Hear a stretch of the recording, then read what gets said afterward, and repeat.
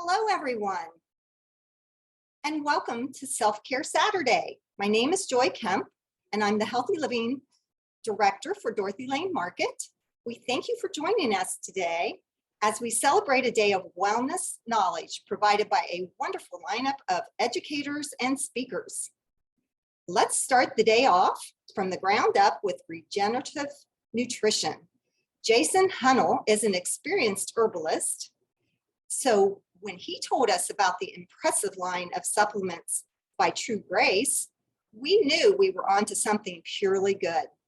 Jason will be discussing their award-winning probiotics and formulas and help us better understand what is truly important. Jason, welcome. Thank you. As Joy said, my name is Jason Hunnell. I'm with True Grace, and yeah, a lot of people want to know right off the bat, oh gosh, another vitamin line, another full service line is available. What's the big difference? There's a few out there now, certified organic, non-GMO verified, and I think most of us become acquainted with those terms and what that means. True Grace is trying to take it to a new level and elevate it to the game that it should be playing. True in our name, it asks for transparency. We're trying to bring transparency to the entire production of our vitamins. You'll see it portrayed in everything that we do, from how we generate raw materials, how we produce them, how we bottle, how we purvey it to the public, etc. So to give you a general idea, our mission with True Grace, if I can get to a note, makes it a little easier on me, is to provide nutrient-dense products that help improve the health and well-being of people and planet. Most people are pretty familiar with where we are environmentally and the improvements we need to make as a species globally. There's a lot more to it. The elephant in the room is our soil. There's been a number of different studies, and based on a lot of the farming techniques that we have, over the course of years, say since the 1950s, the nutrient value of even the vegetables that we eat and produce are vastly less.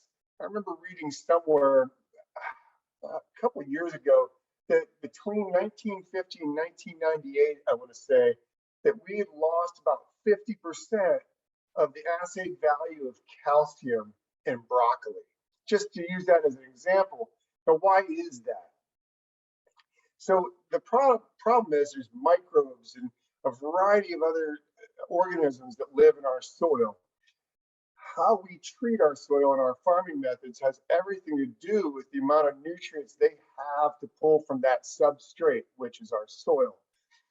When we don't mulch, when we don't keep them covered even in the winters, what we're doing is providing a venue for the loss of moisture, and that arable soil gets blown off in the wind and through various processes of erosion. The microbes, microorganisms, etc., are no longer able to thrive. As a result, those which produce nutrients by their off-gassing in their life cycles aren't providing the plants that we're consuming, or the plants that our animals are consuming, the appropriate nutrients that we're used to having over millennia. So True Grace is about transparency in how we seek our raw materials. We look for raw materials, or we actually are working with farmers to use regenerative organic processes, not just certified organic. We're looking at to take it to another level, not sustainable, but regenerative, so that we're not just taking and making sure that there's some left to provide more in the future. We're trying to create more in the future above and beyond what's presently there. Grace, we can look at that as nature or God, however you want to, but by working with transparency, we're hoping to continue to provide that grace that this planet has available to all of us, and in turn bring it to you in a nutrient-packed food-grade vitamin probiotics, and fish oils. This will continue to expand as we go on. For instance, we do have a full line of mushroom fruit bodies coming out as well. Everything taken into account, what we're trying to do with that transparent, regenerative application to our business model.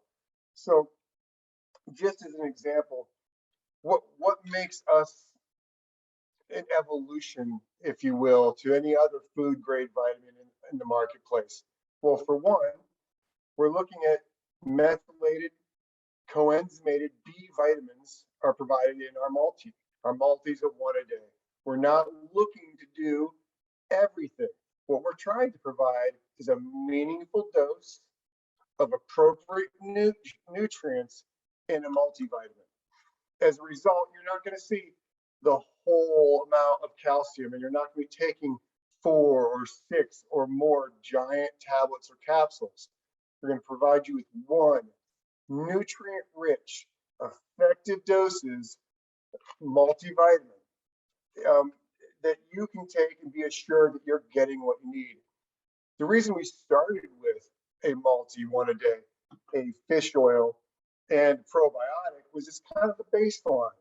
These are the 3 things that we feel we all need to have in our daily diet. Sure, there are a few more.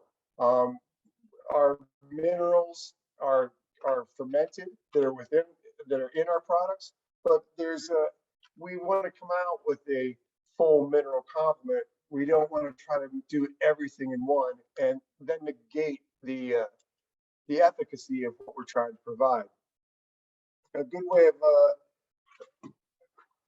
looking also the fish oil that we provide. It's 100% of your EPA and DHA needs. Go into Dorothy Lane, look at your labels. You'll see a wide difference, a disparity really, with what else is on the shelf. You're getting exactly what you want for 100% EPA, 100% DHA. There's 2 grams of fish oil with a certified organic lemon essential oil. It's a non-viscous, wonderful fish oil. I actually chew these gel caps. My daughter does, age 11. Go figure. I would have never done it as a child. The CSP bottle provided with our probiotic is a desiccant bottle. So rather than placing a desiccant in a bottle that pulls moisture into it, you've got a bottle that's actually pulling the moisture away from the product into the lining of this bottle. They've been using this in the space shuttle for a number of years, when they used the space shuttle, and still use it in the space program now. I would ask you to, pardon the dented box, this is also from that probiotic.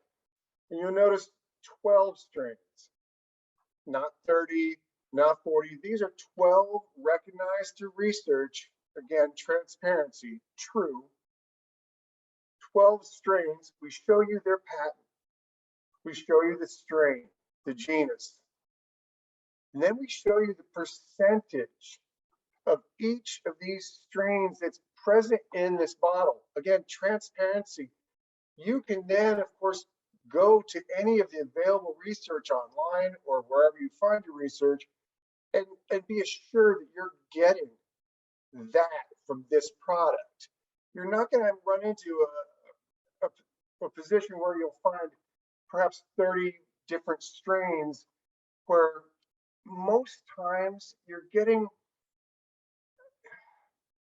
maybe the cheaper or the more durable at 90, 95%. This isn't on the manufacturers of your favorite brand, but the people that they purchase from don't provide in any meaningful way a lot of these less known but highly productive strains of probiotics. So again, True Grace is giving us something that's really going above and beyond, and we're letting you know what it is from the beginning to the end. And then, of course, providing it in the CSP bottle allows for it to maintain its integrity, moisture being probably more so than heat, the destructive agent, and the durability of a probiotic in storage.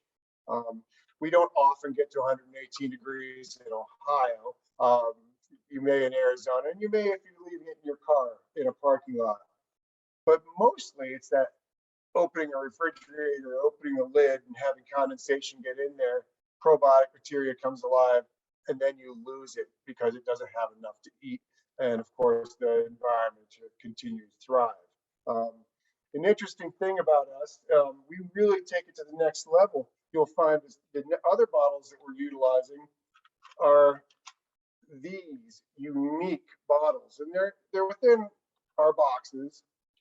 They're artfully designed by Christy Hall, our owner, also been in the industry for a number of years, her and her husband, Brian.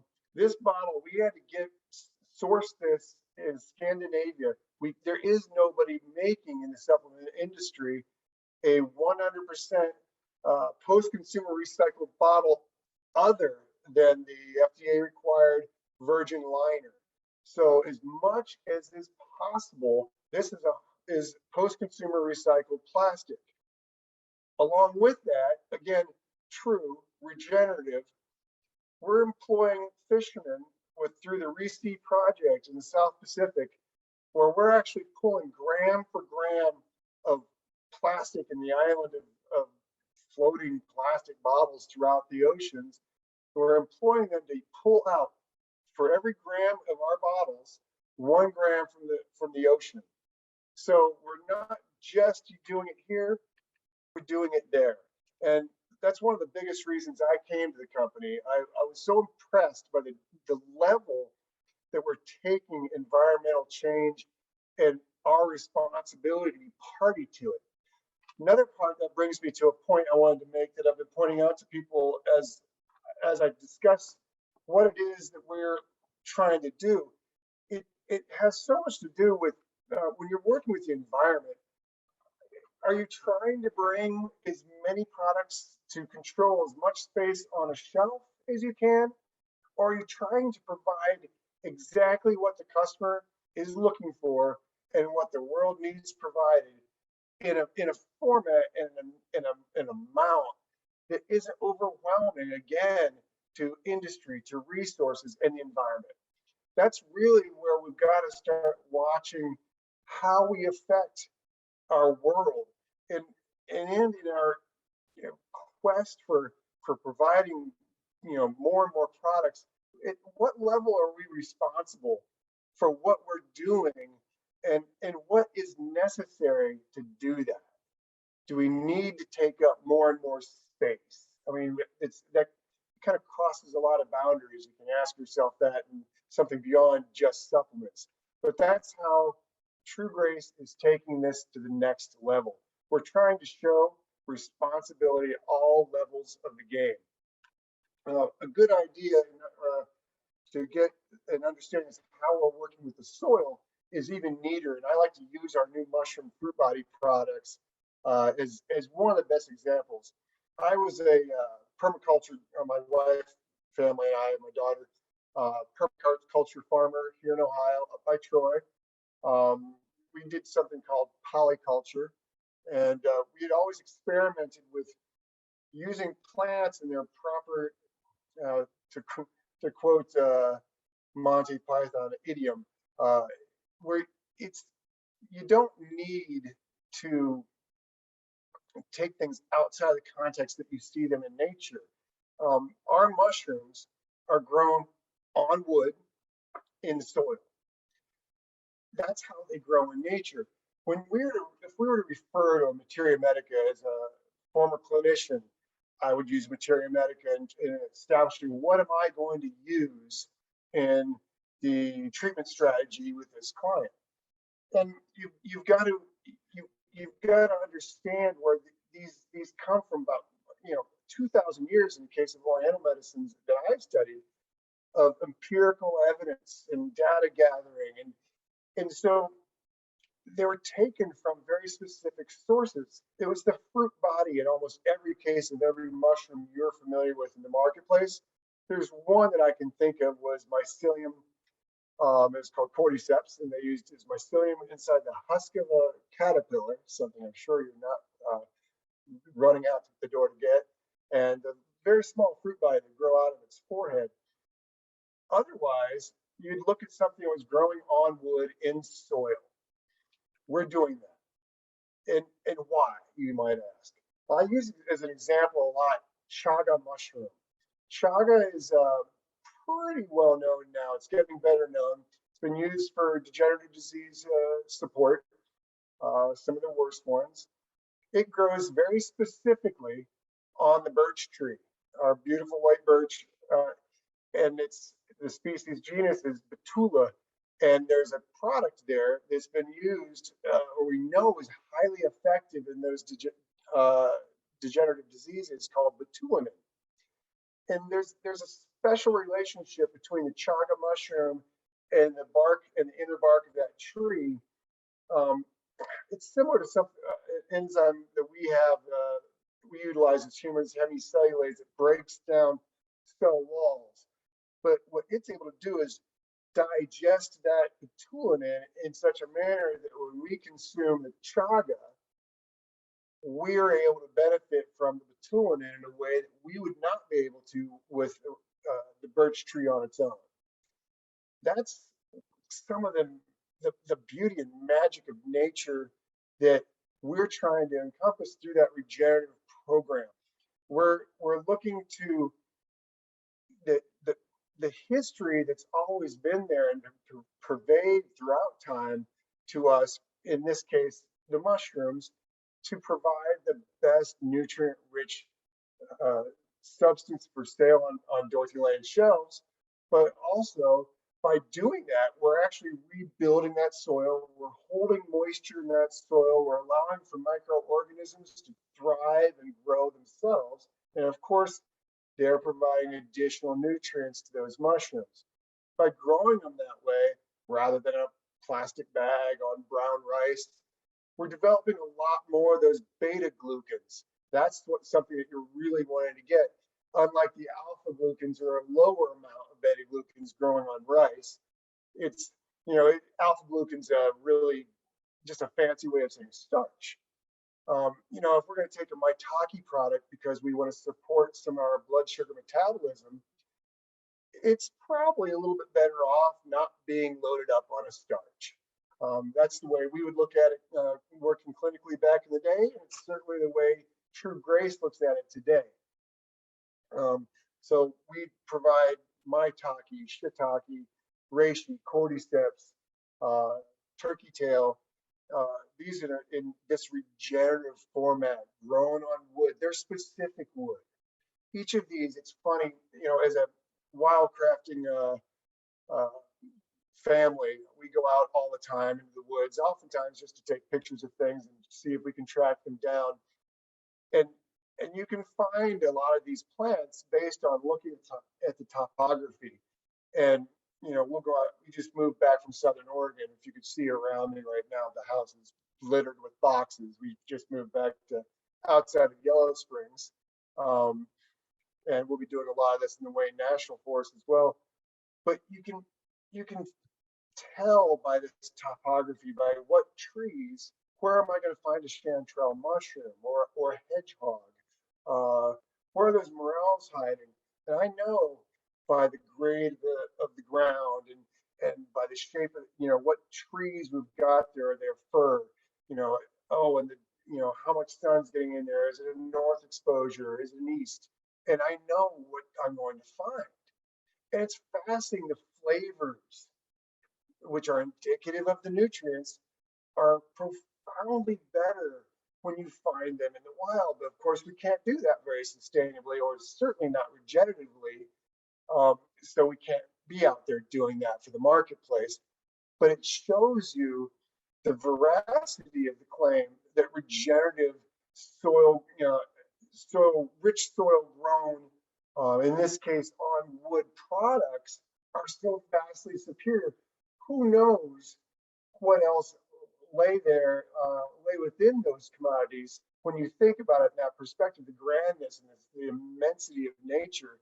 I remember when I was starting off back in the early 90s reading a book, I can't remember the name, we've all seen it, Prescription for Nutritional Healing. And there was a passage in there and the husband and wife doctor team, the box, I believe. And they had mentioned that with an apple at that time, there were 10,000 constituents in the apple alone that we had yet to identify.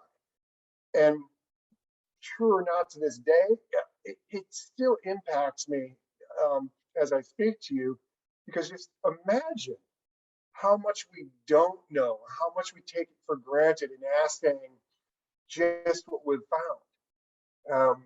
There's all these other commodities available to us in the richness of, tapestry of earth, and those are the things you're going to get too in a regenerative agricultural model in your supplements.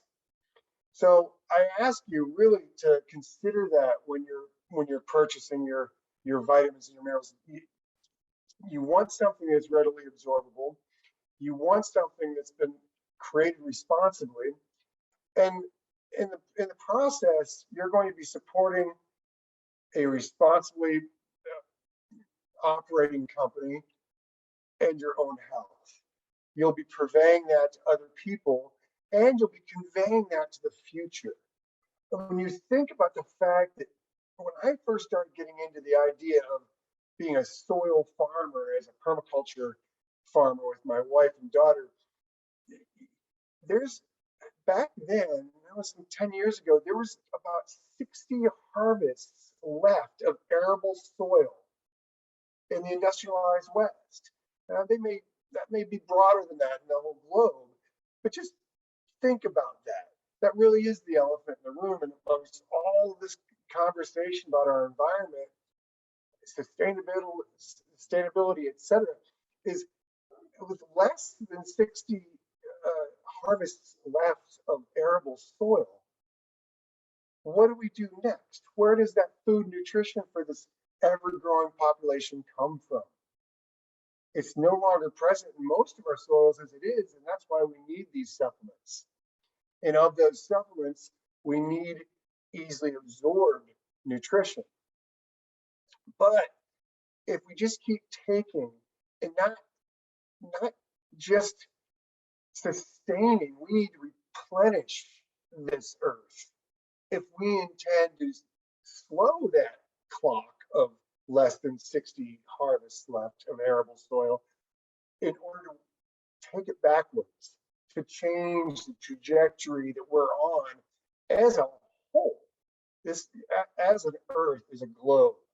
And that's really where True Grace is moving. That's what we're looking to provide for you. And I really hope you come in and check out these beautiful little blue bottles. One other thing I noticed when I was with my 80-year-old mother just the other day as we came to town, we were staying with her.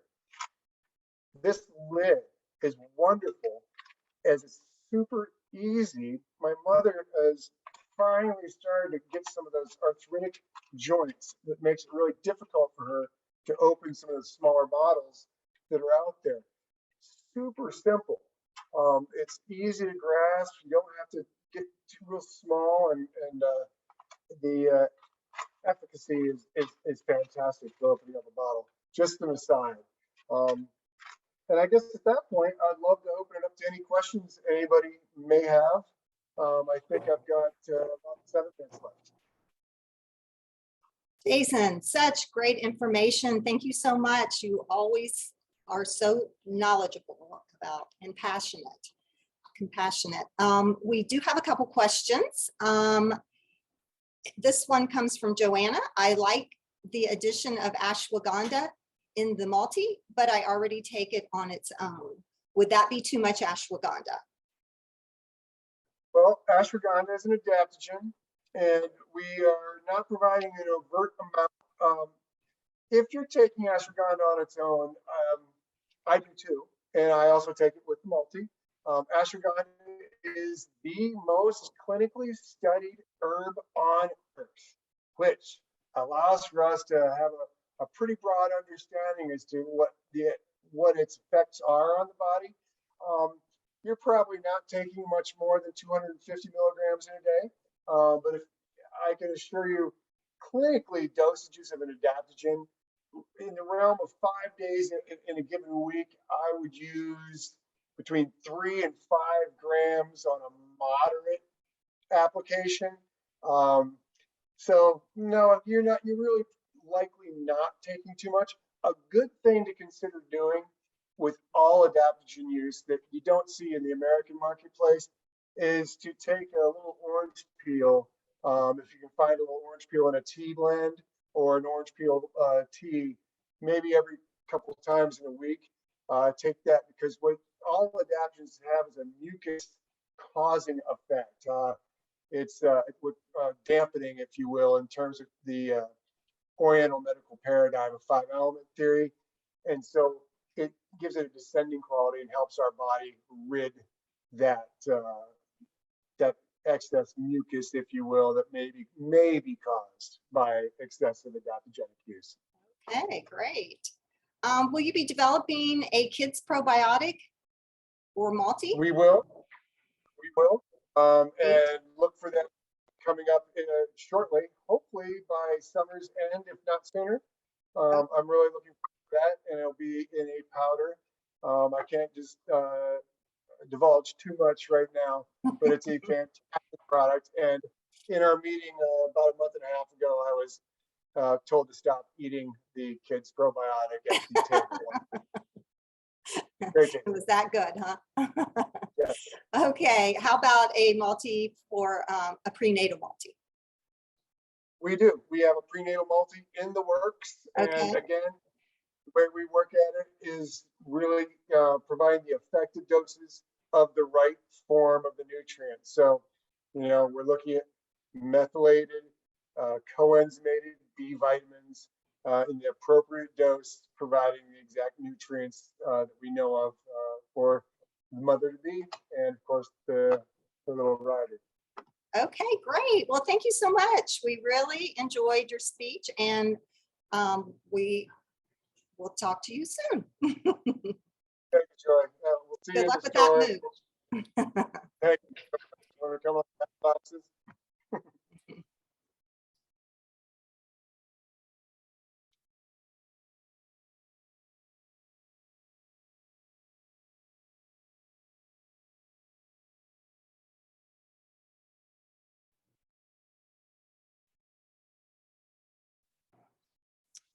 Good morning, everyone. I'm Joanna, the Healthy Living Manager for Springboro, and I just want to take a moment to thank you all so much for joining us on this beautiful day.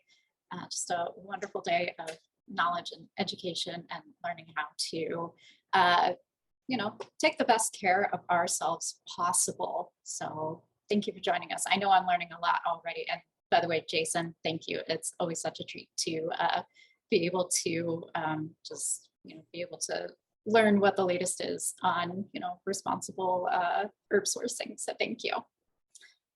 So our next guest is Tammy Ball, a licensed esthetician and the Director of Education for Acure Skincare, sharing years of enthusiasm for beauty and wellness through clean, clinical ingredients.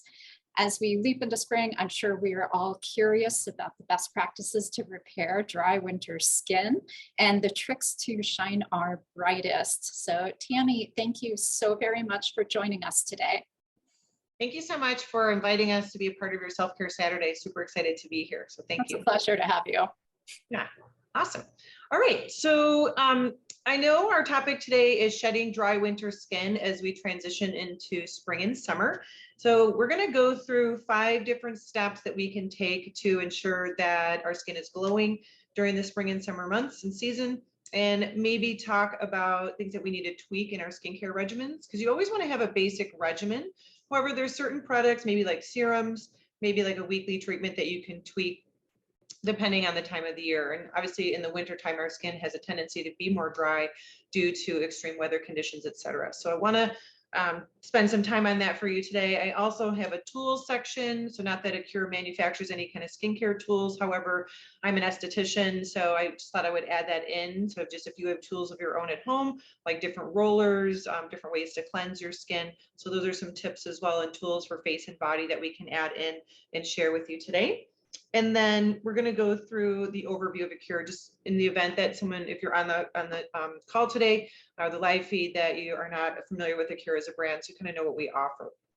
So we're skin and hair wellness enthusiasts with the cure. We believe in the power of purity. Our formulas are clean clinical formulas, and this is a main focus for us. It always has been since we started as a company in 2010. However, as we move forward, we know and understand that customers are very savvy, of course, and also do a lot of homework and research on the types of ingredients that they are choosing to use on skin, hair, and body care. So with a cure, it's important that we look at what we don't put in our formulas. However, it's also very important that we take a minute to figure out what we want to do or what we do include in our formulas. So a cure is for clean clinical formulas.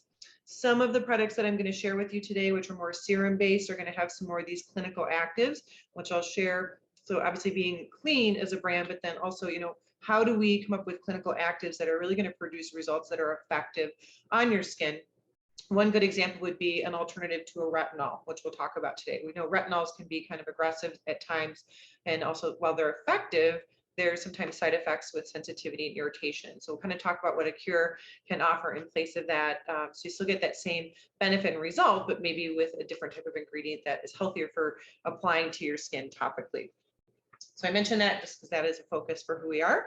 And then also we're 100% vegan, and we use food and plant-based actives. So everything is food and plant-based, no animal testing, we're cruelty-free and certified through Leaping Bunny. So those are some points of difference as far as who we are. And then we do have solutions in skin, hair, and body care. And before we get into our different products and steps, I want to take a moment to talk about dry skin, because I think sometimes it can be difficult to even figure out what our skin type is, and then also kind of know like the right selection or choice of products in a regimen. So with dry skin, typically when you look at your skin, if your skin is dry, you're going to have a dead surface built up. So you'll definitely visibly see like dead surface cells sticking to the surface of the skin. Also with drier skin types, we want to encourage more circulation. So this is actually where tools can really come into play and really help assist with bringing blood flow to the surface of the skin. The reason why we want to create circulation for a drier skin type is to encourage more shedding of dead skin cells. So as we age, that cycle slows significantly. I think in our youth or a baby skin, it's like nice and plump and has a ton of hyaluronic acid, also because their skeleton has to stretch. But then after a certain point, we go from, I think, 0 to 14 days in our youth, all the way up to 90 days for a skin cell to actually travel from the base layer all the way to the surface of the skin. So it's no accident with aging that we're going to have more opportunity for these skin cells to kind of sit there. So exfoliation is going to be key, which we're going to talk about today, and then using key clinical ingredients that are really going to help with maybe anti-aging, but then also maybe brightening and definitely helping to break down dead surface cells as well. So I mention that because sometimes I think we think of dry skin as maybe also sensitive skin. That certainly can be the case.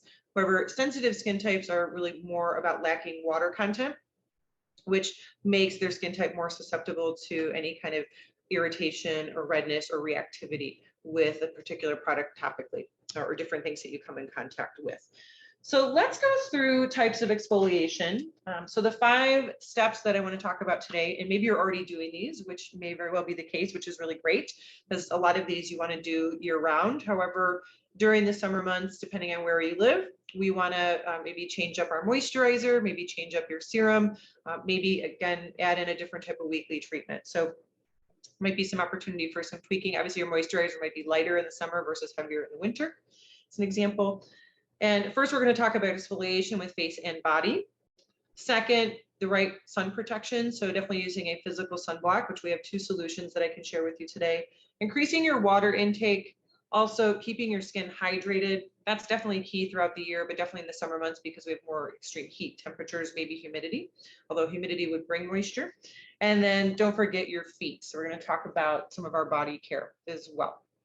So there's 2 different types of exfoliations. You have mechanical and then you have biochemical. So with mechanical, this usually involves a particle. I also have a dry brush that I have personally that I like to use. So you've probably seen this type before, and it's really great to just use this on the body, kind of working from extremity to the core of the body. So on your limbs, kind of going from your hand and your wrist inward, same thing. And then kind of circles on your stomach, kind of coming up and around over the shoulder, and then kind of in between the breast area or chest area. So this is really great to do dry brushing because it really helps, again, to encourage that circulation and kind of shedding off those dead surface cells. You certainly can use facial brushes. That obviously would be way too aggressive. So that would be an example of mechanical or type of movement on the skin. And then with the cure, we have 3 different products in facial care, and then we have 2 for body care that help to support a mechanical exfoliation. This is also a product that you would add into your regimen as a weekly treatment, 2 to 3 times per week. So not a daily use. We don't want to overexhaust the skin.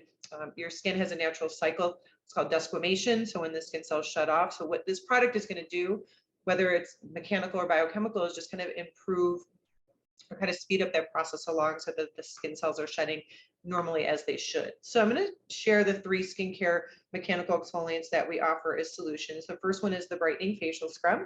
And this is our top selling product. It's also a nice introductory product. If you've never used a cure, we call it a gateway product.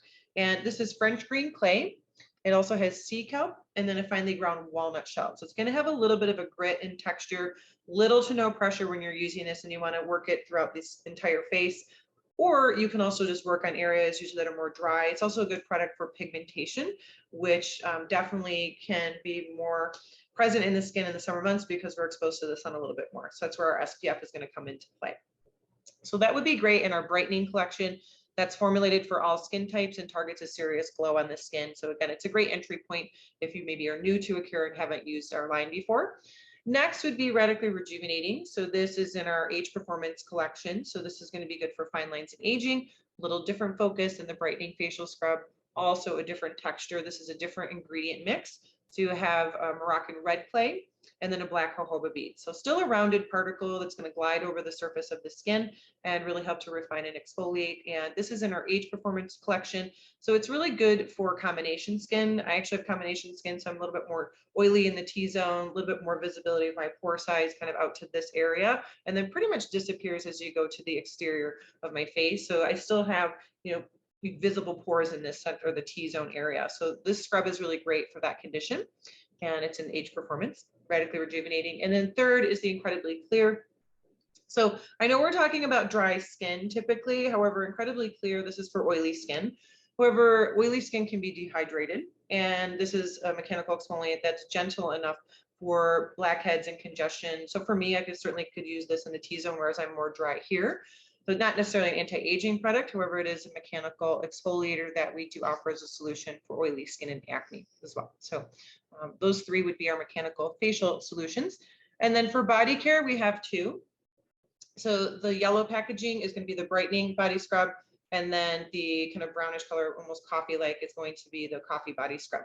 So the Brightening Body Scrub is good for all skin types, and this has a little bit larger particle. It's actually sea salt partnered with niacinamide and a clay base. So it's going to have a little bit different texture than maybe the Brightening Facial Scrub. Your body can withstand a larger particle size. So like your exfoliating dry brush, this is definitely going to have a larger particle, but still not causing micro tears in the skin. And then our Energizing Coffee Body Scrub has charcoal and coffee. And this is going to be really great as a solution for combination to oily skin types on the body. So this is really great. Also, let's say if someone has acne, maybe on the chest area, maybe shoulders and upper back, they could certainly use it there. That definitely usually has more of a presence in the summer months just because we're perspiring and sweating more. Is probably more opportunity for activity with acne bacteria. So that would be a good one for that particular skin type as well.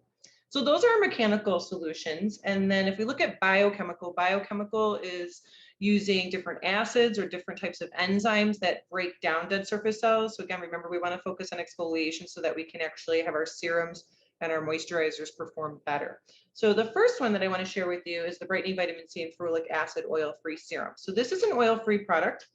It is in the Brightening collection, so it's formulated for all skin types, but also can be a solution for oily skin since it has more of a mattifying texture. I'm going to dispense a little bit on the back of my hand so you can see that it is more of a lotion consistency. And then when you blend this into the skin, it's going to absorb very quickly. So this is a vitamin C and ferulic acid blend, so it's going to protect. Vitamin C is always really great for repair. And then ferulic acid is offering antioxidant support, and then it further stabilizes vitamin C in the formula. So you can kind of see that disappears very quickly. So this would be a true serum that you would apply under your moisturizer. So if you're already using maybe the Brightening collection, this is perfect to be applied under the Brightening Day Cream. or maybe the Brightening Night Cream. So you can actually use it morning or evening. And you also can use it by itself since it is oil-free and has more kind of a matte texture to it. And so definitely has a little bit of anti-aging properties too because of the ferulic acid and vitamin C, but it also helps to overall brighten and work on hyperpigmentation and skin tone. So that would be one biochemical. The other is the radically rejuvenating retinoid night complex. So this is our newest product. We launched this late last year, and this is an evening solution. I'll just share the packaging with you. This product is going to be more of an alternative to a retinol. So retinols, we kind of look at vitamin A when you're using it on the skin. That's definitely something that is prescribed. It was originally used for acne treatment. And then over time with research, they discovered that it actually has more benefits with anti-aging as well. So that's kind of how vitamin A really came onto the scene. So it's kind of for oily skin, but then really good for aging and fine lines. So let's say if you're using a prescription strength retinol, that usually it's going to give great results with fine lines and aging. However, it's going to take time to work. So it has to convert when it's applied to your skin. It's also going to be a higher strength, of course, which means there may be more risk for sensitivity and irritation and sometimes peeling on the skin. So with the cure, the retinoid night complex, this is something called HPR, which is hydroxypinocolone retinoid, and its equivalent is a 0.2% retinol. So you're getting a lower percentage, but you're still getting retinol-like effects. And this would be an evening solution. So we recommend applying this on your skin under your evening moisturizer. So in radically rejuvenating, that might be the whipped night cream. There's also bakuchiol, which is a plant-based alternative to retinol. It's another ingredient that we use. It's not working like HPR though, as far as how it is an exfoliator. However, it does have more anti-aging properties. So I have a couple of different solutions in that collection that I would say definitely is good for dry skin and obviously transitioning into spring and summer. And then your serums is really where you have a lot of opportunity to have flexibility. So I think I mentioned like maybe tweaking some steps going from winter to spring, summer. Maybe that's a moisturizer, maybe that's a serum. And then similarly with your scrubs as well. So you can kind of interchange those just depending on what's happening with your skin because it's always changing and it's always speaking to us as well. So those would be our two serum examples. And the retinoid night complex is going to be amazing to recommend for anti-aging. And then also just really going to be great, like probably 30 to 45 days to start with, and then kind of make an assessment there as far as fine lines and aging improvement. And then we do have a spot treatment, which is an acne medication. Again, this isn't for dry skin necessarily, but for acne lesions. So again, this would be an example of biochemical because it has 2% salicylic acid. This is different though, because it's a treatment. So you just use this as needed when you see breakouts, and you would just apply it directly to the area in the evening, 1 time per day, and then leaving that on. So salicylic acid is going to work better for oily skin types. It's more lipid soluble. Your glycolic and lactic acids, that's also in our resurfacing collection, which is where I'm going next. And that is really helping to break down dead surface cells and works better for drier skin types. So definitely with this transition right now, in this time of year, the next collection is resurfacing. So that's going to be in this packaging. And I have 3 products to share with you today. So the cleanser, if you were to tweak a product, because I was thinking of a regimen that I could share today. And with the Acure regimens, we recommend a cleanser, followed by a facial mist, a serum, a moisturizer, and an oil if you're doing all parts of the regimen. And then we now have solutions for morning and evening. So it's kind of looking to see like with dry skin and then what the need might be in the skin, like can we change a cleanser? Can we change a serum? I think adding in or switching out and using a cleanser like the Unicorn Root Cleanser and Resurfacing would be great because this whole collection has glycolic and lactic acid woven through the formulas. So that's really going to help to begin that process of breaking down dead surface cells. The concentrations are very mild. The glycolic is a 1%, and your lactic acid is less than 1%. However, this cleanser is going to set the tone for proper hydration, but then kind of really starting with that breakdown of dead surface cells. So what better step to start with than the first one, which is your cleanser. And then using your appropriate facial mist, I usually like to integrate the Witch Hazel Facial Toner in Radically Rejuvenating with this collection. It's USDA certified organic. When you use your facial mist, you want to spray this throughout your skin entirely. Let that set for a moment. This is going to keep your skin hydrated. That was one of our steps of focus today. And then proceed with applying your serum, your moisturizer, just the products that follow suit in your regimen, depending on what you're using. And then the serum that I chose today is the amino acid serum. This would be an evening solution. This product isn't so much about biochemical exfoliation, more that it's about hydration and also kind of illumination in the skin. We have amino acids that naturally occur in our skin as an organ, and they are there for repair. So this is a hydrating type of product, and then also a repair product. And that is an evening serum. And then the evening moisturizer is the overnight glycolic treatment. So this would be another great product in the evening to get that glycolic and lactic acid onto your skin, because it's remaining on your skin, you're sleeping with it on, and then it's also an opportunity to repair at nighttime when your skin is overall repairing. So the resurfacing collection in its entirety would be really great. And so if you're using, maybe you're using a cure right now, you're using a different regimen, any of the scrubs would be really easy to add in if you are new to a cure, because it's one step and you're doing it maybe 2 to 3 times per week. The resurfacing collection is amazing because it does do that biochemical exfoliation. So you could do that in conjunction with a mechanical exfoliant. And then before we get into our SPF, I just wanted to share a few tools that you can use or maybe add in. These are kind of my own collection, and I have many because I'm an esthetician and just curious. This one is kind of more of a facial cleansing tool. So it has 2 sides. It does vibrate, so you can actually apply your cleanser and then work this into the skin, just making sure you're getting a full cleanse all the way out and around, and making sure not to forget your neck and décolleté. And then it has a vibrating side, so pulsing. So if you need to bring circulation to your skin, that's definitely helpful. My next tools, these are 2 of my favorites. So I have the rose quartz roller, and then I have an eye tool. So this actually vibrates, so you can turn this on. I like to keep these both cool, so I put them in a beauty fridge so they're like cool as stones.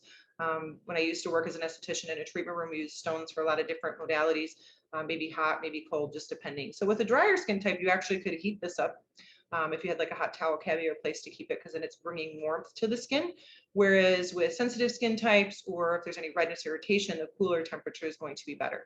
And then using this after you apply a serum or moisturizer, and then just really making it from the center, which is your midline, out, making sure that you work up on the neck as well, and then kind of vertically on the forehead, kind of going around the eye area, maybe in between, but then you have the eye tool. So it works, it's just a little smaller and more targeted. And get that on there. And then using this, so kind of letting that work with your eye product. So maybe you put your eye product on, and that will help with puffiness and dark circles. And we have 3 eye products. We have an eye cream and radically rejuvenating. We have an eye gel and brightening, and then we have eye cream and ultra hydrating. So that's also for dry skin. So ultra hydrating actually is a great regimen to use throughout the year. However, it's probably more of a focus in winter time, depending on where you live, because it's more focusing on thirsty, dry skin, which isn't always necessarily the case in the summer months, because that usually have different temperatures and more hydration in our skin. So again, I just share the tools just in the event that you have any tools or you're curious about them. And then the last tool that I have is something called a gua sha tool. And this is really great for bringing circulation to the skin. And it's got a bunch of different parts and shapes. So this part is kind of concave. It fits on the jaw, kind of can go up the mandible all the way. It also can go on the cheekbone, which is called your zygomatic bone. And then you can use the serrated edge kind of across the forehead, kind of going perpendicular to how lines form. And then you can certainly use this on the neck as well. And then this piece, because it's concave, you can kind of go over your hyoid bone in the front, so you don't compress it with a flat edge. And then similarly, you can use the serrated edge. Sometimes we forget the back of our neck, and maybe we stop here. So making sure that you bring your serums and product all the way around as well. And if you're using tools, you can certainly work there as well. So that's a fun one to work with, and definitely it's great for overall circulation. And you can actually be pretty liberal with your pressure on that one. Obviously not pressing too hard on the bone structure, but your muscles in your face actually work nicely when you're doing different massage techniques to encourage that circulation. So versus, obviously we can go deeper on the body, but we can apply a little bit of pressure on the skin on the face. So next is our SPF, and we have 2 solutions here. So a couple things about SPF. You want to make sure you're using a physical sunblock. Reason being, it's going to put a complete shield on your skin. Sunscreens absorb certain percentages of rays. Sunscreens also have been known to be more irritating to the skin. So we're using completely physical. It's zinc oxide at a 15% in both formulas. We have 1 in seriously soothing and 1 in radically rejuvenating. So sensitive skin, anti-aging. And it's a level SPF 30. And it's also a non-nanoparticle and reef safe. So we have 2 solutions here. So these are both great. And then they are an SPF with a moisturizer. So the seriously soothing is going to have blue tansy and niacinamide. So this is going to be more of a solution for sensitive skin types. And also the niacinamide is an ingredient that's very hydrating and more effective during the day. The SPF 30 Radically Rejuvenating collection. So this one has the turmeric, ferulic acid, and vitamin C. So, and I was listening in on the previous presenters, so talking about adaptogens and super greens. So our ultra hydrating collection uses adaptogens and super greens. And I think someone asked a question about ashwagandha. So we do have that with a cure. And obviously this is an example of turmeric. So we're using that for, I think it has like mild antiseptic properties and also brightening. So that's partnered with ferulic acid, more anti-aging focus, and obviously partnered with vitamin C. So the two moisturizers have different focuses based on skin type. And then your SPF 30 is exactly the same. So making sure you have a veil on your skin. Also incidentally, so going to and from your car outside is incidental. Lights interior are incidental. We know we have blue light glasses for that reason, because of the different rays that we can get exposed to in light bulbs, whatnot. And depending on the work environment that we work in, computers, phones, whatnot. So definitely have a physical block. And if you can, a hat with the brim or a visor, if you're in direct sunlight, if you're in water sports, maybe a rash guard, certain things like that. I know I have pretty fair skin, so I have to be really careful when I'm in the sun. And I get kind of angry if I get a sunburn ever, so I want to make sure that my skin is protected. So definitely at the very least with an SPF 30 on your skin. And then keeping your skin hydrated. So I shared the facial toner. So that is a step if you're not using this currently in your regimen. I definitely would recommend adding this. We have Radically Rejuvenating. We also have 3 other facial mists. We have the Seriously Soothing collection for sensitive skin, Ultra Hydrating for dry, and then a Brightening for the Brightening collection. So you have 4 different solutions to choose from. I just picked this one today to share since we're kind of talking about dry skin and anti-aging. And then making sure to use that if you do add it in morning and evening, and then certainly use that throughout the day. That's also a great product to keep in a cooler environment. So maybe putting that in a beauty fridge with your tools or other products as well. And also probably help with preservation of ingredient formulas as well. And then lastly, don't forget your feet. So this brings us to our lotions. And you certainly can do like a dry brush. You could certainly use a dry brush on your feet. Obviously, if you're able to get a pedicure, if that's something that's kind of in your mantra or your routine, certainly do that, because we're exposing our feet a little bit more. And then either of the body scrubs I mentioned were mechanical exfoliants. So either of these would be great to use on your feet. And then your moisturizers. So for facial care, your serums, your moisturizers are all going to work better when you're exfoliating mechanically or biochemically for facial care. So your facial scrubs or your serums that I mentioned. For body care, again, the particles are probably a little bit larger. So definitely doing a scrub and maybe partnering that with a body lotion. So we have 4 different body lotions. So Brightening Glow is citrus. This is, they all have colloidal oatmeal. So it's really good for protecting and soothing. Seriously Soothing is a 24-hour moisture lotion. So it's unscented or fragrance free. A little bit higher percentage of cocoa butter. Calm Irritation Lotion, this is lavender and this is 2% colloidal oatmeal. So it has a drug fact panel and it's specific to any kind of irritation and itchy like red skin. So it's amazing when you apply this on, takes it away or alleviates it right away. And then Everyday Eczema. So this is specifically formulated for eczema conditions on the body. And it is a drug fact panel as well with that 2% level of colloidal oatmeal.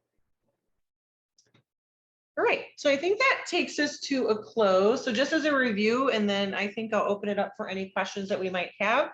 So again, these are all steps that you may be already doing. So if you're doing that, great, and continue with that. Obviously, if you have questions for us after this, certainly reach out to Dorothy Lane Market and then they can get in touch with us. If you have something specific that you're looking for or have a question on. Number 1, exfoliate for face and body, so making sure you're doing that. One thing I forgot to mention for body, I know a lot of times people like sunless tanners. So the body scrubs are going to be really key there because it'll ensure that you have more of an even application. So I just mentioned it because it usually becomes a little bit more popular in the summertime. Protecting your skin with the right SPF. So remember, we have 2 solutions, Seriously Soothing and Radically Rejuvenating with a cure. Increasing water intake, so make sure you're drinking enough water. Also electrolytes. I've been a big fan of electrolytes for a long time, especially if you're working out. And again, that could be all throughout the year, but electrolyte intake is really important and key because we need certain electrolytes. They're essential in our body. We also have an electrolyte facial moisturizer and ultra hydrating, since we're talking about that. And it's calcium PCA, sodium PCA, and magnesium PCA. So again, kind of doing a parallel between diet and nutrition for your skin. And then lastly, keeping your skin hydrated with our facial toners. And then don't forget your feet and the partnership between our scrubs and body lotions. All right. So thank you. I'll open up for any questions that we may have. Okay, thank you. And I just wanted to take a second and say, like, I appreciate how you consider it's not just what we're seeing in the mirror. We really have to consider, you know, the different layers and steps, and then making sure we're taking care of ourselves just head to toe. So Yeah, that's really absolutely. great. Awesome. So we do have some questions. Michelle asks, which of the exfoliators that you showed us would you use weekly versus daily? Okay, so the 3 mechanical scrubs would be your weekly, 2 to 3 times per week. So either the Brightening, the Radically Rejuvenating, or the Incredibly Clear. So these 3, those would be 2 to 3 times per week. Because remember, we're moving a mechanical particle, so we don't want to do too much of mechanical movement on the skin. And then the 2 serums that I shared with you, these would be a daily use. So either the Brightening Vitamin C Ferulic Acid Oil-Free, you could do this morning and evening, or either or. And then the Retinoid Night Complex, this would be at night only, under your moisturizer. Excellent. All right. And then Jesse wanted to say, Tammy, your skin is amazing. And I second that. And I do have makeup on. you look fabulous. Oh, thank you. She was wondering what products you personally include in your own routine. So I'm a big fan of the resurfacing collection. I mean, as an esthetician, I think I've used glycolic and lactic acid on my own skin for a very long time. And I also do mechanical. I probably use the Brightening facial scrub the most out of the 3. And again, only like 2 to 3 times per week. So I do a blend. I feel that I mean, and I would do this for my clients as an esthetician as well, is it's okay to do both biochemical and mechanical. You just don't want to overdo it and do them like all at the same time. But the resurfacing line, you know, these 2 that I shared, the amino acid serum and the overnight glycolic treatment, amazing. The textures are really nice. They just go into the skin really quickly. One other product I forgot to share, and I did pull it. It's in Radically Rejuvenating. It's also a personal favorite of mine. And this would be a daytime serum, which I think is really key. I know for me, I was really heavy with product at night, but I'm like, I need something else during the day. So the Niacinamide Serum and Radically Rejuvenating, texture of this is great. Again, niacinamide is an ingredient that works best for hydration during the day. So you apply this under maybe the SPF 30 day cream. So you could partner these 2 together. So those would probably be some of my favorites right now. Yeah. You mentioned the I'm going to say this wrong, bakuchiol. Yeah, the plant-based option for retinol. Is that also a nighttime only regimen, or can that be worn in the daytime? I mean, we recommend, I mean, it's nice to have solutions for morning and evening. That's a great question. I think, you know, our skin's doing more repair in the evening. So when we have like something like the retinoid complex or maybe bakuchiol, because you have more time when you're sleeping at it and your skin is actually going through that repair cycle. So you probably get the best benefit. I'm not opposed, or I wouldn't say that you couldn't use the bakuchiol products, the dual phase serum, and then but the overnight, there's an overnight treatment. So it is called a nighttime treatment. But you know, I think we have a lot of flexibility with the Cure. You can certainly integrate different regimens. I think I gave examples of that today, which is different moving parts and products, because every collection is different, and you may find that you need to kind of move, and like Brightening and Radically Rejuvenating go well together. So you can always integrate them together. Bakuchiol, just a couple of things about that. The great thing about it, I mean, all of it Cure is great for pregnancy and breastfeeding. And so I just say that generally with the brand overall for skin, hair, and body care. But with bakuchiol, yeah, if you read about it, it's its own ingredient. The chemistry or the chemical like molecule is different than something like a retinol or retinoid. So it's not a retinoid. However, it's rooted in Chinese medicine. It's definitely going to be more hydrating, whereas retinols are typically not. And it's going to work quicker. Retinols typically take longer. So you're still going to get kind of that retinol-like effect. So I think with the bakuchiol in particular, it's such a great team of those 2 products to recommend for someone that maybe they're not ready to use a retinol, they've never used a retinol, they want something more gentle. So it's just going to offer more of the gentle approach, but then retinol-like effect. So I hope that helps. Wonderful. Well, Tammy, thank you so much. I believe we have a quick minute for one more question. Sure. Should I put sunscreen on my face if my foundation already has an SPF 15 in it?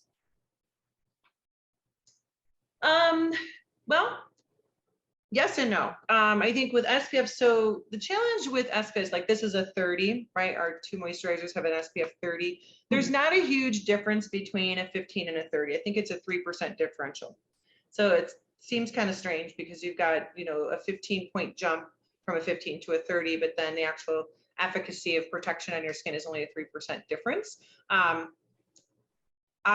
Me personally, I usually do my whole entire skincare routine and I would put SPF on and then I would put my foundation on over top of that. So you're kind of, not that it's better that you have a layering because it doesn't necessarily mean that you have a 15 plus a 30. It doesn't kind of work like that, but you at least would have a skincare layer and then your makeup layer on top. Yeah, we can't be too careful, can we? Like, yeah, sun is really sneaky, very sneaky. Absolutely. Yeah. Go through all that care to, you know, take care of our skin and put all these great products on and, you know, and then, you know, get outside and we want to make sure that, you know, we're taking care of all of that. So, yeah, like I said, like, I'm really paranoid about it. And I was, you know, traveling recently and I forgot to put my sunscreen on because I didn't think we were going to be walking very far and we were in a warmer climate. And I was like, okay, so I literally had it with me and I just like stepped in somewhere to like put some on to at least, because I was like, I'm not going to have a summer because I didn't have a hat. So yeah. You know, I know that feeling. Yeah. Carrying it with you. It's always in my purse. I carry that. I carry the soothing SPF 30 in my in my purse whenever, you know, you don't always plan on being outside. So it's nice to know that you have that if you don't have your hat or, you know, good cover. That's a good rule of thumb. Put that in your beach bag or your bag in the summertime. Absolutely. Yeah. Cool. Well, Tammy, this is wonderful. I appreciate you being here today. Thanks so much for joining us. Yeah, thank you. This was fun and enjoy the rest of Self-Care Saturday. And again, thank you so much for inviting me here to be a part of it. Thank you. Always happy to have you. Okay, great. Bye. Have a good weekend. Bye. All right. Well, that was fantastic. Next up, it's springtime in the Allergy Bowl once again. So here to help us regain control of our seasonal allergies is Dr. Jason Dubois. He has lent his years of experience as an immunologist and senior transplant pharmacist at Mayo Clinic towards helping others find their path to better health and wellness. Dr. Dubois, how can we alleviate the sniffles and sneezing and congestion without the foggy, groggy side effects? You know, that's a great question. I think we're all wanting to know the answer to that. And today I'm ready for those answers. I think a lot of people are, you know, seasonal allergies has really come to the forefront lately.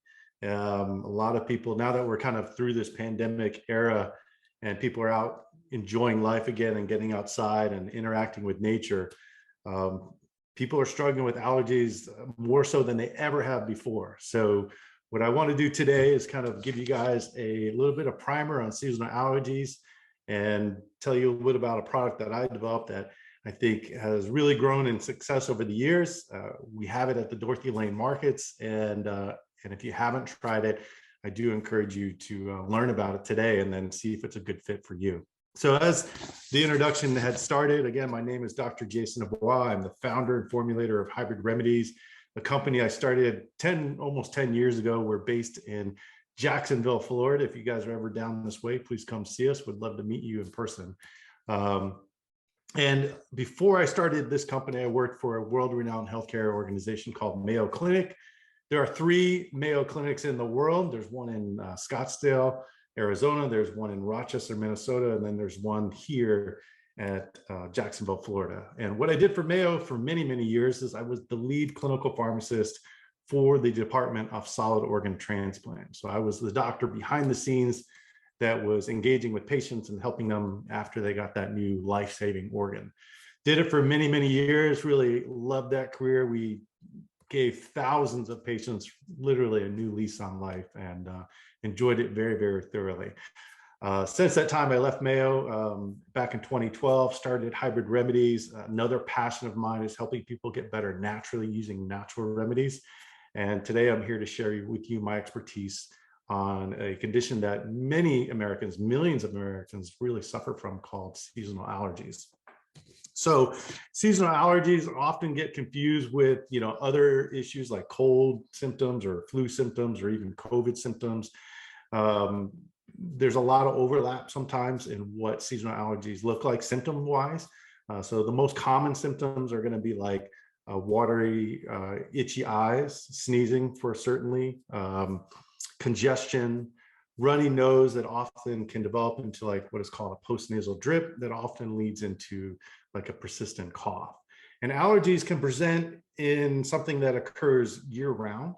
Allergies also can be like certain months of the year, depending on you, or it can be just transient. You know, allergies come and go. Let's say you have allergies to pollen, tree pollen, and certain times of the year where the tree pollen can be really intense. You have allergies then for a moment, and then they go away once you are no longer exposed to that particular allergen.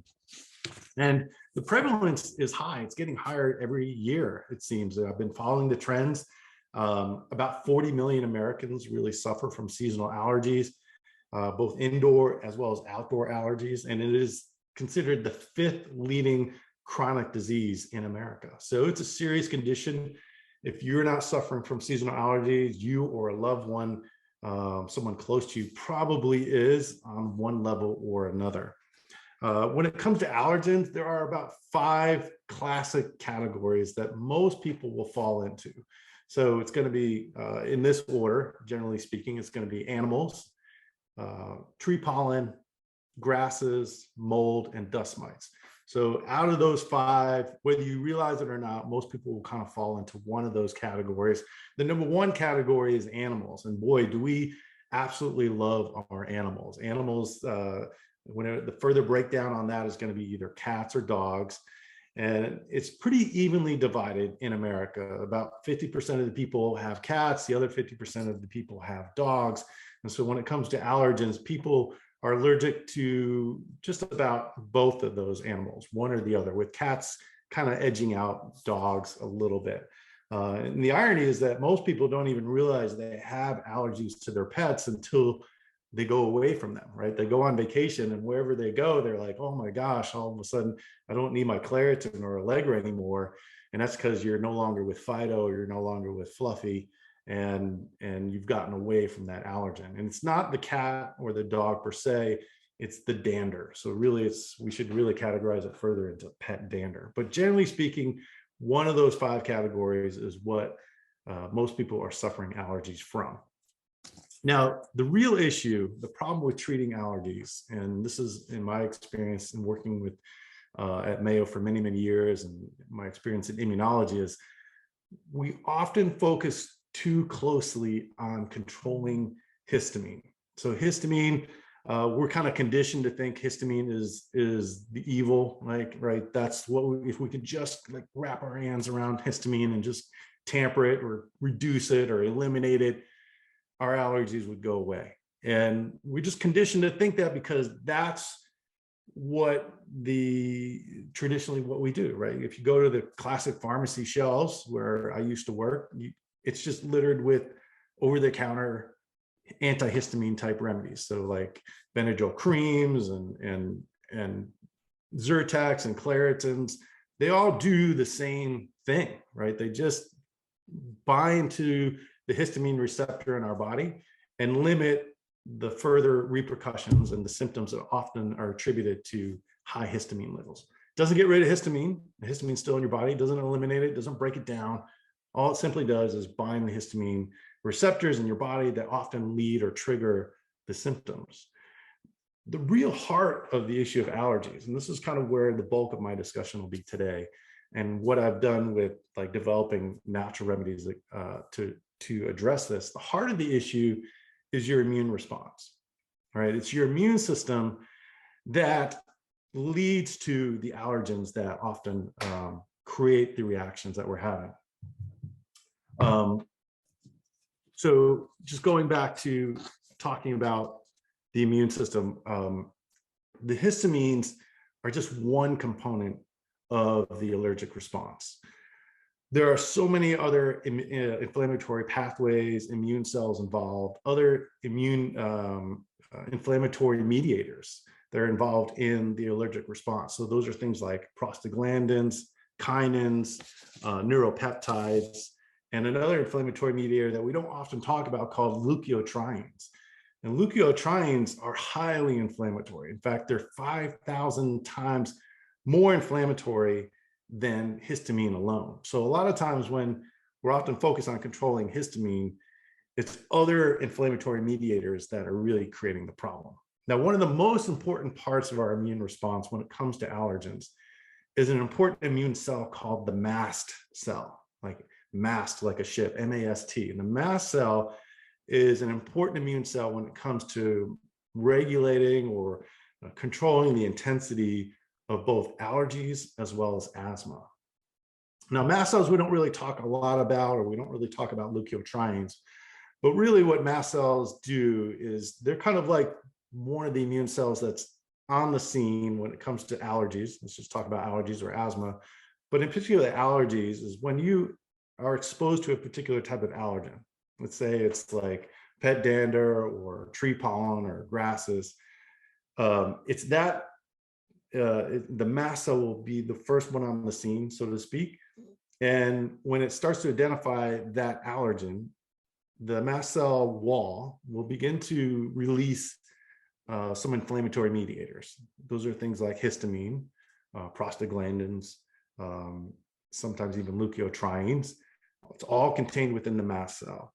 And that's a good thing. You actually want that to happen, because when that happens, that means your immune system, other parts of your immune system will begin to identify that, will be notified by those chemical messengers, and it will take care of that particular allergen. So if it's a piece of pet dander or pollen that got into your body, of course, that's foreign to us.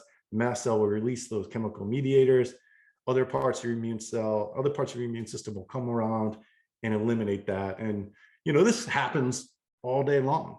I mean, the number of pathogens and the number of allergens that you are exposed to is infinite, right? And you don't even realize it. Your immune system is working and doing its job in and out every single day. But there are some allergens that, for whatever reason, you overly respond to. And what is actually happening on a very simplistic level is that your mast cell, for certain allergens, your mast cell wall will begin to degrade. The fancy word for that is degranulate, right? So what it does is it breaks apart completely. And that's where we get into trouble, because when the mast cell breaks apart completely, it releases its entire contents, all of those leukotrienes, all of those histamines, all of those prostaglandins into the area. And it creates like a chain reaction where other mast cells that are nearby begin to react in like fashion, and they also release a lot of excess histamine and leukotrienes. That's where we start to have problems. That's where the allergic response begins to like get away from us, okay, so to speak. So when I look at developing natural remedies, and when I look at developing ways to help people control their allergies, I'm really focused on what can we do to balance out the immune response. And it's not so much how can we control histamine, how can we balance histamine? It's more so, let's look at the heart of the issue. Let's look at the immune response. Let's try to figure out a way we can limit that. And if you can do that successfully, you can actually improve your allergies year round. So the key for me is looking at ingredients that can actually balance out the mast cell response.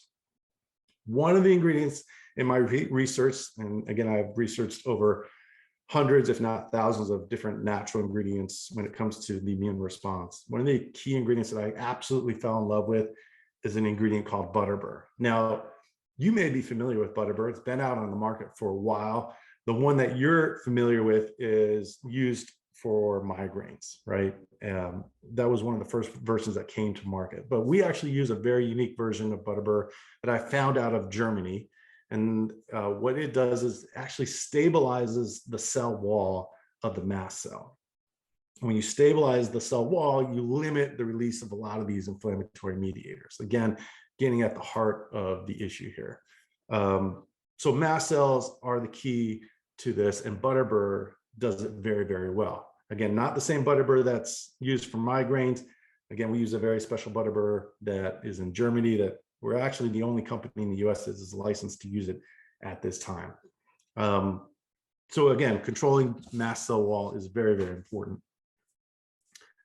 So We also use some other ingredients in Hybrid AR. For those of you that aren't familiar with the product yet, this is what it looks like on the shelf. Hybrid AR, Rapid Nasal and Sinus Support. This is the allergy product. It actually comes in 2 different sizes.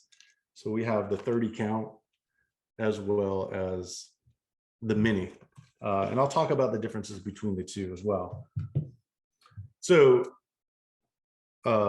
we use 7 ingredients in Hybrid AR to help control the overall inflammatory response. The key one is Butterbur.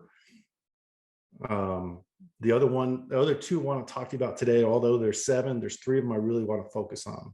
So Butterbur controls mast cells. The second one is called Apogenin. Apogenin is an ingredient that not many people have heard of. I love this ingredient. It is actually an extract from the celery or parsley plant.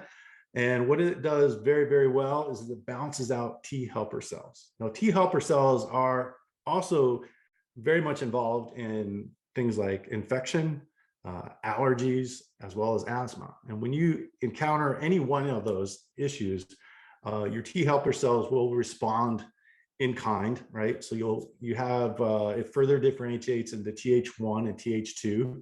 And when you're experiencing an asthma attack or an allergy attack, one of these parts of the T helper cells will increase. So you have an imbalance in Th1 to Th2. You have more Th2 than you do have Th1. When you have that imbalance, you have an excess of inflammation. And what Apogenin does really well is it balances that out more evenly. So it puts that back into balance where you have equal amounts of Th1 and Th2. That alone can help with your allergies, but again, you want a multi-pronged approach. And the reason I always use multiple ingredients to address this issue is because your immune system is very, very complex. It's one of the things I have learned when I was working in solid organ transplant. If you want to suppress someone's immune system, one of the things you'll learn right away is you can't do it with one drug. It's absolutely impossible. You need multiple drugs to talk to different parts of your immune system. The same principles are true when it comes to allergies. It's multiple pathways that you really have to address all at the same time. And so you'll notice, like in our formulas, I use multiple ingredients to help balance out the immune response. So Butterbur, number 1. Number 2 is Apogenin. And then the third one that I absolutely love is called Andrographis. And gosh, literally, we could spend a whole lecture hour just talking about this one ingredient and the many, many amazing benefits of Andrographis.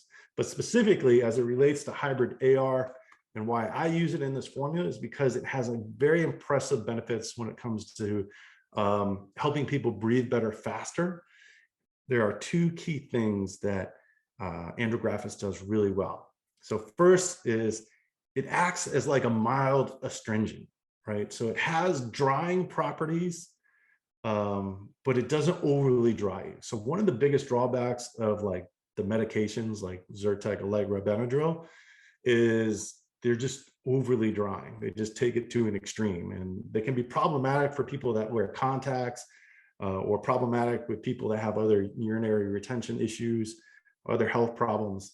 Whereas Andrographis does it in a way that's natural. And so it alleviates like the postnasal drip without it creating an overly drying effect.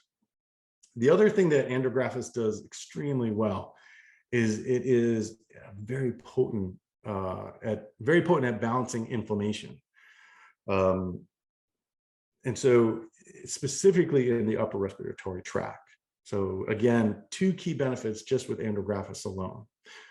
Now, there are 3 things in my remaining time that I want to share with you about Hybrid AR. First, I designed Hybrid AR, Rapid Nasal and Sinus Support, to do 3 things really well. First, it works very quickly. A 2 capsule loading dose of this remedy will give you seasonal allergy benefit within 20 minutes.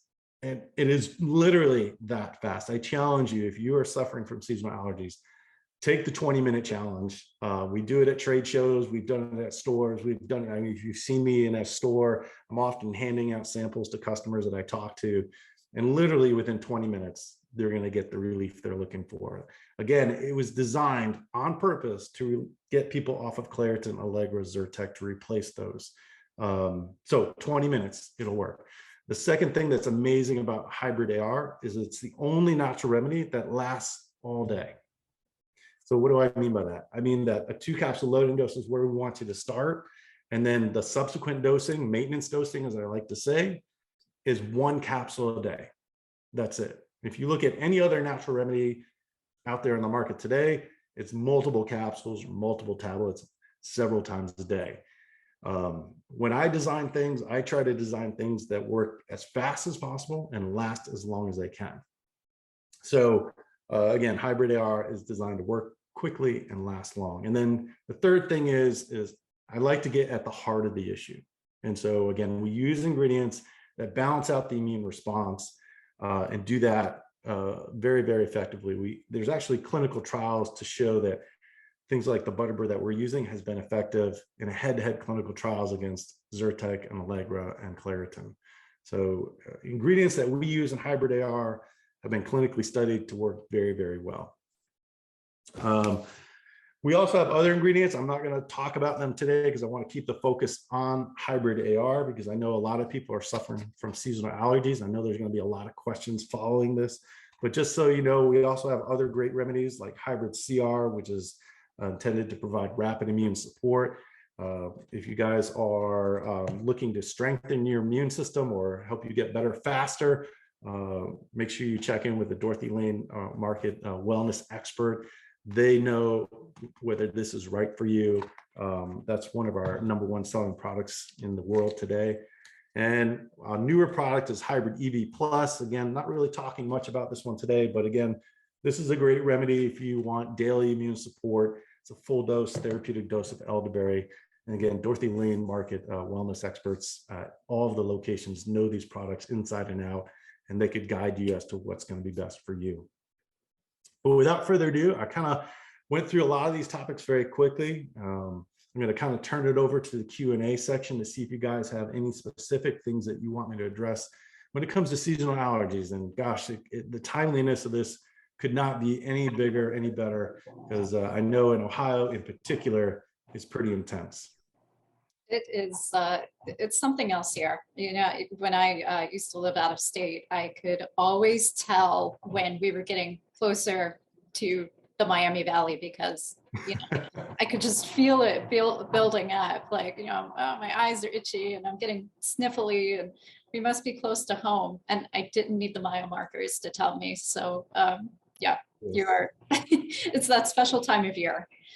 We did have a viewer write in, why do you think Ohio is so bad when it comes to allergies? You know, they put out a list every year, this allergy and asthma group association, and they rank the cities based on allergy intensity. And a lot of times it happens to kind of fall into areas that have a lot of foliage. Sometimes where the wind is, where the weather and the wind will pick up a little bit more, it tends to be a lot more intense versus like maybe places like Arizona where there's less foliage. That's if it's a tree, pollen, grass type issue. So there's certain pockets of the US that are more intense than others, but you know, if it's a pet allergen, pets are universal, right? Pets are everywhere pretty much. So, but it seems to be certain areas of the US are more intense than others. Yeah, it seems like when we get into our rainy season too, that really seems to like be one of the kickoffs too. Everything's always damp, get a lot of rain. We're still going back and forth between rain and snow, you know, so, you know, a lot of moisture in the ground. Probably. Yeah, and for Florida, you know, it's mostly, most of the cases I hear is mold. And again, that goes back to that we have a consistent amount of humidity here living in Florida, whereas in drier parts of the country, mold isn't as big of an issue than it is for here, us in Florida. Oh, no, very good point. Yeah, very humid, that's for sure. And I also just wanted to take a quick moment to just invite everybody to chat your questions in. So any questions that you have so far, please let us know what they are. We're really excited to share those out. So we have another question coming in. Can hybrid AR and hybrid CR be taken simultaneously or should they be separate? We do have customers that will use them both together. Generally speaking, most people will be using one or the other, but if there does need to be an overlap, there's no contraindication with using both. Most people will use the hybrid AR more of a long-term. Hybrid CR tends to be a little more short-term type rapid immune support scenario, whereas like allergies for a lot of people can be year-round. So that's another question that's come up is people say, should I use this remedy year-round? Is it safe to use it year-round? We have had hundreds and hundreds of customers literally switch off of like the Claritin that they were using and requiring every day to getting the same benefit with hybrid AR, a capsule a day. So we have both. We have customers that have used it year-round. We have customers that have used it for a month during the peak season for whatever their allergen is. That's the great thing about hybrid AR is you can use it long-term or you can use it short-term. That's good to know. And, I just want to say it was a good question because this time of year when we're still, cold and flu is still going around and whatnot, we're thinking about both of those things at once. So. Yeah, and the symptoms are similar. There's a lot of similarities in the classic cold and allergens. The biggest difference between a cold and allergens is just the timeline. So most people when they have a cold, it tends to stick with them and be persistent, whereas allergies, they'll flux a little bit. So they'll come on strong maybe in the morning and then get better in the afternoon, or they'll be bad one day and then nothing the next day. So that's one of the key signs you can say, okay, is this a cold or is this allergens? And then on top of that, if it lasts consistently, like most typical colds will not last more than 2 weeks. If it goes beyond 2 weeks, then there's kind of an indication that you might be having an allergy issue. Good point. All right. Next question coming in from Kathy. Is ARs safe for children? And if so, how young? So we have experience in using AR for children as young as 10. The main thing with the AR remedy in particular is you do need to swallow the capsule whole. So for my comfort level as the formulator, I often reserve it for children 10 and up. That's where we recommend it. And then it needs to be swallowed whole. Do not open the capsule. It doesn't render the product ineffective. It's just the ingredients that we use in hybrid AR are super bitter. It will be an unpleasant experience if you opened it. Very few people can tolerate the bitterness. Most children could not. No, I probably wouldn't go over too well. A little bit of complaints there. Well, is it safe for pregnant women? That's a great question because pregnant women, they suffer immensely when it comes to allergies, and they don't have a lot of options. Unfortunately, at this time, we cannot recommend it for women who are pregnant or breastfeeding. It's one of the categories we just don't have enough safety data to be able to recommend it. So until we get that together, we just generally point those ladies in a different direction. Okay.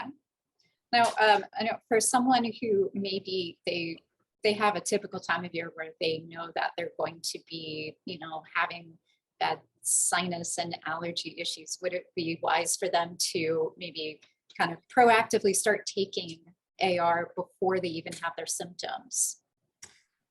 I'd like to recommend it because, again, you're getting the benefits, the long-term benefits from the Butterbur. So the Butterbur, I often, when I talk about hybrid AR, and I didn't go into it too much, but I often talk to or do trainings on divide the ingredients up into two different categories. So we have ingredients in there like andrographis that works very quickly. That's the fast-acting part. So when people use our remedy and they breathe better faster in 20 minutes, that's really the power of andrographis. When they come back and they say, hey, that lasted all day long, that's the power of things like Butterbur, Apogenin. We've got things like rosmarinic acid, quercetin. Those are like the long-term benefits. So the longer you use a product like hybrid AR, it's almost like the more effective it becomes. Because again, it's kind of like conditioning or balancing your immune system in a favorable way. Yeah, that makes sense. Yeah, just kind of train it. Train it, nourish it, talk to it, show it some love. Everybody needs love. All right, and we have another question from Brenda, and this is the most important question. How big are the capsules? They're fairly small. I don't know how to answer that or put that into perspective. Capsule sizes come in generally 3 different sizes, and they're numbered. So there's like 00, which is like your largest capsule. Hybrid AR is a size 0, so it's actually one size smaller than a 00. I'm trying to think like how to like give you like a perspective. I mean, I feel like it's slightly smaller than like a multivitamin. you've seen capsule. it. You've seen Yeah, it. yeah, it's So one I take and I enjoy. So It's- I feel it's on the smaller compared to side. some of the other capsules I've taken, I feel like it's slightly smaller than like Yes. a standard multi-capsule. I Yeah. think that would be a good scale. That's a good scale. That's a good Okay. scale. That's a good question that I need to prepare for next time. But it is on the smaller side. That's a very good question. Wonderful. All right, Jason, thank you so very much for being here today.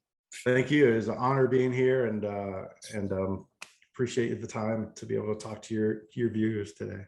No, I think we all learned a lot. Thank you. All right. Have a good one. You too. Take care. All right. Well, it is my absolute pleasure to introduce our next guests, not only as experts on chemical-free skin health, but also as very good friends. With a line of skincare developed for a range of everyday needs to therapeutic support, Bob and Wendy are devoted to educating the public on the importance of simple, clean skincare. So, Bob, Wendy of Key Skincare, thank you so very much for joining us today.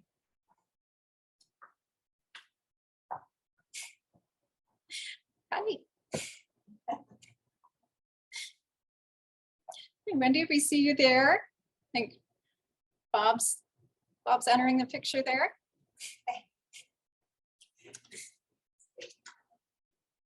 Give you just another moment to get set up there. And I want to say that we've known Okay. There we go. Hey, now we hear you loud and clear. How Good, are you good. today? Joanne, it's great to see you. It's been so long. It's very good to see you. Yes, thank you very much.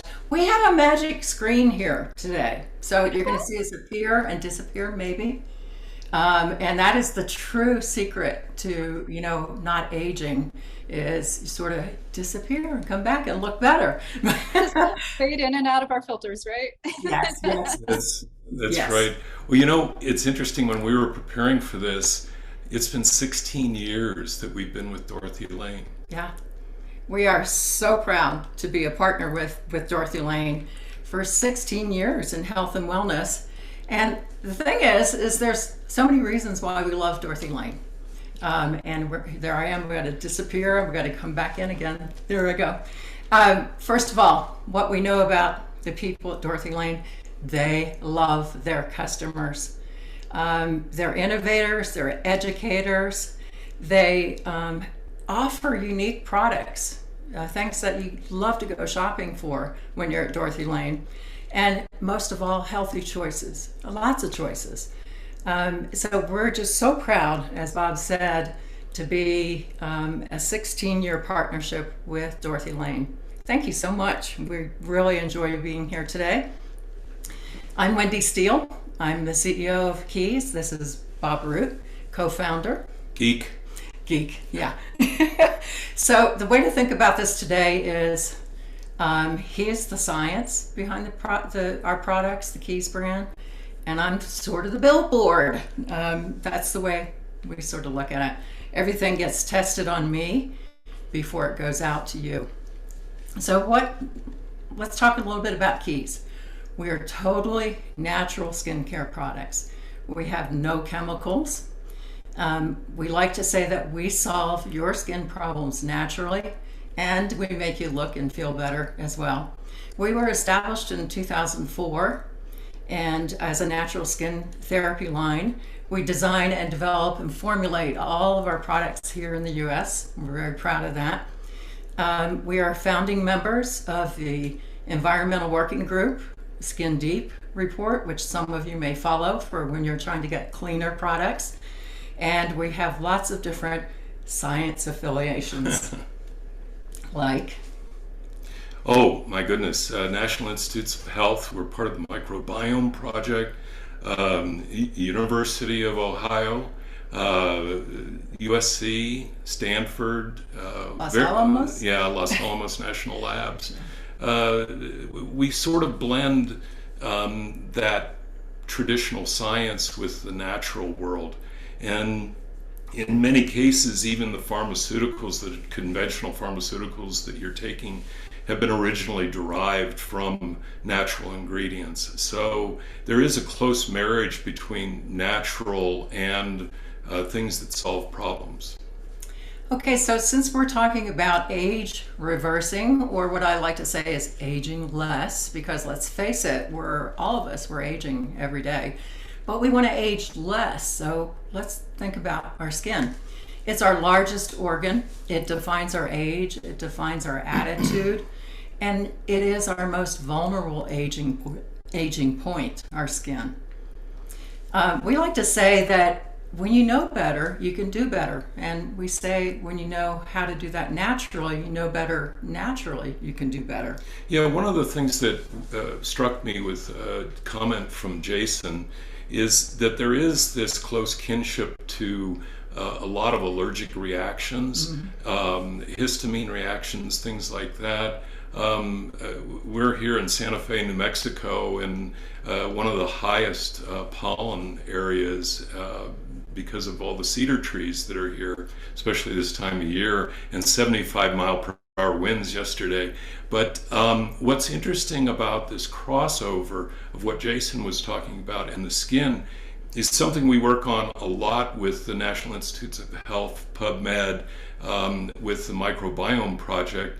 And that is a relationship between chemicals and our skin. Again, our skin is our largest organ, and it is almost identical to the prebiotic, probiotic, and postbiotic nature of our gut. And so what we have to do is understand that if you're using a bunch of conventional products, the average, believe it or not, for most women is 38 products a day. And if they contain 0.5% of paraben, that's a cumulative, that's roughly 19% parabens on the skin, which basically kills off all forms of bacteria, good, bad, and the strong pathogens. That's sort of why you can see these long shelf lives for conventional products, and you also see them in very big sizes because the FDA requires when you make a very large size product that it's going to have a preservative in it. So a lot of what Jason is talking about dealing with allergens occurs with the skin as well. And as a matter of fact, we say that well over 70 to 80% of skin disorders are actually caused by chemicals in conventional products. So here's the thing about aging and reversing aging. 95%, this is a huge number, 95% of all visible skin aging comes from the sun. Okay, so you've heard this before, but 95% of visible aging, that's a big, big number. So if you're going to age less and reverse aging, then you need to protect your skin from the sun. It's just really that simple. So when I'm talking about, and we're going to discuss this today, and I hope you have some good questions for us later, is when you're protecting your skin, you want to cover it. You want to use not only hats, sunscreen, obviously, sunglasses. I've got my little neck gaiter on today, and everything I'm wearing today is SPF 50 or above. But you want to use all kinds of different techniques to protect your skin, and we'll talk about that. So if you're proactive with avoiding the sun or protecting your skin from the sun, that means you're going to age less. And age reversing does require a lifestyle change, and we'll talk a little bit about that too today. One of the things that we'll talk a little more about, but I want to emphasize right now is that there's really three types of UV out there. There's UVA, UVB, UVC. We won't talk about UVC today because it's very exotic. But UVA, which are the deep penetrating rays, we call them the UV aging rays. And then UVB is UV burning. And that's our early warning system. The skin burns to teach us to get out of the sun. And if you start to use sun products, especially chemical-based ones, they keep you from burning, but they don't necessarily protect you from UVA. And we'll talk more about this, but I just needed to bring that up at this point. So one disappeared. Here we go again. Let's see. Here I am. One of the questions that you should be asking yourself is, when it comes to your skin, are you surviving or are you thriving? And that's really a big question, because when we say you have a choice, you can either survive or you can thrive when it comes to your skin, I think that you want to consider the possibilities here very carefully. So in surviving mode, you know, there's this tragedy of the mirror. We look in the mirror and we go, oh my God, I'm aging. Oh yeah, I see it. Well, guess what? We're all aging, but we've probably underestimated the amount of damage that's been done from tanning beds. Then there's the insanity syndrome, which is, well, you know, I'll just keep doing the same thing the same way and hope for a better result. Not going to happen. Too many products, too many chemicals. That's a real big issue for your skin. You do not want to break down the probiome on your skin, the healthy bacteria. So understanding what products you're using is very important. And when you're just surviving, you may think, well, I'll just use anything, you know, it works good enough. Cumulative daily aging comes from the sun. It comes from skin, the sun can cause extreme skin irritations. It can cause you to react differently to chemicals in your products. And it basically breaks down the probiome and the skin cells, the antioxidants in your skin. So the skin types are very important. Now, if you can see me, blue eyes, blonde hair, that's a certain type that is associated with skin that looks like mine, which is more pale. Knowing your family history, not just guessing, but asking questions. Has anybody in the family had skin issues, especially skin cancer? Noticing if your skin is changing. If you're just surviving, you may not be looking at your skin the way that you should. And then there's the whole thing about free radicals. Free radicals are the beginning of skin cancer. It's what causes the damage that can evolve to skin cancer, which is not what we want to see. Yeah, one of the things that's really important, and the people at Dorothy Lane know this very, very exclusively, is the way that we got into this business was Wendy's melanoma. She was diagnosed with a melanoma nearly 30 years ago. And we'll talk a little more about this, but the problem is after her melanoma, which she had successful surgery, it was the chemicals that were in the skincare prescriptions that she was being given that were causing all sorts of crazy disorders that mimic things like eczema and psoriasis and waxy skin, thinning skin, spots, age spots, you name it. Just about anything that you can imagine would occur almost on a daily basis for her. And we tied it all back to certain chemicals that were actually in the prescription products. Yeah. And some of which are illegal now, PABA, things like that were used for sun protection. There's many things that today are actually illegal that were prescribed back when she had her melanoma. So here's the statistics that you need to know when it comes to age reversing and aging. Skin cancer is the most common type of cancer in not only in the United States, but in the world. 1 in 5 Americans will risk developing skin cancer by the age of 70. And here's the thing that I don't like to tell people, but you need to know this. Your risk for melanoma doubles if you have had more than 5 sunburns in your life. That's a serious statistic that you need to keep in mind.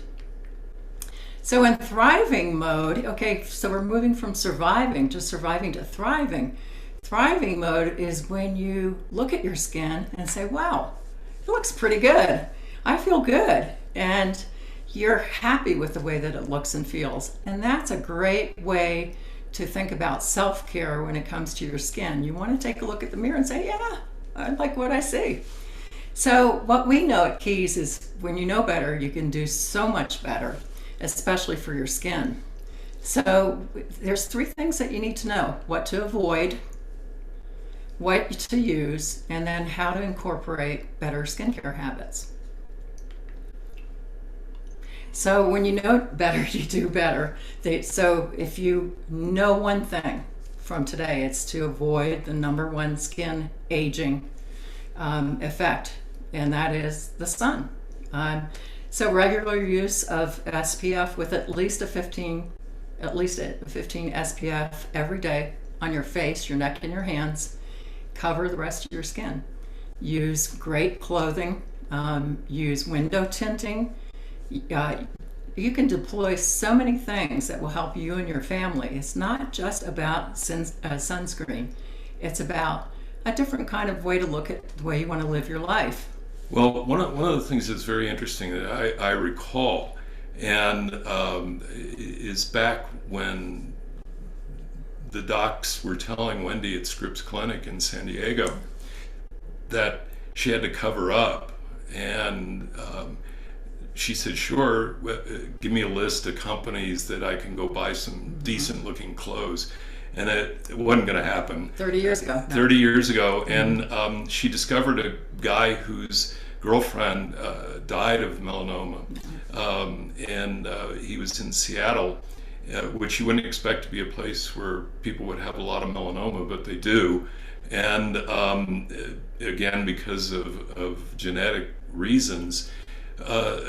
But he started a company called Precautions, and they were pretty much UPF 50 to 100 clothing. And unfortunately, Sean's product looked a little like sackcloth.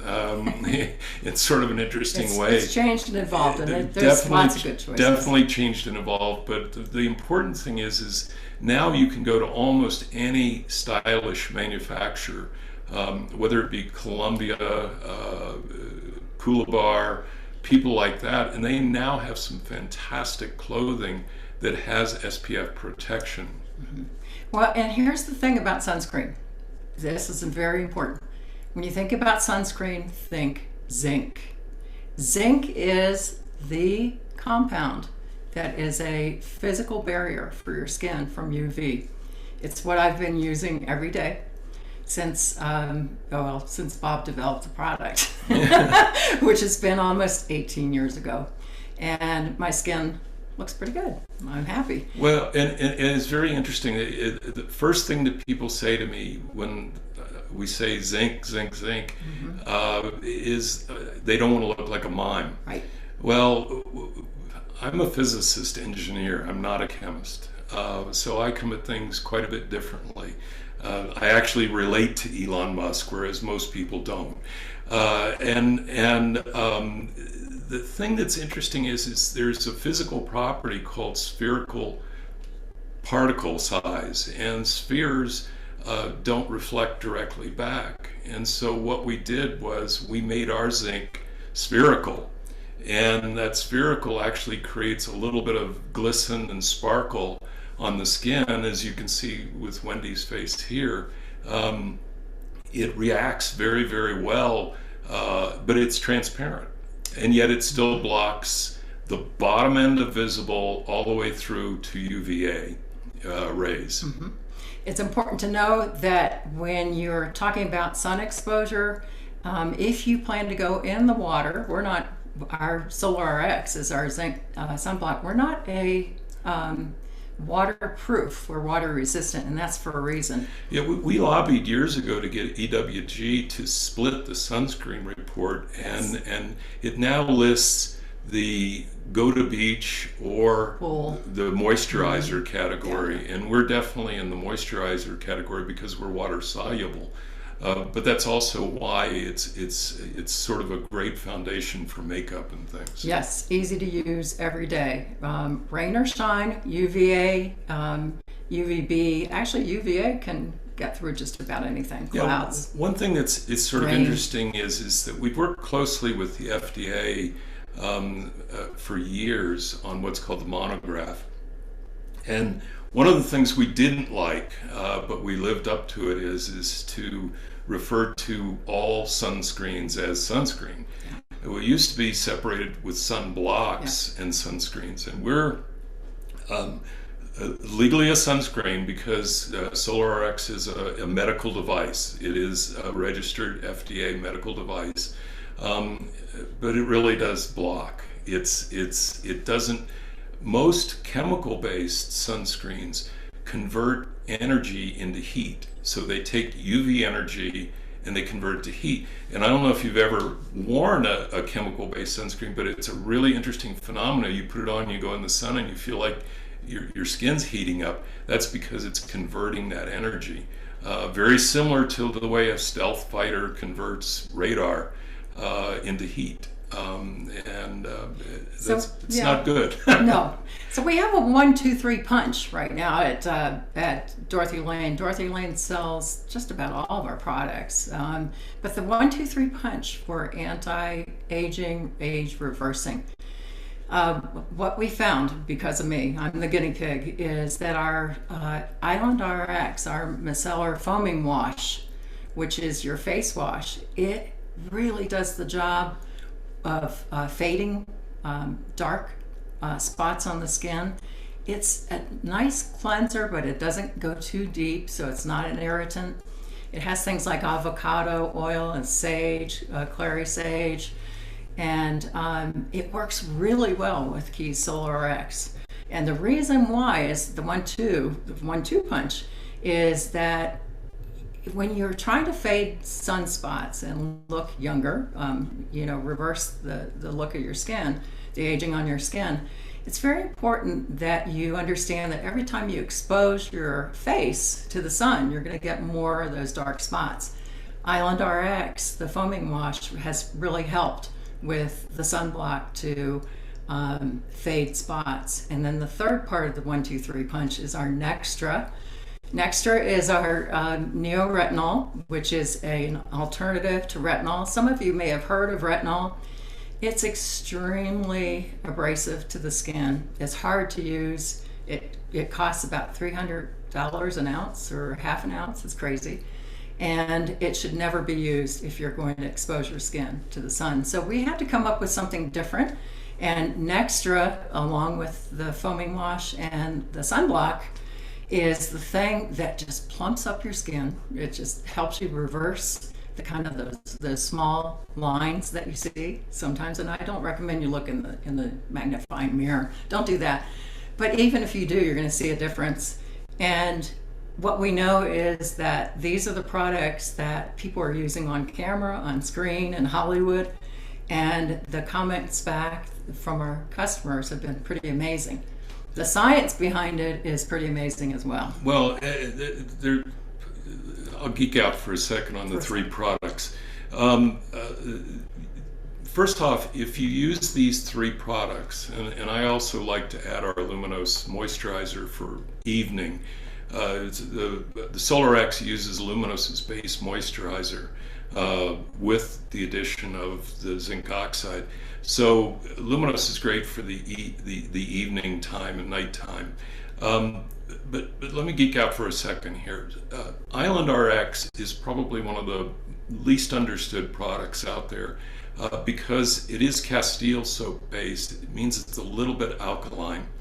There's some research that's going on right now in the UK where they've reversed skin aging, skin cells, reversed them by 30 years using a methylase process, using similar ingredients that are in our Island RX foaming soap. And as a cleanser, it actually does fade the spots because of the avocado oil, but the Castile itself is alkaline and is very high in micelles. Look it up, Google it, you'll see the importance of micelles in even cancer research. So that's a natural part of the soap making process that does reverse the aging. SolarX again uses the zinc oxide. The Nextra Neoretinal is very similar. We have an ingredient called Element 6, and it's 6 botanical ingredients that come from South America, from the rainforest. All of them are sustainable, but combined together, they have the same effects as retinol, meaning reducing fine lines, reducing spots, acneic issues. But none of the irritation. But none of the irritations. It can be used morning, noon, and night, whereas you have to be very careful with using retinol and going into the sun. It's very good. So questions and answers, I think we're there, Joanna. We have some great questions from our viewers. So This is you're my ready. fun part. This is the fun part. It is a fun. It's so hard to stand still. I'm sorry. But go ahead. Oh, you're good. You're good. So we have a question from Michelle. She would like to know what properties give clothing SPF factors? Are chemicals used on any of these garments? No. Most none of them. What it is it's the weave. Yes. Originally, Sean at Sun Precautions used nylon. Polyester. And polyester, It's but a little heavy. It's a little bit heavy. Today, it's all the weave. They don't use any chemicals. No chemicals. As a matter of fact, all the people that we've always tested for this, we first look at the chemicals to see if, because see, a lot of stuff is very interesting that we have a lot of fire retardants in clothes that are made outside the United States, but they're not listed that way. If you go to the various different people that make sun clothing, they'll explain each one of them has its own technique. Skincancer.org. Skincancer.org. Wonderful resource. Write it down. I agree. Everyone should check that out. Clothing, everything from hats to sunglasses to clothing to window film, tinting, you name it. They've got all the best advice, and I think it's probably the #1 anti-aging site on the web. Oh, fantastic. Thank you for sharing that with us. Yeah. All right. Well, our next question, would you recommend Solar RX as the daily SPF protection? And I think what they mean is, just every single day, day to day, coming and going, probably going to the grocery store. I'm just going to go on a walk. I'm just going about my day. There's a famous picture of a truck driver whose left side of his face is disfigured from UV damage, and the right side looks perfectly normal. He's sort of freakish looking, but the answer is absolutely yes. Yes, and every day, face, neck, and hands. I recommend gloves for driving. There's terrific SPF gloves. Bring a jacket along. You mostly have the air conditioning on when it's hot anyway. Bring a jacket along. Wear it. If you have a convertible and you want to put the top down, I would recommend you get out there and get breakfast. Be home before 9 a.m. Don't go out again until after 7. Practical advice. Well, and that's right. And it's interesting that Sean at Sun Precautions actually makes these big scarves. And a lot of people, you'll see them actually put them in their windows Yeah. to protect themselves from the sun in their car windows. Oh, okay.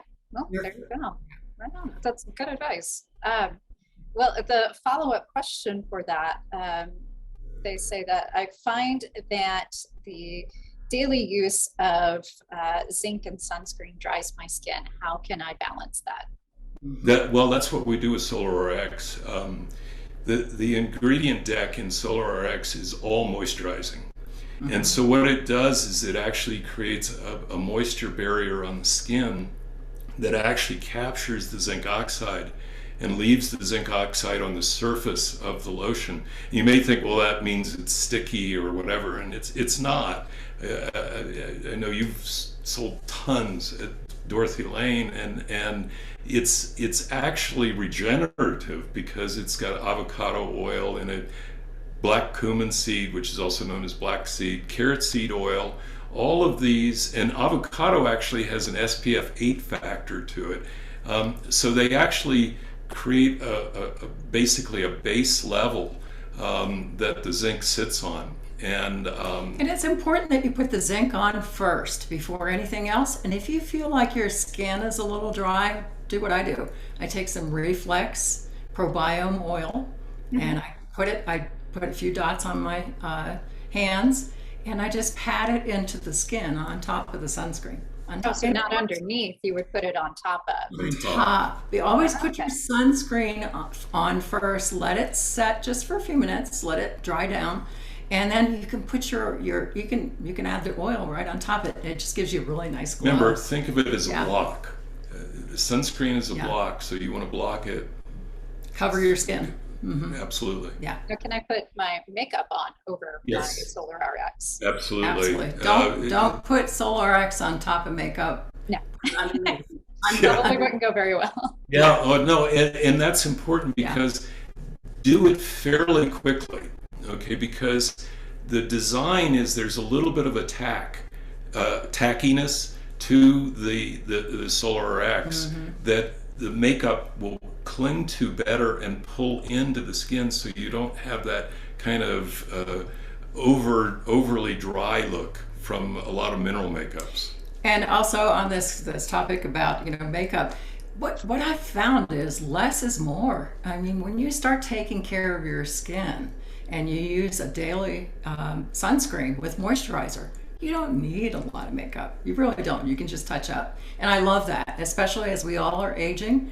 We don't want to cover our skin with makeup. We just want to use it where we need it and go on with our lives. And I think with the pandemic, we've learned a lot about that. Skincare is important.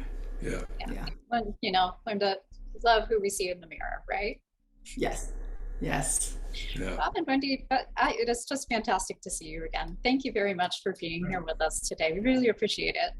Thank you, Joanna. And hugs to everybody at Dorothy Lane Forest. We miss you guys. No, we miss you too. All our love back. Okay. Thanks. Thank you. Thank you. Thank you. Bye-bye. All right, everyone. Well, I think this is a good time to stretch, get a refreshment, get a snack. So we're going to take a short break and we will return at 12:15 for a delicious cooking demonstration from Lori Kelch. So we'll see you back here at 12:15.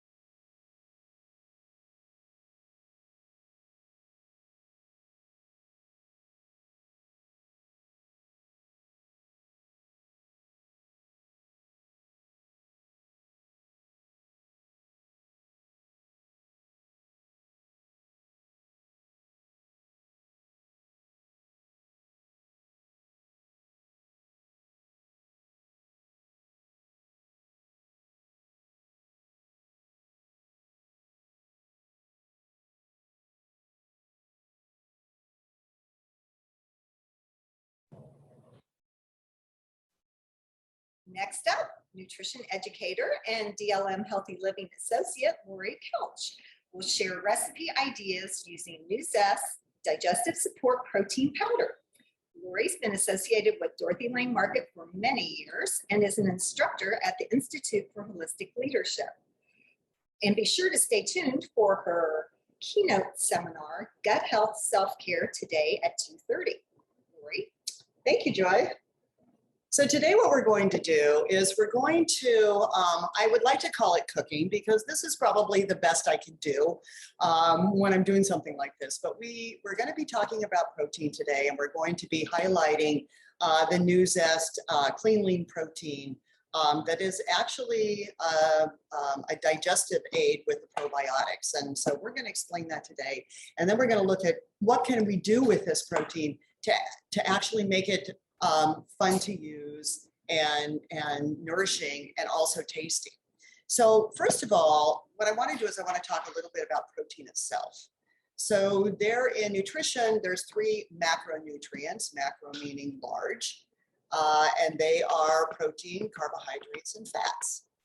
And so highlighting protein today, I would like to talk a little bit about what our protein needs are and what they do for us in the body.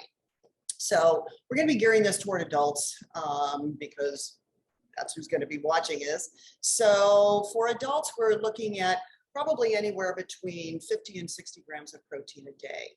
And if you eat 3 times a day, then you can split that up into 20 grams 3 times a day. And you know you're getting your optimal protein needs. Protein is in a lot of foods, but primarily you're going to find it in animal products. And the reason I say that is because of some of the essential amino acids that make up these proteins. So first of all, let's talk about protein as a whole. So one of the things that protein does is that it aids in the manufacture of hormones, enzymes, antibodies. Those things, as we know, are really important. And even though our hormones may be slowing down a little bit, we are still producing hormone activity in the body. And that's one of the things that protein can aid in. But one of the big things that it really does for us is muscles, tendons, ligaments, hair, skin, nails, anything that actually holds the body together.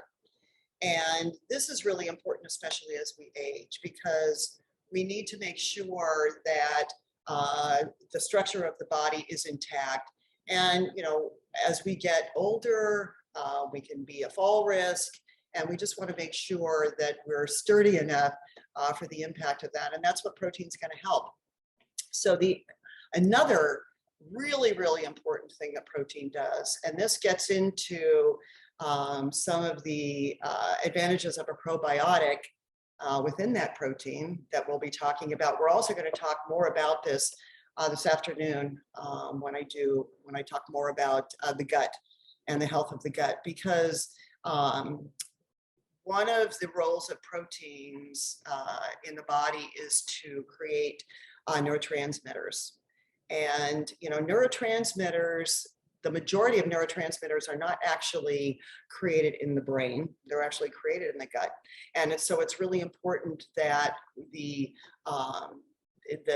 amino acids in protein will aid in the formation of those neurotransmitters. And so it can affect mood disorders and so on and so forth. And I think that studies have shown that for particularly vegans who may not be getting enough protein, that it may be an issue with some mood changes. These are what the studies show. So it's really important that we make sure that we get plenty of protein. Now, when I say amino acids, so protein is made up of amino acids, and they are the building blocks of protein. So the body manufactures some amino acids, but there are other amino acids that are considered to be essential. So there's about 20 plus amino acids that the body uses regularly.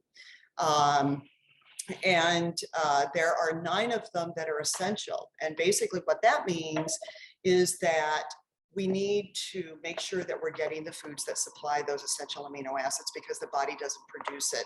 The rest of the amino acids, about 80% of them, are manufactured in the liver. But those 9, that 20%, not exactly easy to get. We need to make sure, especially if we're not big meat eaters, that we're combining a lot of foods so that we can get those amino acids so that they can do their job in the body.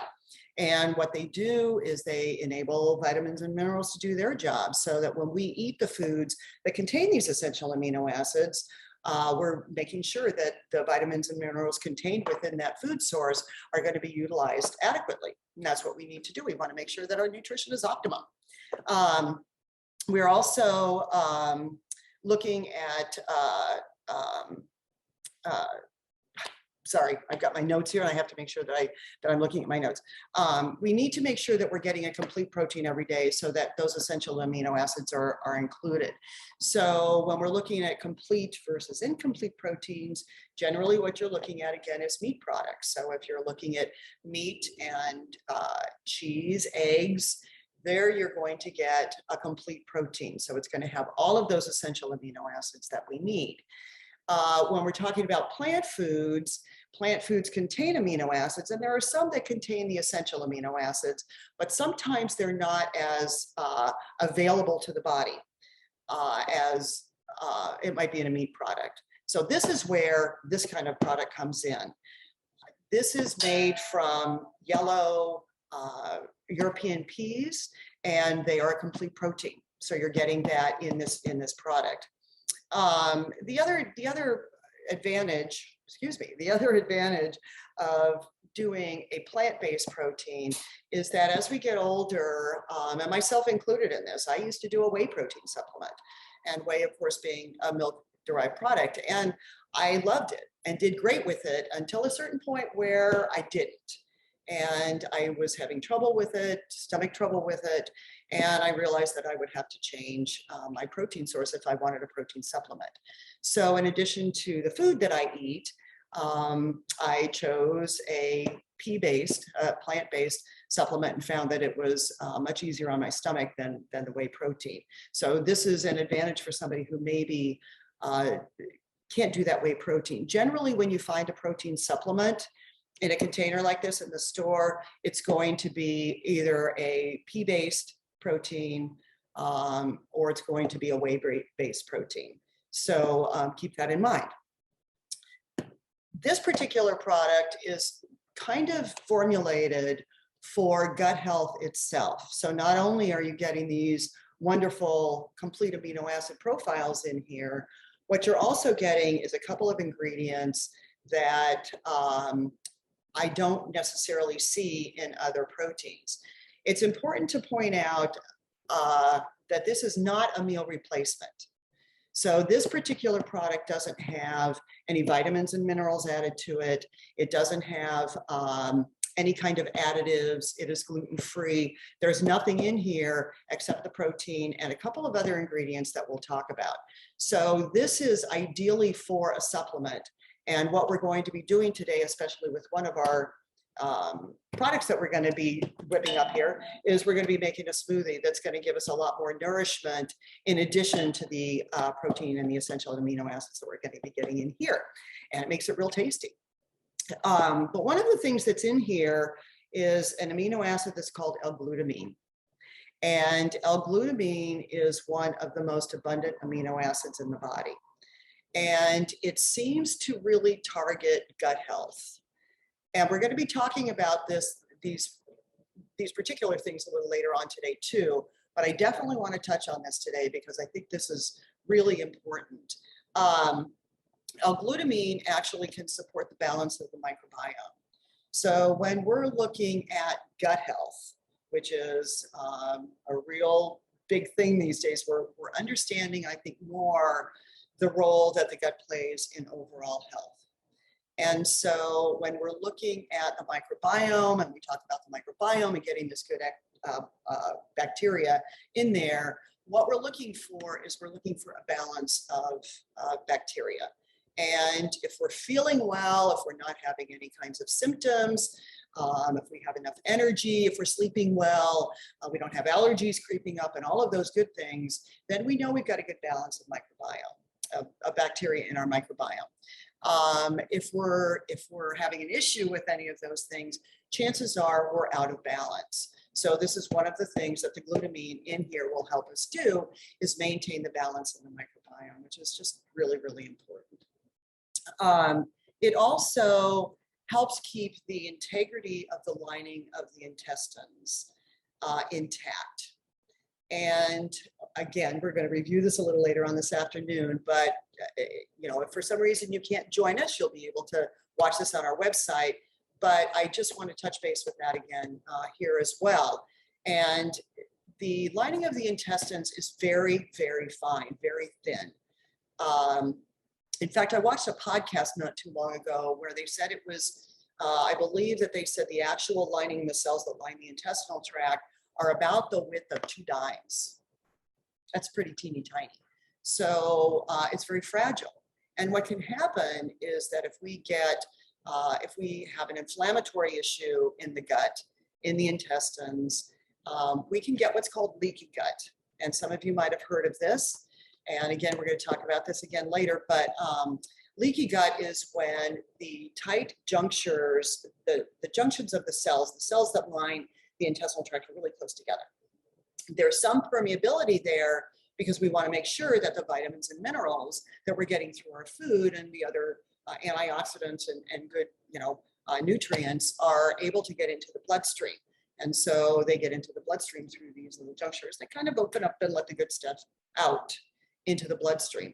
The problem is that if we have a lot of inflammation, it may loosen up those little junctions between the cells and widen the little alleyways there, which means that we can be getting some of those toxins then into the bloodstream.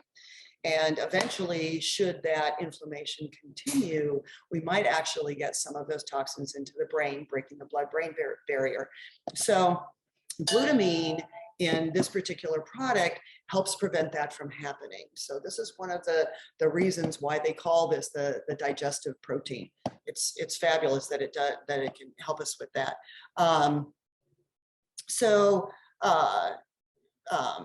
Many products that you'll find on the market that are formulated for gut health, and there's a lot of them now because a lot of people have gut problems, and it's just not, down in the microbiome where we can't see it, but it might even start when we swallow.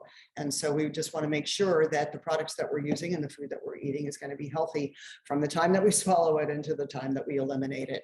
And really, really important. So you'll find L-glutamine in many different gut products, might be up to 5 grams or so. And that's one of the reasons that they've got it in here. And it's an excellent addition to this product. One of the other very cool things about this product is that the bacteria in here is called Bacillus coagulans. And I wasn't familiar with it when I first learned about the product. So I did some digging and found out some very cool things about it. Number one, it's used medically a lot as a specific bacteria for gut problems like IBS, diarrhea, chronic problems like that. And it also helps the gut nourish the beneficial bacteria. So it can help that expand while minimizing some of the pathogens that we might, even food pathogens that we might be exposed to. And that's one of the things that this particular bacteria does. It enhances the growth of all the beneficial bacteria there. So not only are we getting this particular bacteria that's beneficial, but it's going to kick in the other bacteria that we've got, the variety of bacteria that we have. And just FYI, we have probably 5,000 species of bacteria in our intestinal tract, well over or close to 100 trillion different types of cells. And that little baby weighs 4.4 pounds in there.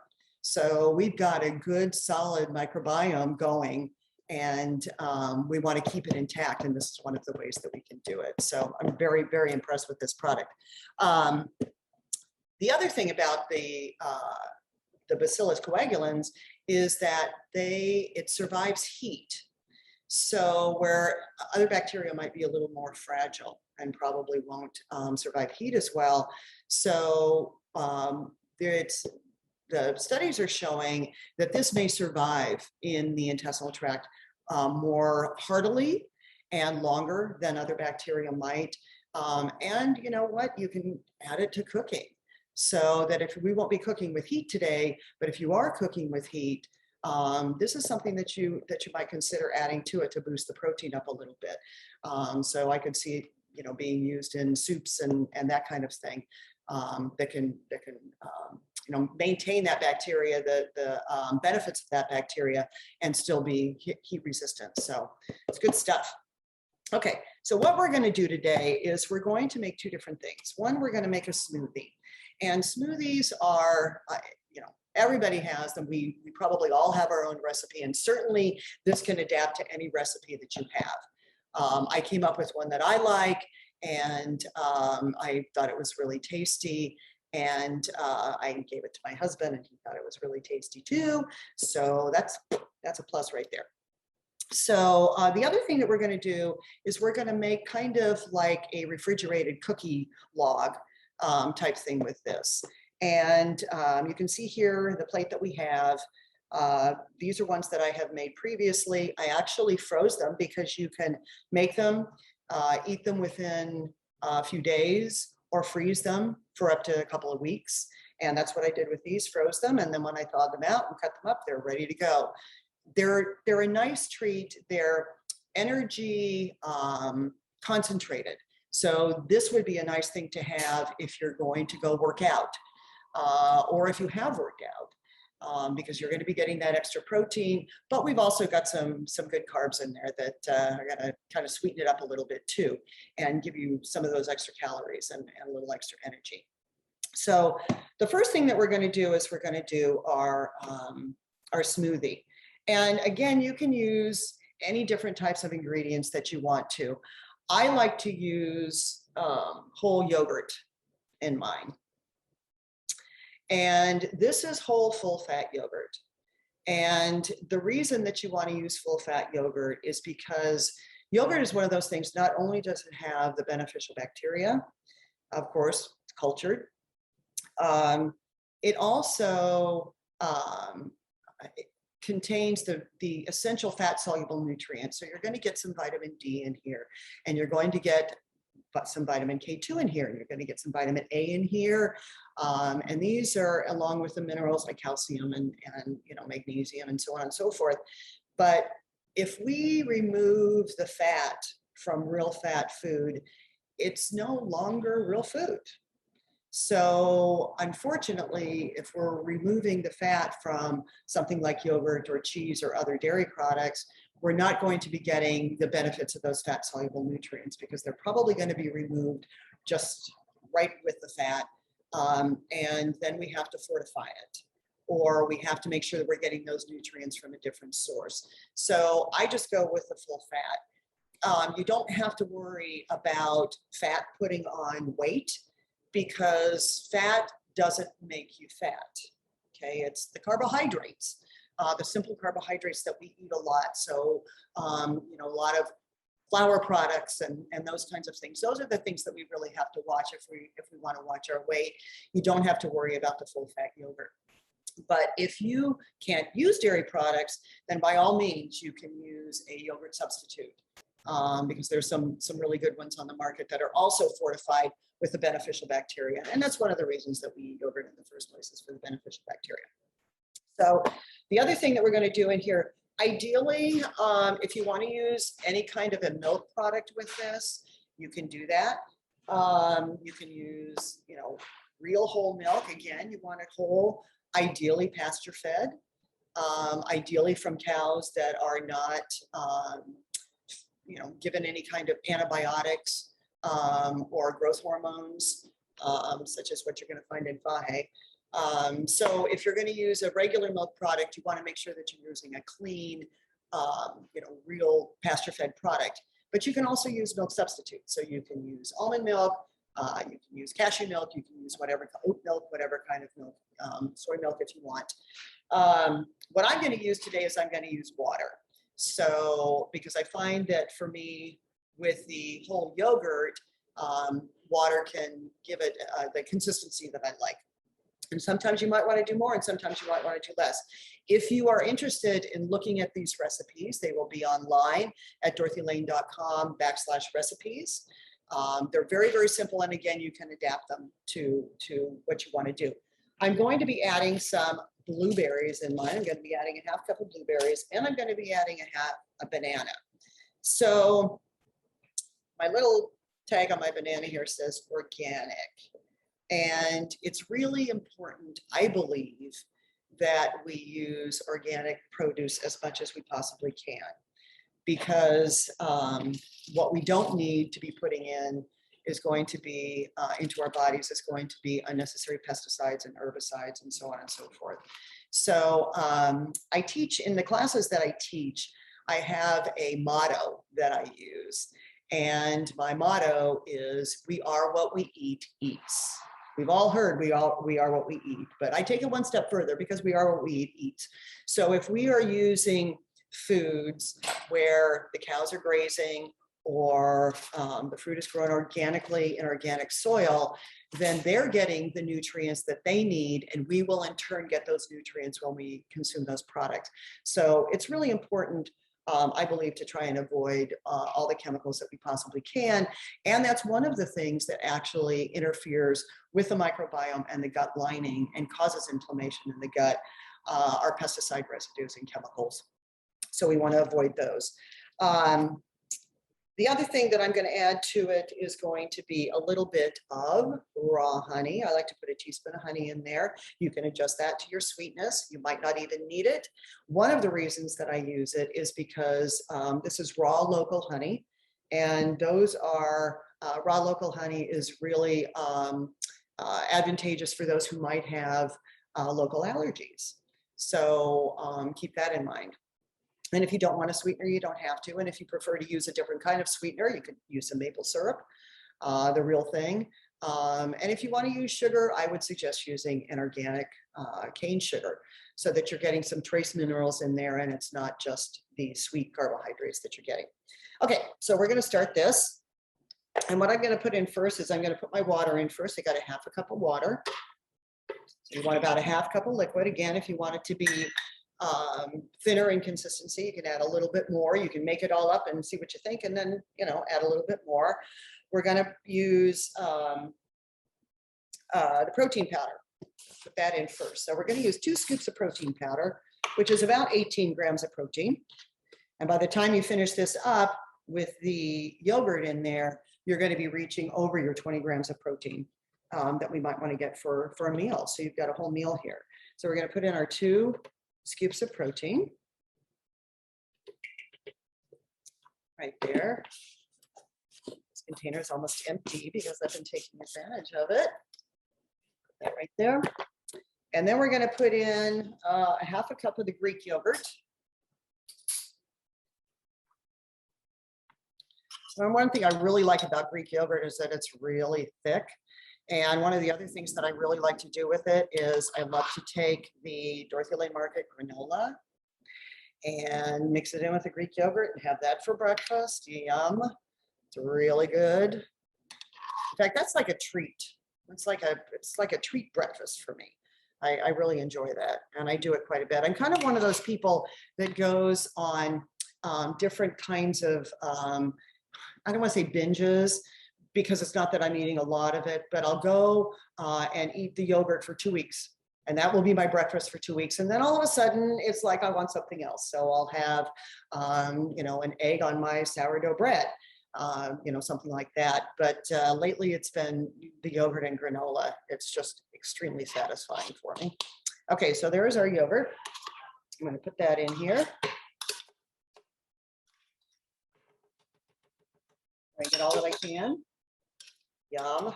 Now, you can use a fruit flavored yogurt if you want to, but keeping in mind that you're going to be adding a little, since you're going to be adding fruit to it, you will be adding a little bit more sugar should you decide to use a yogurt that has the fruit already in it. Okay, got our half a cup of blueberries here. We're going to add, interesting thing about blueberries, and a friend of mine told me this, you know, when you walk into the produce department, the colors that you see, I mean, it's just spectacular. It's absolutely beautiful. And those colors are representing what is in that particular piece of produce that makes it healthy for us. So the purpley blue stuff that you're getting in the blueberries are really important they're really important antioxidants, and they're great for heart health and vein health and just overall health. And I have a very good friend of mine was telling me that her doctor told her that to keep your veins clear, particularly, and I think we were talking about the carotid arteries, but to keep your veins clear, one of the things that he recommended daily was a half cup of blueberries. So we've got organic blueberries here. Again, we go organic. We don't need any residue on our blueberries. So this is a half cup. So that's gonna keep those arteries nice and flexible. And then we're gonna use a half a banana. Now you can use a whole banana if you want. Bananas are very sweet for me, so I like going to half a banana. And again, you wanna ideally make sure that you're using an organic banana, and you're getting some wonderful potassium in here, as we know, some other really good trace minerals, lots of good vitamins. And so you're adding all of these good nutrients to the protein and the good probiotics that you're getting in there, as well as the yogurt. And then what I'm going to do is add that teaspoon of raw honey to it. And you can add a little bit more if you want, you can add a little less if you want, or you don't have to add it at all, but that's up to you.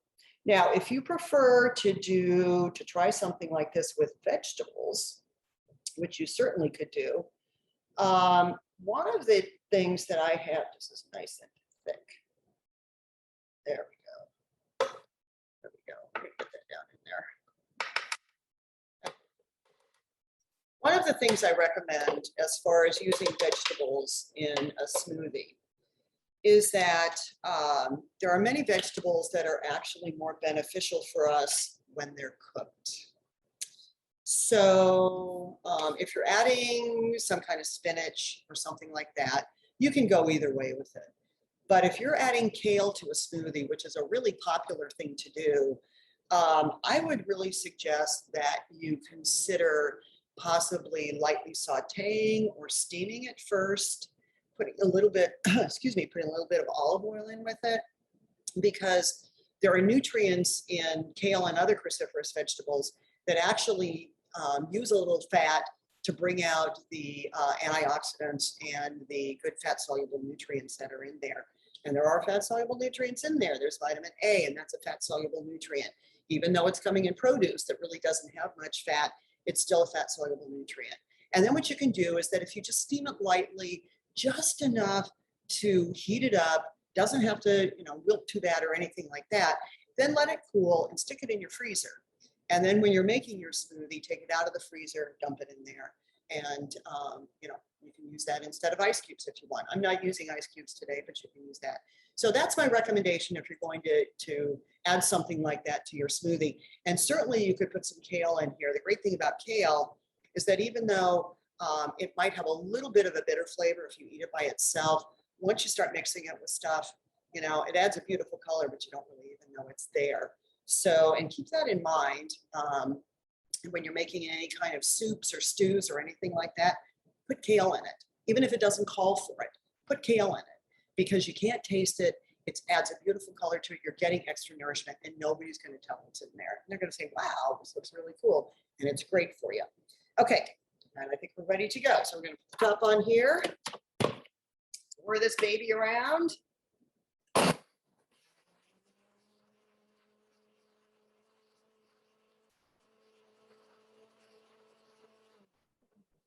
I'm going to scrape it just a little bit here.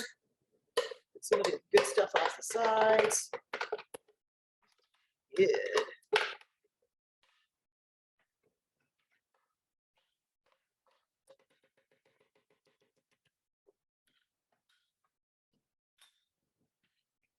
Try to make too much of a mess, although I'm a really messy cook. When I cook at home, it looks like a bomb went off in the kitchen.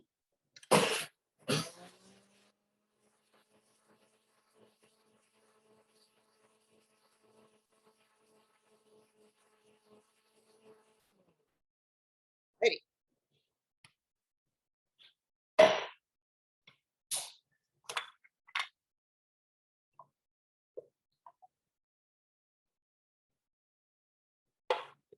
There we go. Is that beautiful or what?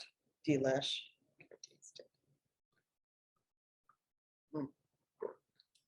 That is so good. That is so good. All right. The next thing that we're going to do with our protein is we're going to use our yogurt. We're going to make our little cookie logs here. This gets a little messier. And this you can do the way that you want to too. This is totally up to you how you'd like to do this. But this is what we have for the recipe. We're going to start with 4 scoops, a nice big bowl. You're going to be using your hands. So 3 and 4 scoops of our protein. We're going to be using, I'm going to be using almond butter for this one. I really like the flavor of almond butter, but honestly, you can use any kind of nut butter that you want. You can use a cashew butter.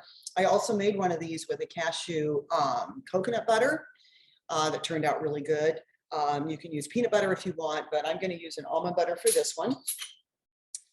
We're going to put, this is a ½ cup of almond butter I've got here.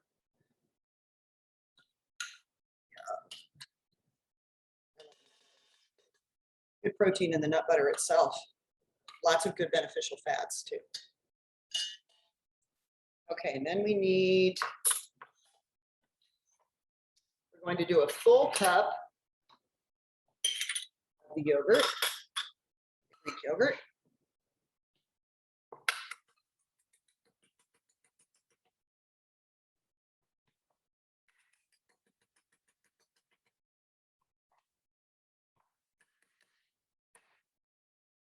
Now, how many servings one of these will make really depends upon how thick you cut them. But we'll show you once we roll it out. Okay, there's our yogurt.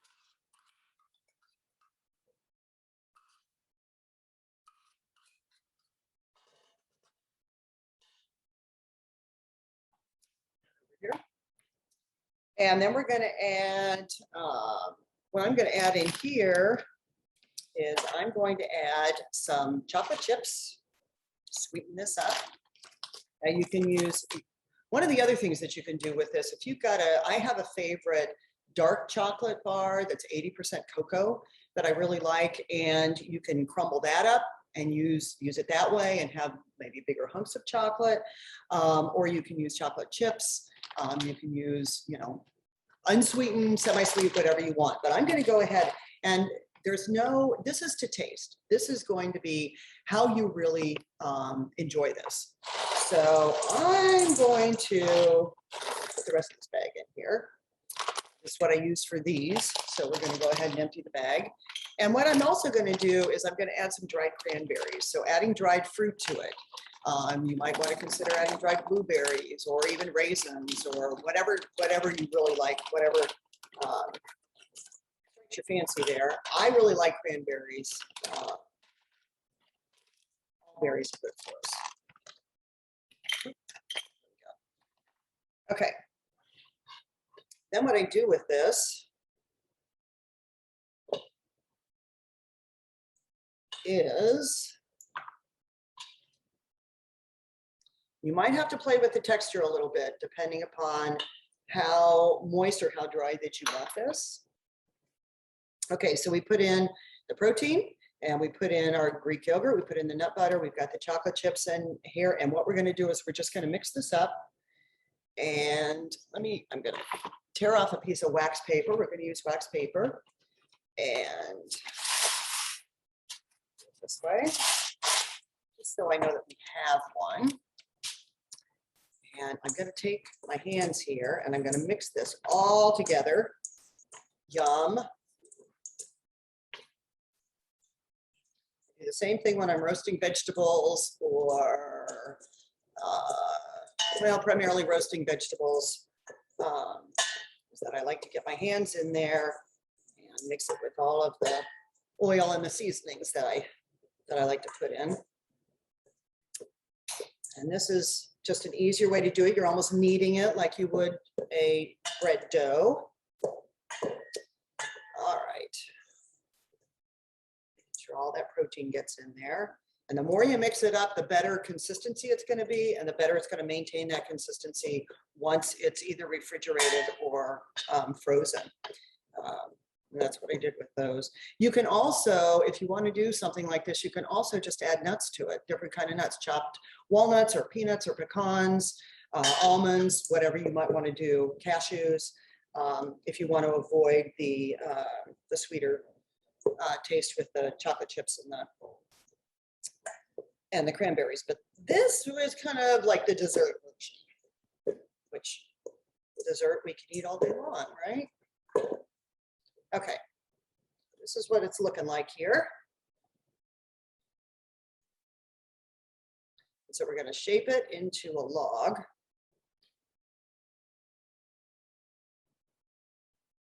And again, this is going to be, you know, how thick you want it will be dependent upon the size of the log that you make. Like big hunks or just that kind of thing. You could also wrap those up individually if you wanted to cut them and wrap them up individually. But you do want to refrigerate it for several hours. I think it's the best consistency if you refrigerate it for several hours before you. So we're just going to roll a little bit. Here, I'm going to enlarge this just a bit. All righty. And you might find that it's cracking a little bit, but once it's refrigerated and or frozen, you're going to find you're not going to have that problem there. So, okay, there we go. And then what we're going to do is we're going to take and we're going to roll it up in the wax paper like this, kind of shaping it. Continue to shape it as you kind of roll it. Twist the edges here, make it into a big tootsie roll. There you have it. All there is to it. So these are a couple of different ways that you can enjoy this protein and know that you're getting some really, really solid nutrition, you know, and gut health. You know, actually feeding our gut the things that are going to make it thrive. And once we do that in the gut, we're going to find that other parts of the body are going to fall right into place because the gut is kind of the center of our universe and everything goes out from there. So hope you enjoyed it. Again, you can get the recipes at DorothyLane.com/recipes and enjoy. And let us know if you do something different with it and you really enjoy it. Let us know. We'd love to know. Thank you so much. Oh, Thanks, Lori. So you did a great job. We did have a question. Is this cookie dough log okay for kids to eat? Absolutely. Absolutely. It would be very beneficial for kids to eat. Yeah. Great. It's not, you know, again, once you do it in the log and you're cutting up the pieces, you know, you're not going to be getting the full dose of the protein like you are in here. So absolutely, it would be, in fact, it would be a great substitute for other kinds of snacks that kids often eat. Great. Maybe if they're doing sports, that would be something that it would be perfect. Protein. It would absolutely be perfect for that. Yes. Yeah, good. Okay. So is it okay to eat if you're already taking a probiotic capsule is another question we got. Sure. It would be just fine. Yeah. It's not, you know, our guts, because we have so many species of bacteria in the gut, that combining different species of bacteria is probably a good thing. And, you know, as we know, we can get supplements on the market now, probiotic supplements that kind of zero in, target different health issues we might have. One might be, you know, for sleep. There's some for men, there's some for women, those kinds of issues. There's some for mood. So we're combining a whole bunch of bacteria and highlighting some that are going to have specific roles in the body, and highlighting this one is going to help with any gut issues that we might have. So absolutely. Great. Okay. And then about the smoothie, do you have to use a blender or could you just use the shaker cup with ball? If you're going to be using whole fruit, I don't think I'd use the shaker cup with the ball. Now, one of the things that I have at home is it's a magic bullet. It's like a blender, but it's like a mini blender, and it fits in there. I'm able to do it in there. So you don't really have to use the blender. But again, depending upon what you put in there, if you're using a whole fruit, I would really suggest you use a blender if you want it to mix up well. Okay. So we know that you are going to do the keynote on at 2:30 this afternoon about gut health. What can listeners look forward to hearing about that? Give us a little prelude to your talk coming up. Well, what we're going to talk about is some of the things that we've talked about today. We're going to be talking about, of course, the microbiome and a little bit of information about it itself, how the microbiome connects to our body, how the brain-gut connection works. We'll be talking about food, specific foods that we can use to enhance the microbiome, and specific things that we need to stay away from. So, and these are simple everyday things. This isn't complex. So I think people will find that they're getting a lot of good information out of that. You always have so much to offer, so much good information. I'm sure that they're going to learn a lot. That's great. And I want to remind people that you can chat, you can ask your questions on the chat. So if anybody else has any questions, I did have one more. When we're on antibiotics, do we need to pay extra attention to our gut health? Someone asked, and if so, what type of supplements can help? Well, absolutely we do. And I'm going to be talking about that much more specifically this afternoon. But it's really important right off the bat that if you are taking an antibiotic and you're using any kind of a probiotic supplement, even in the protein, you'd really want to make sure that you're using it 2 to 4 hours away from the antibiotic when you take the antibiotic, because antibiotics are non-discriminatory. They're going to wipe out pretty much anything they can. And, and that's good. If we have an infection, that's not necessarily a bad thing. But we do need to be careful, as far as the timing of it goes. Absolutely. Okay. All right. And I have another question. How did you get started in your career in nutritional education as a nutrition educator? Well, that's an interesting question. So I've kind of always been interested, even in college, I was kind of interested in, well, actually what happened was a roommate in college, her mother sent her to school with a multivitamin. And I had never taken vitamins before and I didn't know anything about it. She wasn't interested because she had to take them all her life.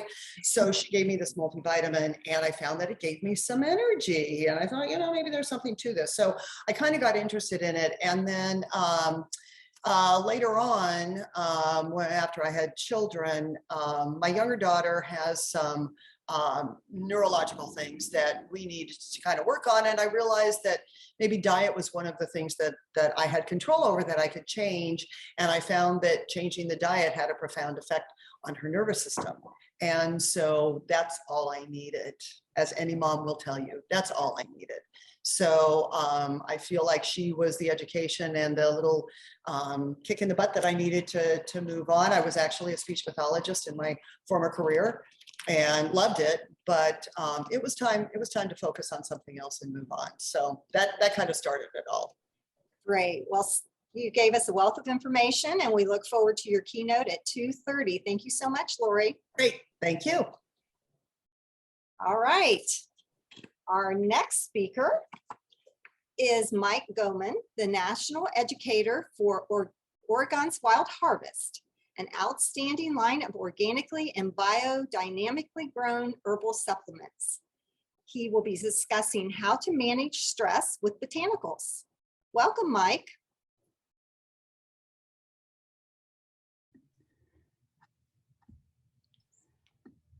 I know he's here. There he is. Can you guys hear me okay? I think so. So I'm kind of like those progressive commercials where they have where you're trying not to act like your parents, and that my ability to use technology is pretty much historic proportions. So this is everything I've got here today.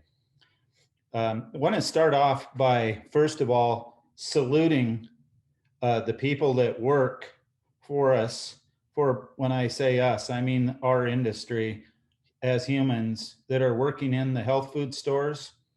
Without them, there would be no bridge between companies like ours and all of the fine people that come and visit the stores.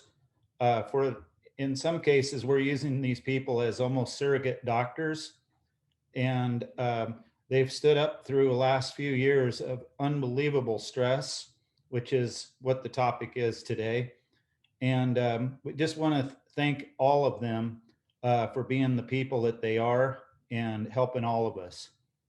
So as my name's Mike Goman. I'm actually one of 3 owners of Oregon's Wild Harvest. We're a biodynamic, certified organic herb farm out in Oregon. And the way we started our business was like a lot of really fine businesses. It's a family-owned business. 25 years ago, when I went out to visit with the 2 founders, it was in an old farmhouse. They were working out a beautiful 17-acre farm that I pretty much thought looked like a magical garden. Their mission was then to make good medicine for people. And we've never deviated from that in all these years. That was our goal initially, and we followed through on it. We went from those beautiful 17 acres in that little farm where the manual typewriter was actually used as to make the label, and then it was taped on, and we took it out to the trade like that, and people asked us if we made the label, and I said absolutely. It came fresh off the typewriter. So we had a garage as our lab. We've gone from that to national distribution in all of the top health food stores. Many of our SKUs, unbelievably, are the best sellers in their category. And that's really been born out of just people believing in what we do and quality. We've invested everything back into the farm and the quality of our products. There's a major difference between being vertically integrated like we are. We take the seed and we go all the way to the finished product, which I have a bottle right here. These are encapsulated herbs. You can see we don't do them on a typewriter any longer.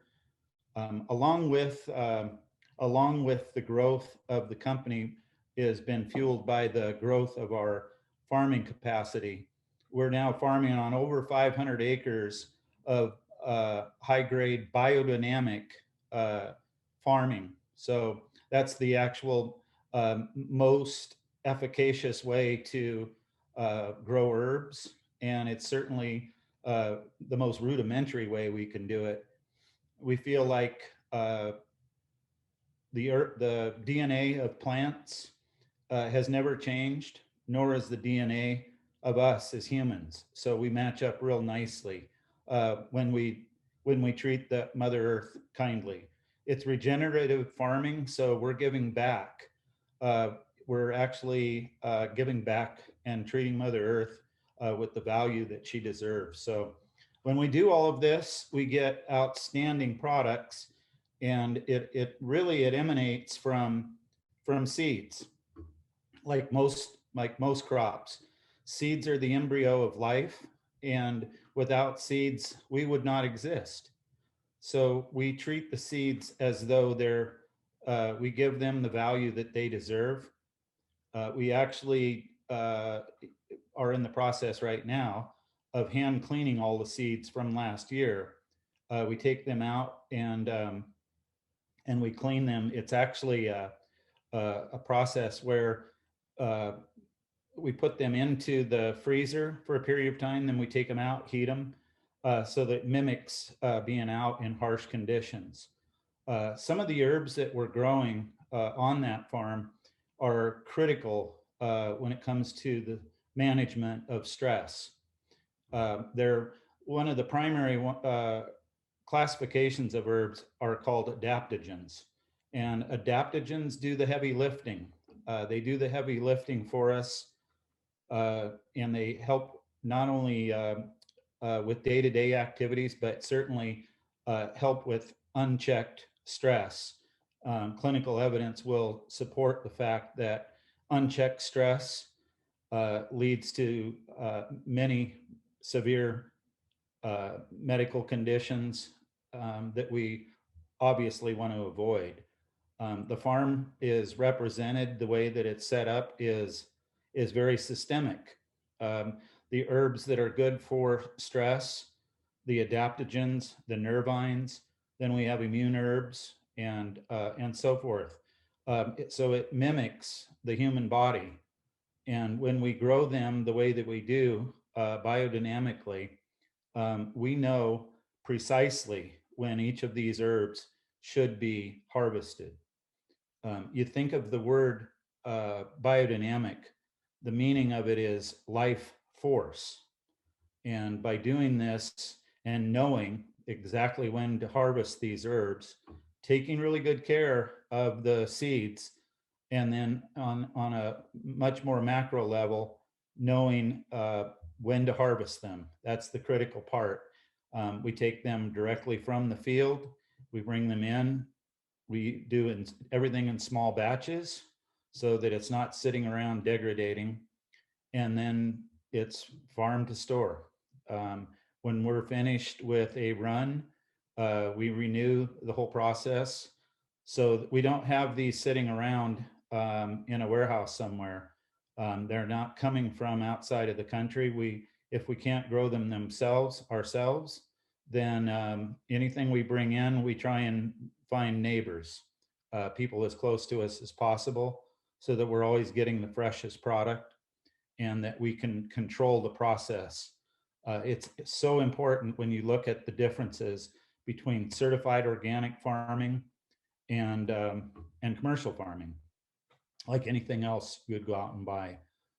So going back to the adaptogens, one of the most important and the most widely purchased these days is an Ayurvedic herb by the name of ashwagandha. I'll hold it up here for just a minute. For quite a while after the industry introduced ashwagandha, people had no way of pronouncing it. They just went into the stores or online or wherever they shopped and did the best they could. Almost looks like it's in another language. Ashwagandha is, as it says right on the front panel, helps the body adapt to stress. And helping the body adapt to stress, certainly over the past few years during the pandemic, during all of the things that we're encountering as humans, helping the body adapt to stress is really the best thing we can do for ourselves. Certainly we can't get it all in a capsule, in a bottle. We have to learn to modify our diets, add exercise, meditation, and calming our minds. Being on the computer, being on a phone, those are things that actually add to our stress level because they're constantly challenging us. So along with using these great herbs, we do need to learn to modify our lifestyles. It doesn't mean that we have to, change everything, but certainly change some of the things that we can identify as stressors. So with ashwagandha helping the body adapt to stress, adaptogens literally help our body adapt to our environmental stress. And the way they do that is with ashwagandha, it's actually a calming agent, been used as a sleep aid in some societies. And it actually helps with mood support as well, as it increases GABA, which has a profound effect on our moods.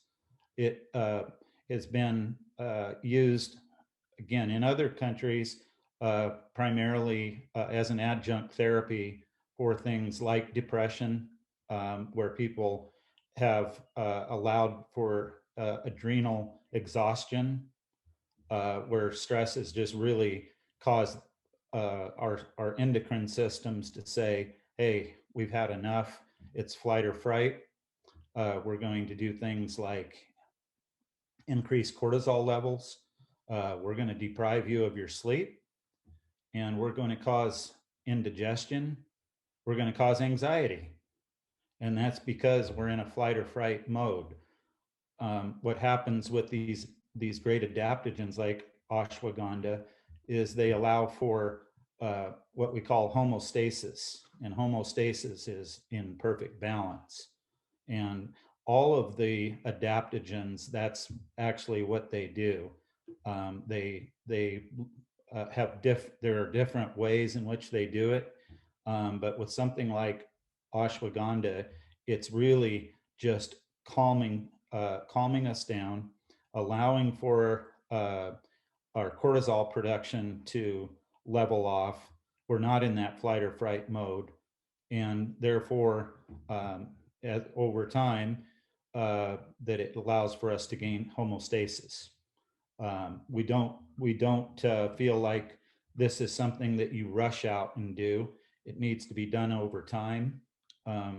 Some people that are sensitive will find that the new energy surge that they get from taking adaptogens can cause them other stressors. So it's like could be for some people, it's like, hey, I just drank 2 big cups of Starbucks. And so that of course does things like accelerate heart rate and cause anxiety. So it's always best to start slow and build up. And for many of the herbs and adaptogens, nervines that tend to slow us down, or if we're in a position where these are actually giving us energy surges, we suggest that you're home and trying them at home first. There's nothing worse than being out in traffic or out in a store or somewhere where we're feeling anxiety or we're feeling energy surges. So we suggest starting at home and also starting slow and building up to it. So with another great adaptogen is also starts with A. It's astragalus. Astragalus sits at the corner of sits at the axis of Chinese and Ayurvedic medicine, been used for centuries successfully, very effective for the immune system. It actually helps to generate generic cells in our bodies, mostly coming from the big bones in our body, like our femur. It passes on to those cells onto the immune system, very profound at improving white cell count. And it's actually allowing your body, it does not stimulate your immune system. It activates it. And the difference is, my partner Randy and I both worked for a period of time for a long period of time in the ER, flight paramedic, flight nurses, working in thinking of what's activation and stimulating. Activation would be when you go into the ER and your duty is every day to go in and check on the defibrillator. You make sure it works. And you turn it on. That's activating it. Later, if you're forced to use it, you're using it. That's stimulating it. That's the same thing with the same analogy with our immune systems. We want to keep them activated, but we do not want to stimulate them unless we actually have some type of a virus. So what the astragalus does, it activates those cells, certainly during the long, prolonged virus that we just went through. Activating generic cells was the best thing that we could have done for ourselves. I was going out myself and handing cases of astragalus to stores here in Oregon, and having everybody that worked in the store take a bottle, including the guys over in grocery, everyone. So that's mainly what astragalus does. It works as an adaptogen, and it also works on so it's working on our endocrine, neuroendocrine, and our immune system, which it's pretty much a panacea when it comes to really improving our immune health. And it's also can be used all the time. The only time we don't use it is when we have fever. And that's the one and only time that it can't be used. It says long-term immune support right on the front panel. And long-term immune support is just that. We can use it all the time. If we're to switch over to something like echinacea, you don't use that for long periods of time because that's actually supplying white cells to the site of the potential invader, like a virus. So that's obviously done just on a limited basis for a short period of time. Anybody that's autoimmune, certainly astragalus is their go-to. So very, very well known, very well researched, very safe. It actually has been used for not only for immune support, but it's also used for healthy blood sugar levels, in which, again, those are all high indicators sometimes of undue stress. So those are some of our favorites on the farm. We grow all of that. It's all done biodynamically. We also have a classification of herbs that are called nervines, where the adaptogens work primarily on our endocrine system, mostly adrenal support for energy. The nervines are the complementary herbs. They are used mainly just to slow things down. One of my favorites is something called skullcap. Skullcap's been around forever. It's been done generationally. If you were to go back 1,000 years, you would see that skullcap was used almost universally. And what it does is just allow the mind, your central nervous system starts up here, up with your mind, and goes down. Skullcap is actually used to help just slow things down.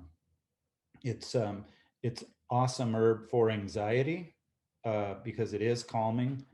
The nervines, again, working on the central nervous system, there's different classifications. Skullcap happens to be classified as a nutritive. So it's very safe. If herbs are ranked 1 through 5, 1 being the safest, skullcap is a 1. So we find that it does not sedate, it just calms things down. It's nurturing. So for those that have insomnia due to mind chatter, skullcap is awesome. If it's a couple hours before you're supposed to wake up and you're sitting there over processing and saying, wow, I sure wish I would have done that yesterday, or, oh, wow, I have to do this tomorrow, and causing you to not sleep, skullcap's awesome for that. It just allows for everything just to slow down, and it's not sedating. So when you do wake up, after you go back to sleep, it does not cause any type of a hangover effect because it didn't sedate you. It just allowed everything just to slow down. It actually is nurturing. One of the other really nice nervines is valerian.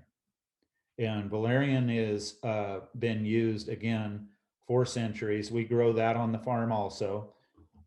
We have, I think, 50 acres of it growing this year because people are beginning to use our herbal botanicals more and more, really connecting with the plant world instead of the pharmaceutical world for things like sleep. And again, where does sleep deprivation begin? Right back to stress. So with valerian, it is a sedative. It is a sedative nervine. So it is sedating, and people use it very successfully for sleep or generalized anxiety, again, during the day. Once again, we don't recommend that you start with valerian initially out on the street, so to speak. We don't want anyone falling asleep while they're driving or working or whatever it is you're out doing. We really recommend that you start pretty much in the evening to see what it's going to do, and start slow. More is not necessarily better. Common misnomer that if we take more of something that it's going to help us more. It doesn't work like that, especially with these adaptogens, because what we're, again, going back to helping the body adapt to stress is the primary function. So we're identifying with these plants. We really feel like we as humans have lost our connection with the plant world. If you go to the farm, you see plenty of animals out there eating the herbs. In fact, the only thing that is a predator to the herbs are elk. Elk aren't afraid of dogs, so and we don't hunt, so the elk are our primary predator to the herbs every year.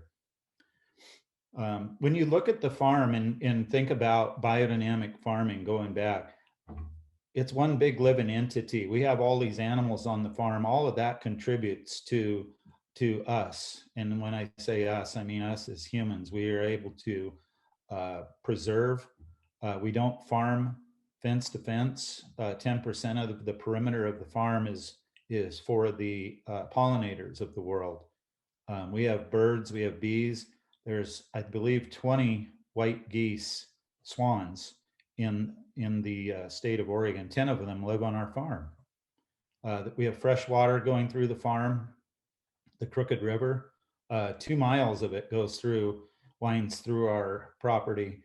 We have animal life out there because obviously there's no one hunting there, but they also feel as though they're making their contribution as one big living life force. So when you trace it back and you look back how people used to farm prior to herbicides, pesticides, and all of the speed that we require of our farmers, turning farms over, the yield, we're going back all the way to the Farmer's Almanac with this, and it's actually the way that farming should be done, so that we're getting the cleanest product to you. Again, if you're in business to make good medicine for people, that's the most efficacious way that we can get our medicine to you. One of the products that I know that has been real popular, that is a biodynamic, it's called Namaste. This again these are all of the nervines that we've talked about, as well as a couple others, milky oats, passion flower. All of these combined in one formula, the Namaste, work extremely quick. And we've had a lot of good feedback through the years we've been selling it, particularly the past 2, that people come in, they feel extremely anxious, and they say, gosh, do you have anything? And for those that have anxiety, they don't want to wait. No one wants to wait with anxiety for a day or 2 days and allow for the process to start. We want to get rid of that anxiety now. With the biodynamic tonics, it assimilates so quickly, and the combination of herbs in this product, that we're able to get results nearly immediately. In fact, so many times I've given this product to people that work in stores. They've said, wow, I took that and now I feel like going home. So we ask that people try it at home. It's usually best in the evening. And what it's doing is it's working synergistically with all of those great nervines, things that have come off the farm that are just working in a great process to slow everything down, which is what we all need. We really need to let ourselves just be instead of do. And if we're just letting ourselves be us, that's going back to the homeostasis. We're balancing ourselves. So a lot of these herbs are that's their primary function, is letting us be. They allow for us just to think long enough that we don't have to be it. And that's what really where stress emanates from, is too many of us are trying to be it, and we're trying to be it in too many areas. So limiting that, allowing things to slow down a little is really where it's at with not only the adaptogens, but the nervine herbs as well. So they're very complementary of each other and work very, very well systemically. Each one of them has their own little part, but that's the magic of botanicals is the plants actually work. They work on a basis where our body adapts to them and vice versa. Another of the great adaptogens that we do not grow, but it's almost the opposite of ashwagandha is rhodiola. Rhodiola has been used in Eastern Europe primarily. It's where it's from. Rhodiola is very stimulating. So it's very stimulating is where ashwagandha is calming. Rhodiola is very stimulating, but it works very well for people that have been under high duress, to the point where they've come to adrenal exhaustion. And that again is something that you want to start slow and work up to. But for people that are into endurance athletics, rhodiola is definitely something that people have used successfully. Great. Thank you so much, Mike. I do have a few questions that have come in. One of them is, would you recommend ashwagandha for children with hyperactivity from ADHD? We can never as a company necessarily recommend a herbal product for children, especially. Okay. We work under the auspices of the FDA, and we have to be very careful what we say. But I can say this: if I've heard anecdotally that skullcap is actually something that people have used for their children with ADHD, because it is very mild and very safe. If you look at some of the formulas in the stores for children, skullcap is a common ingredient. Okay. And it's usually not the entire product, but it's part of it. And again, what's going on there? Over processing the synapses. So skullcap tends to just slow things down, and it's very safe. And I've heard that it does help, not just with ADHD, but also with overall anxiety. Very good. Is it safe to take Oregon's Wild Harvest calming products with prescription meds for anxiety and depression? Once again, those are questions that are that we cannot answer.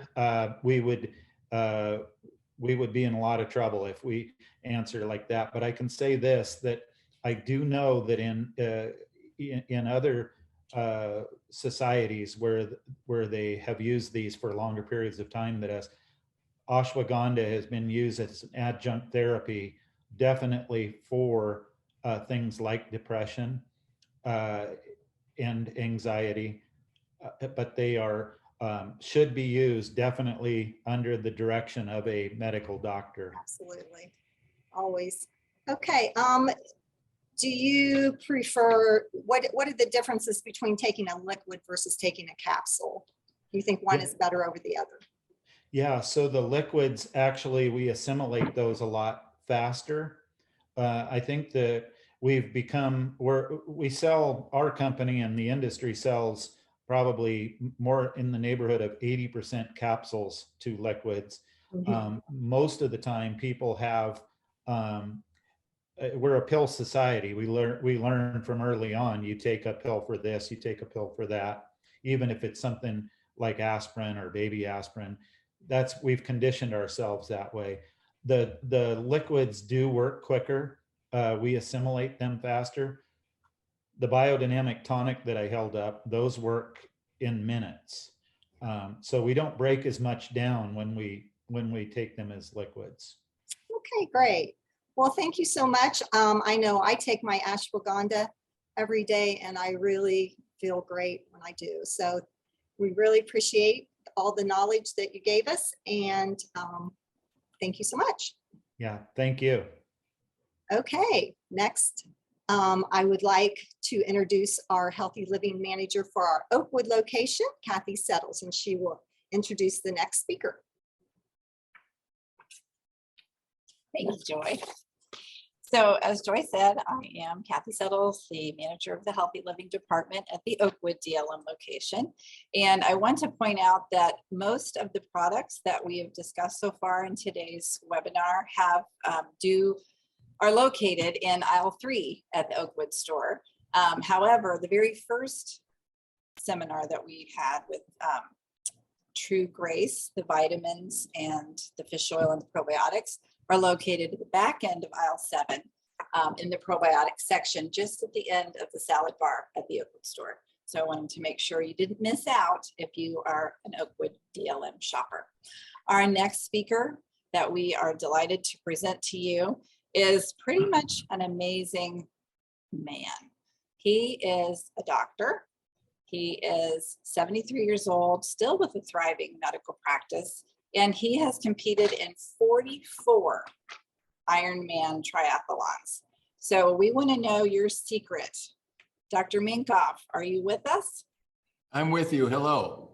Hello. You seem to have found the secret of the fountain of youth. Can you share your secrets with us?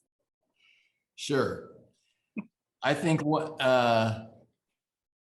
medicine and nutrition is full of myths. You know, like do this for that, do this for that. And if you look carefully, where it came from is unclear, but it's been promoted for so long that people just accept it and believe it as if it's actually true. And I was under the assumption so I'm a medical doctor and I have an integrative medicine practice and nutrition practice where we see very sick people, Lyme and cancer, and we were able to handle them, neurological disease.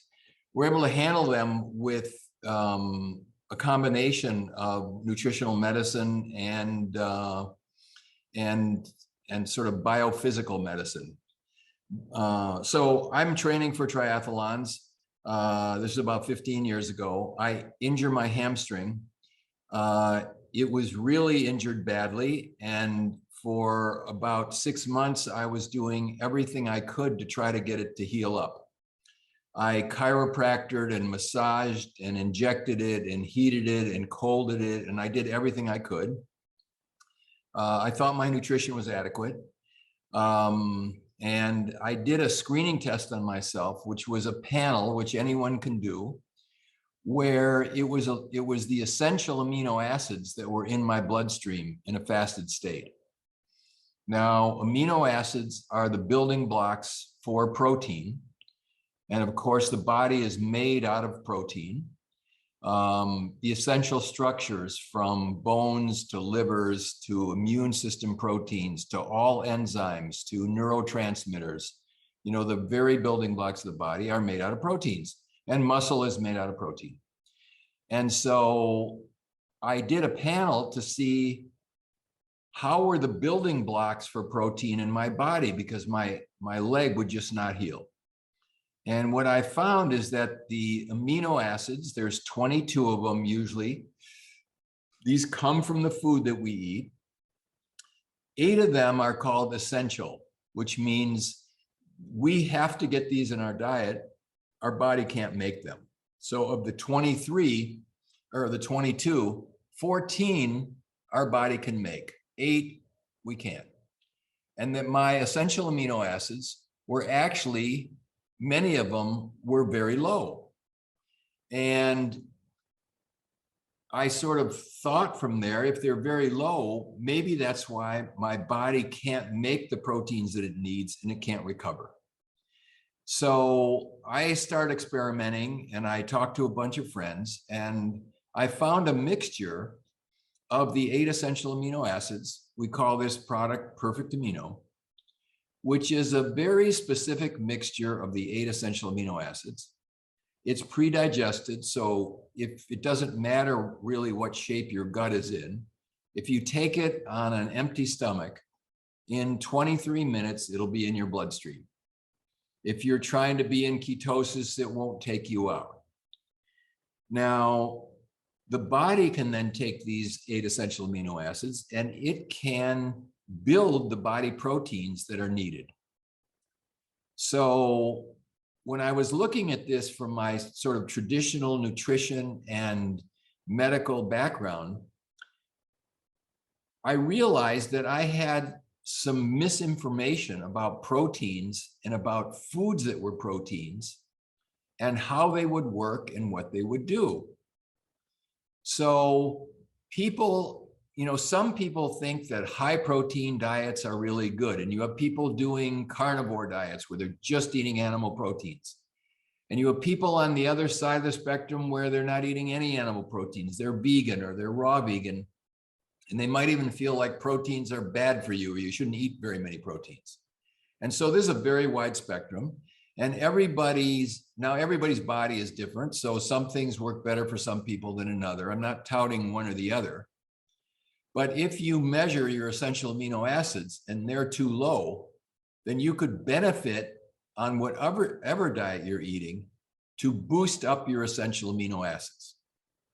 So there's a myth in nutrition. And if you go to a dietitian and she'll say, you weigh, let's say 154 pounds, that's 70 kilograms. And what you need is between 1 gram and 1.5 grams per day per kilogram of body weight. So if a person weighs 74 kilos, they need between 70 and let's say 105 grams of protein per day. 6 or 7 ounces of meat gives you 1 gram of protein. So you can calculate, and this is what the dietitians do. They calculate for your size, here's how much protein that you need. Now, it doesn't matter. Now, this is what they tell you, and this is what's wrong or what's incorrect, is you could have a yogurt that had 7 grams of protein, so that's dairy. You could have a can of sardines that's 7 or 8 grams of protein. You could have some eggs. You could have a tuna fish sandwich. You could have a protein powder made out of peas or rice extract protein, or you could have whey protein. So there's all these different sources. And when the dietitian totals it up, what she will do is just add what it says on the side of the container of how much you need. And when she gets to 70 to 105 grams of total protein, she'll say, you're good. That's what you need. The myth is that each of these proteins is of equal value to the body. And that's what's not true. Now you can actually measure this, or this has been measured, and this has been studied experimentally. The unique feature of a protein versus the other 2 macronutrients. So there's 3 macronutrients. There's carbs, fats, and proteins. All of them have mixtures of carbons and hydrogens and oxygens. Proteins have an added thing, which is nitrogen. So amino acid, which are the building blocks for proteins, amino in Greek means nitrogen. So these are carbon, hydrogen, oxygen mixtures. They also have nitrogen, and that's what makes proteins unique from carbohydrates and fats. So you can measure the quality of a protein by measuring how much nitrogen did you take in, say in a 24-hour period. So let's say you took in 70 grams of protein. On an average, proteins are 16% nitrogen. So you could multiply 16% times 70 and get whatever that works out to be, 13 maybe, grams of actual nitrogen coming into your body. And when that nitrogen comes in your body in the form of protein, the body has a choice of doing one of two things with that. It can either use those amino acids, because the proteins get digested down to amino acids, and make new proteins. So you work out, your muscle got injured, it repairs muscle. Your heart was going fast, your heart needs some repair. You cut yourself, your skin needs some repair. You have neurotransmitters, you have bones, they're all made out of protein. And so there's an ongoing maintenance for proteins. And if you're trying to lift weights and gain muscle, you are going to also have proteins that have to be added to the body. So if your muscle gets bigger, it means more protein got added to your body. So the body has what we call an anabolic pathway, that is taking these amino acids and making them into new fresh tissue. Now there's also a pathway called the catabolic. Catabolic means breakdown. So if you take these amino acids and they go down, the body decides that it doesn't need those or it can't use those, and it breaks them down. What it does in the breakdown process is it pulls off the nitrogen from the carbon, hydrogen, oxygen. So you have an amino acid, the nitrogen's pulled off, the carbon, hydrogen, oxygen then can be used as a calorie source. So the body can burn it, or it can store it as fat, or it could store it as glycogen. And now you have a leftover nitrogen that the body has to get rid of. This is a toxic waste from the breakdown of proteins. And if you do a routine blood test, and I'm sure you've all had those, BUN is blood urea nitrogen. This is the nitrogen that's left over after proteins have been broken down, after amino acids have been broken down. And then the body has to get rid of that. And that's done in a process where it's assembled in the liver and it's excreted in the kidney. And so 99% of the nitrogen leaves our body, of the nitrogen we couldn't use, through the urine. So if we do a balance study of the proteins that a person ate in terms of grams of nitrogen added to the body, and then we collect their urine and we see how many grams of that nitrogen came out, we can see what percentage got utilized. Now, and this has been studied and this has been worked out. And so if you look at eggs, which are the best protein, whole chicken eggs are the best protein that's ever been studied if you measure in this way of nitrogen in versus nitrogen out. See, the nitrogen doesn't come out if it gets incorporated into body proteins, because it's not being burned and it's not being excreted, it's not being dumped. And so if you do this study, you give a group of people for a whole month only eggs as a protein source, and they have fruits and vegetables, and they eat eggs as their only protein source, and you measure how many grams of protein did they take in, how much came out. You'll find that 48% of the nitrogen from eggs, when eggs are eaten as a sole protein source in a group of people for a month, that 48% stayed in the body. It stayed in the body. And 62%, does that add up? 52%, 48 plus 52 came out.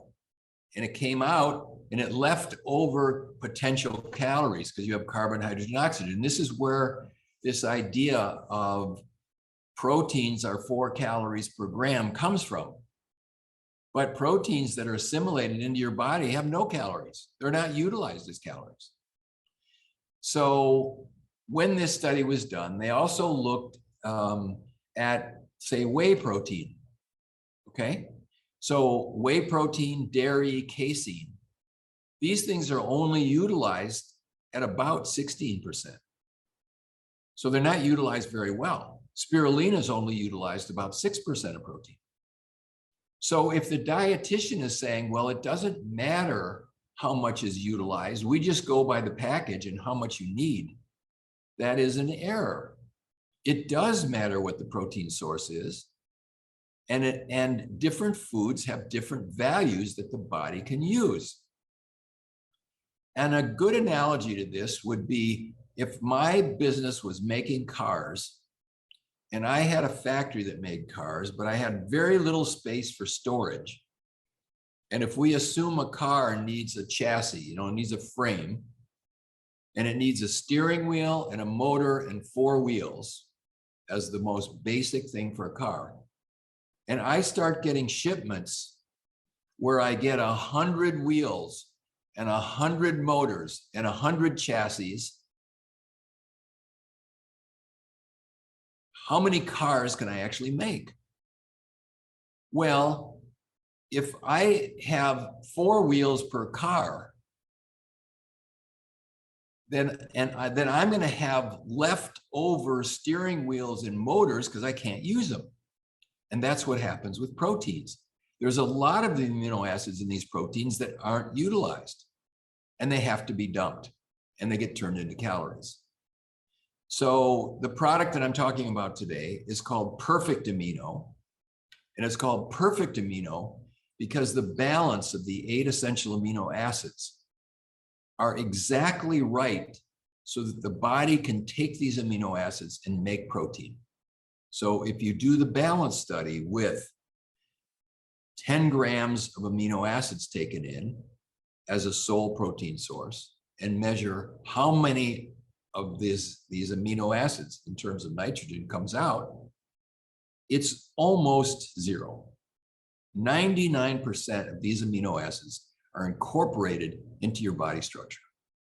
Now, this produces a very strong anabolic effect, healing effect, blood building effect, bone building effect. Because it's interesting, if we look at osteoporosis, here's another myth that people with osteoporosis have a calcium deficiency. They don't really have a calcium deficiency, and calcium by itself won't build bones. Now, to make bone, you need vitamin D and calcium and phosphorus and hormones. But the structure of the bone is collagen, and the minerals get deposited on top. And 50% of the bone is actually collagen. It's a protein. And if you take amino acids where you can build the collagen, you can actually get bone reformation very fast. Now, one of the other myths is collagen. It's very popular. But collagen is missing one of the essential amino acids. It only has 7 out of 8.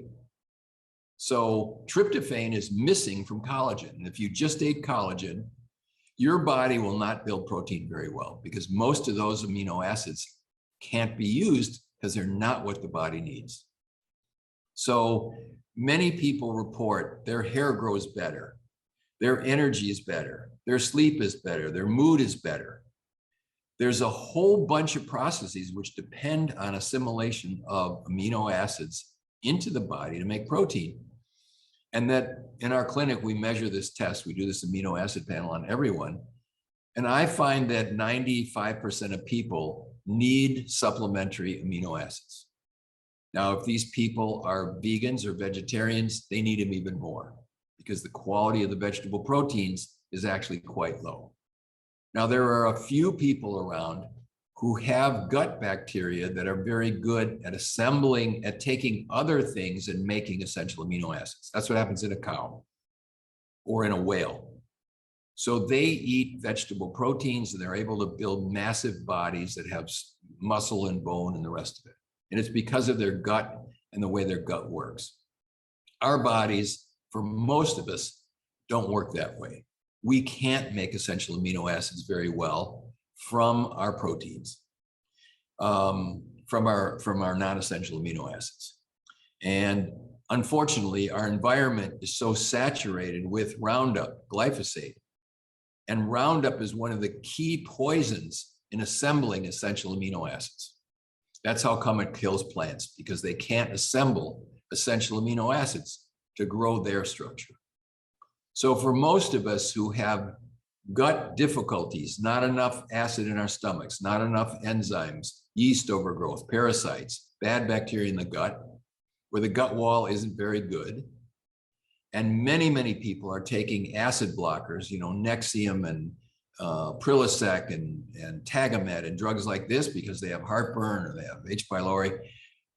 They won't digest proteins very well at all because it blocks the acid in the stomach, and you can't make protein if you blocked acid. And so what we get is a lot of people with bad guts, a lot of people on medication that interferes with digestion, not enough proteins that are assimilated well to keep the body healthy. And so then we have lots of people who aren't healthy. They have pain, they have poor energy, they have anxiety, depression, they can't sleep. Their hair and nails aren't doing well. And by supplementing them with Perfect Amino, they can then get the essential amino acids that they need. They come into their body, and people will report in 1 to 2 months, boy, I'm having to go to the hairdresser more often because my hair is now growing too fast. I'm mad at you guys. Or my nails are better, or my depression is better, because their body's now actually able to meet the needs to make the tissues that they need. We have seen many people who are anemic and they're at the doctor, and the doctor says, well, I don't know why you're anemic. Your iron's okay, and your B12's okay, and your folic acid's okay, and your vitamin B6 is okay, but you're anemic. Your body just doesn't make blood very well. But the main part of blood is a protein. It's hemoglobin. It's the inside of the blood cell is a protein, and it needs to be gotten from outside food. And by adding Perfect Amino, you can make sure that your body gets optimized from your nutrition. And for anyone who wants it, I wrote a book on this. It's an Amazon best-selling book. It's called The Search for the Perfect Protein. That was my search to try to heal my problem. And after 3 months on the product, my hamstring healed. I then went to Ironman Canada. I had my best time ever. And so I maintained Perfect Amino every day. It's something that I never go without because it keeps my body in the best shape. And one of the secrets, if you want to do Ironman triathlons at age 73, is take Perfect Amino every day. But if you just want to be healthy and have optimized immune function, take Perfect Amino every day too. It comes in a couple of different flavored powders. It comes as tablets. This book, The Search for the Perfect Protein, is available at bodyhealth.com. That's our website. And you can download the ebook version for free, and or you can buy it on Amazon, and you can get more information about this. So I don't know if there's any questions, but I'm open to it if anybody has any. Well, Dr. Minkoff, thank you. That was so much information, a lot to take in, but it addresses so many issues. And I think we have a lot of viewers out there who, I know myself included, are going to want to try this product and be mad at you for long hair and nails and all this extra energy that we're going to feel like running triathlons too. I do have a question, and that is, would you recommend, at what age would you recommend taking this? Is it, teen athletes, student athletes, or how much younger would you go? We go in babies. We go in everyone. One of the big problems with autistic children is their diet, they're very finicky about what they'll eat, and they don't get enough protein. And you can disguise this in applesauce, or you can, if they'll drink the flavored drink, you can drink it, and you can get them protein. And they have detox problems, and they have accumulations of toxic this and that, which underlie their autistic disease. And if you can get them to a healthy level, their body proteins, you can help them to get better as a part of an overall program. I had a little baby that was brought to me in my earlier career. I was a pediatrician, and I had a lady bring an 8-month-old baby to me. When the baby was born, the stomach had not closed. The skin and the abdominal wall had not closed. And so all of the intestines were still outside the body. And as soon as the baby was born, the surgeons at Children's Hospital in St. Petersburg, they pulled the whole stomach together so that they could force this stuff back in. But the pressure was so high that the intestines wouldn't work.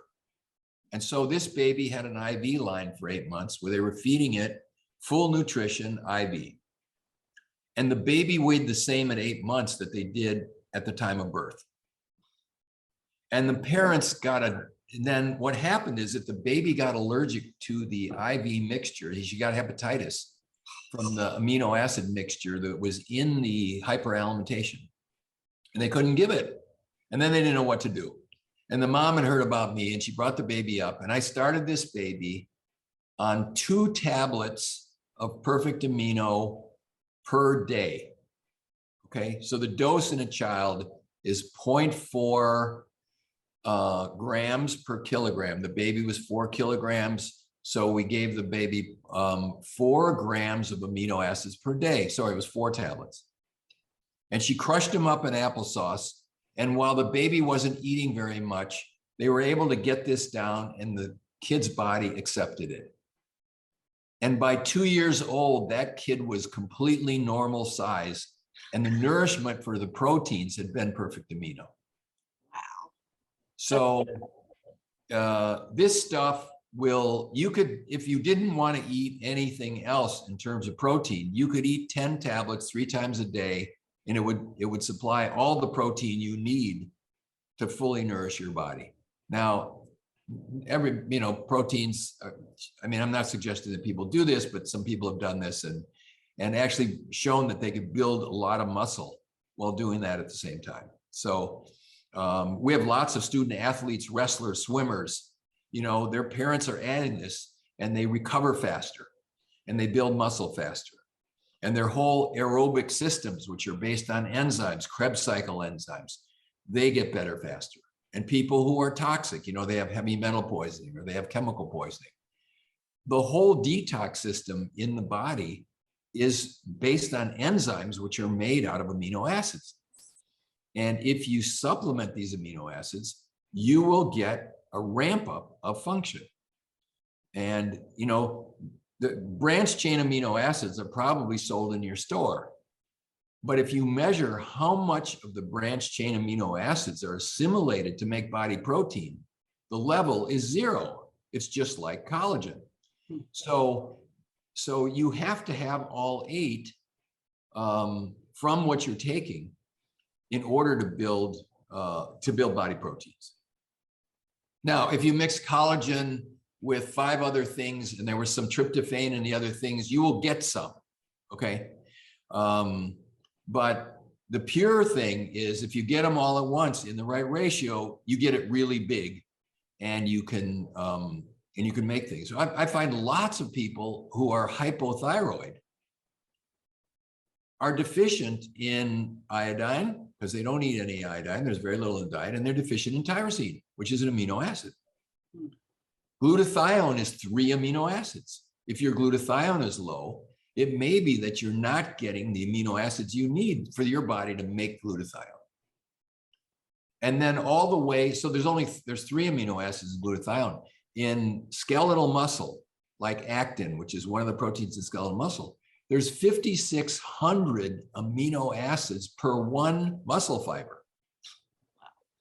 So you need gobs of these things in order to keep your body healthy. And especially in today's environment, because it's so toxic and there's so many sort of negative influences. If you're going to fight it and keep yourself going, you need lots of amino acids to stay healthy.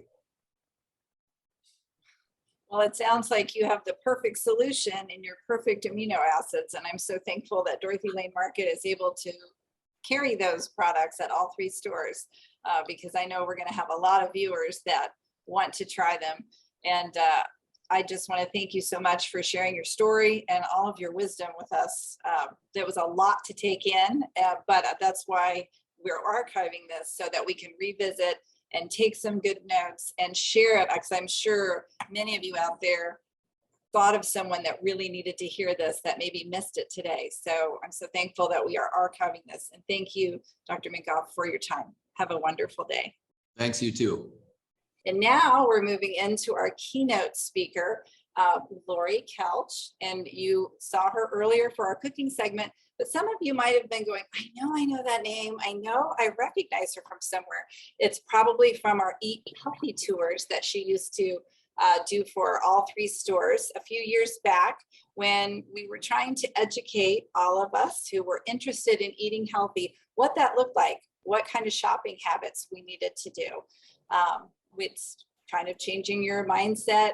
You can't eat junk if you don't buy it. So Lori always says that we are not just what we eat, but we are what we eat eats. And so she's going to explain that more fully in her talk on gut health. Take it away, Lori. Hey, everybody. Welcome back.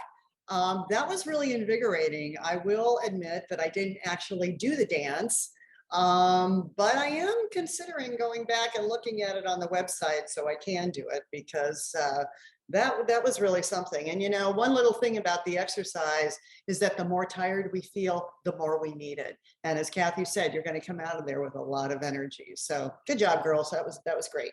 What we're going to talk about today is we're going to talk about the gut. We're going to talk about the microbiome, what it is, how it's connected to overall health, and what kind of foods that we should be adding into a healthy diet, assuming that our diet is healthy, and you know, what they're going to do for us in the long run. So that's where we're going to go today. All right. So the first thing, you know, a few years ago, I was traveling for a company called Functional Formularies, and it is a feeding tube formula. We actually carry it at Dorothy Lane Market at the Oakwood store, and I believe we actually have some here at Washington Square. And a friend of mine developed this feeding tube formula for her dad after he had a traumatic brain injury, and it's whole, real food, and it targets the microbiome because of the different beneficial foods and the fiber and so on that's in there. And it was a revolutionary product. It really changed the world in terms of feeding tubes, because rather than a formula made of oils and you know, refined sugars, this was a whole real food formula. So I was traveling with them, and it was one of those things where I had to catch a 6:30 flight out of Cincinnati. It's an hour and 15-minute drive for me. You got to be there early. So it was the wee hours of the morning, and I was driving to the airport, and I needed company. And so I thought I would just turn on some music on the radio. Forgot my CDs. I have an old car, so I don't have Sirius radio. But I turned on a public radio station in Cincinnati, and they were starting a discussion, about an hour-long discussion on the microbiome. And I was so excited that they were doing this, because I've known for years, as many of us had, that we have good bacteria and maybe not so good bacteria in the intestinal tract, and the good bacteria is very beneficial. But when I really listened to what these gentlemen had to say, I was really kind of blown away, because I didn't realize the scope of the health issues that can be related to microbiome issues. So that kind of got me started to dig into this a little bit more. And now when I do presentations, it's almost like regardless of the presentation that I'm doing, I have to bring this topic in, because it's so essential to our health. We will not have full body health if we don't have a healthy microbiome. There will be something going wrong.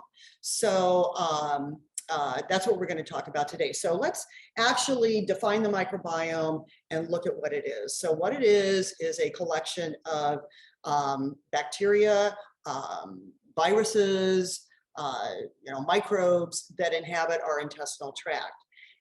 As I mentioned before, if you saw when we did our cooking demo, I mentioned there's probably 100 trillion bacteria. We've got 5,000 different species, and we've got 4.4 pounds of this thing going on in our gut. So we need to be able to feed it the right types of food if we want to be healthy. I do have my notes here. I am going to refer to my notes because I don't want to forget anything. So, and we'll have an opportunity for questions at the end. So definitely let us know if you have questions. You know, now I think we're beginning to understand that with the studies that are going on with the microbiome, that we are not just a combination of parts, because I think sometimes in medicine, we see specialists for this and specialists for that. And it's, you know, not everything is tied together.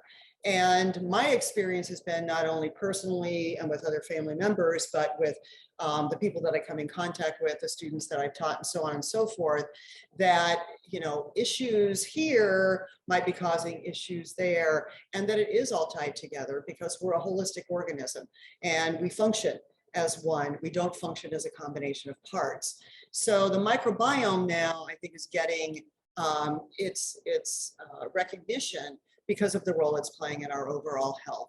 So it's being actually looked at as a separate organ now, just like your heart would or your liver would, so on and so forth. And so we're seeing it as an independent entity, but something that influences everything else that goes on around it.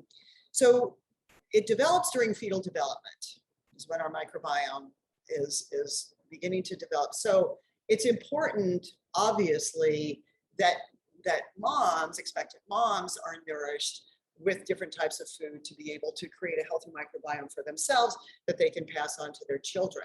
What also influences that, interestingly enough, is the method of birth. So when babies are born vaginally, they, as anybody who's ever delivered a baby knows, they hang out there for a while, wreak a little havoc before they're finally born. But while they're doing that, they're getting this wonderful bacteria in every crack and crevice in their body. They're taking it in through their nose and their eyes and their ears and their mouth, and they're getting it on their skin. And, you know, once they come out, once they're born, they're flourishing with this wonderful bacteria.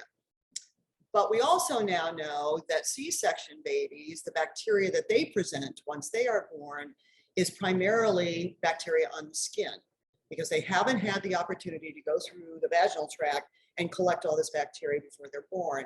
So, you know, C-section babies, which is often extremely necessary, especially for the health of the baby or the mom, may be one step behind in terms of their microbiome. And there was a study going on, and I really need to check and see where it's at now, because this was going to be a study that was going to be long-term. And it began in Puerto Rico, and what they were doing is that they were taking C-section babies and they were swabbing the microbial secretions from the mother in the vaginal tract all over the baby. So they were getting it in the eyes and the ears and the nose and the mouth and all over the baby. And then what they were going to do is they were going to track these children to compare their immune systems later on and any health issues that they might have with the babies with a more healthy microbiome when they were born. So I think that's a really important thing. And I think it's something that doctors kind of need to be aware of in terms of delivery of babies. And the other thing then as an infant that's really going to impact this is whether or not a baby is breastfed or bottle fed. Because breastfed babies, we're going to talk about a particular fatty acid in breast milk that actually nourishes the microbiome and helps it flourish. And, you know, that obviously we're not going to be getting that from a formula. So anyways, that's just kind of interesting there. And the microbiome continues to develop until we're about 2 to 3 years of age. So it's important during that time, if you've got a little babe at home that's, you know, between 0 and 3, put them outside and let them eat dirt, because that's one of the things that's really going to help their microbiome. And I think that we've spent a lot of time sterilizing for babies, and I'm not saying we shouldn't. We obviously need to be use some discretion here. But it's okay for babies to get dirty, and it's okay for them to crawl on the floor, and it's okay if you're not scrubbing your floors every day, because they need that, and that's going to help them develop the immune system, which is going to then help develop a strong microbiome. So the bacteria that we have in our intestinal tract is involved in harvesting energy from the nutrients that we eat. It's going to, as we spoke earlier today, we talked about its role in actually forming neurotransmitters. So the brain, and we're going to talk about that in just a minute, what is that connection between the brain and the gut? And how do we keep this really healthy? And there also the immune system. The immune system is in our gut. We want to keep our gut healthy. We've been faced with a virus that we've been concerned with over the last couple of years. One of the best ways that we can keep ourselves healthy for any kind of virus pathogen that may come our way, is to make sure that we have a healthy microbiome. Now, antibiotics.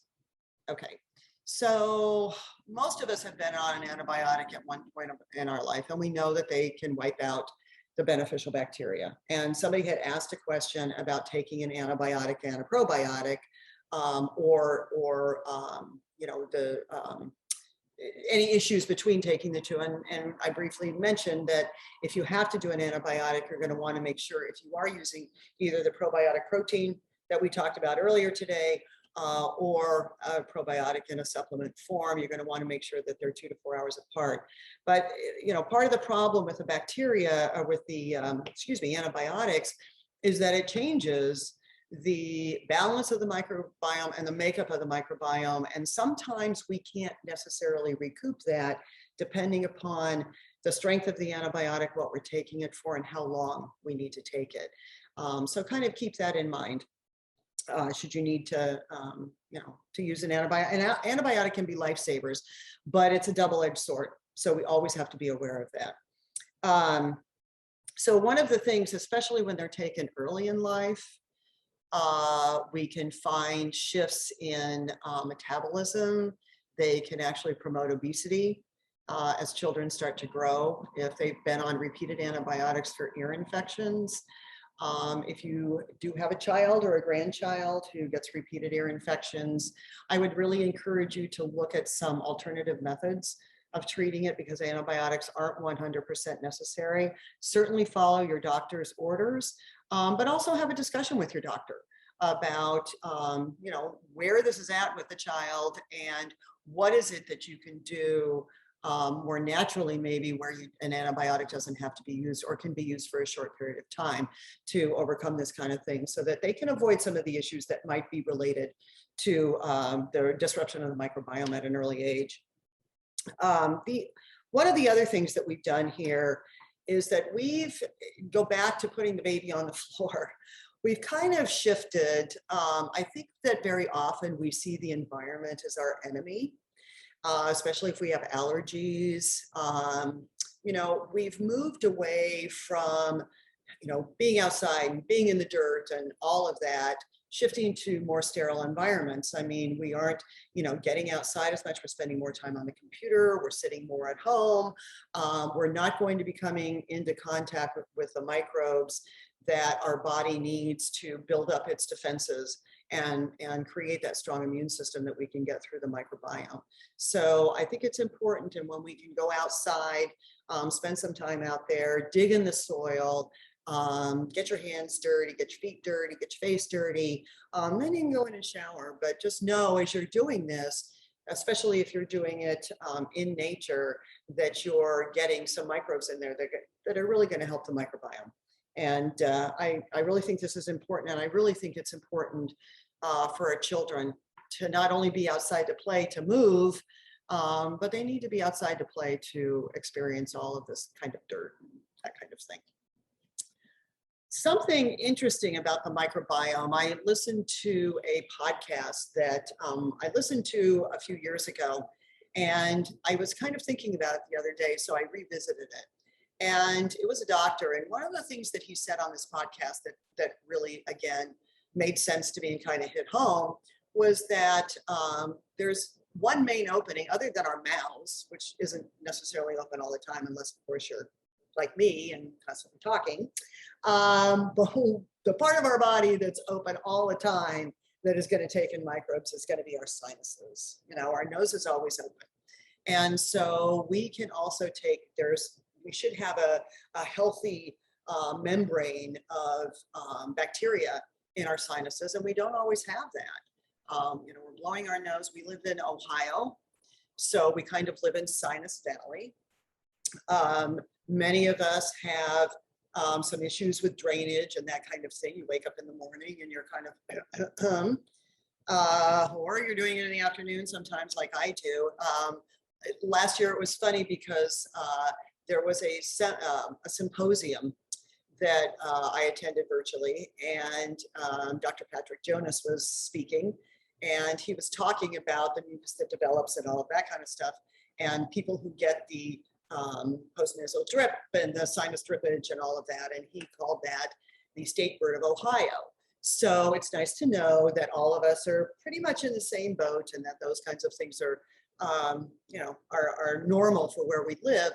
But at the same time, we want to be sure that we're supplying some goodness to it through being outside and being in areas that are, highly flourishing, so that we can get some of that good bacteria and then send it on down to the microbiome.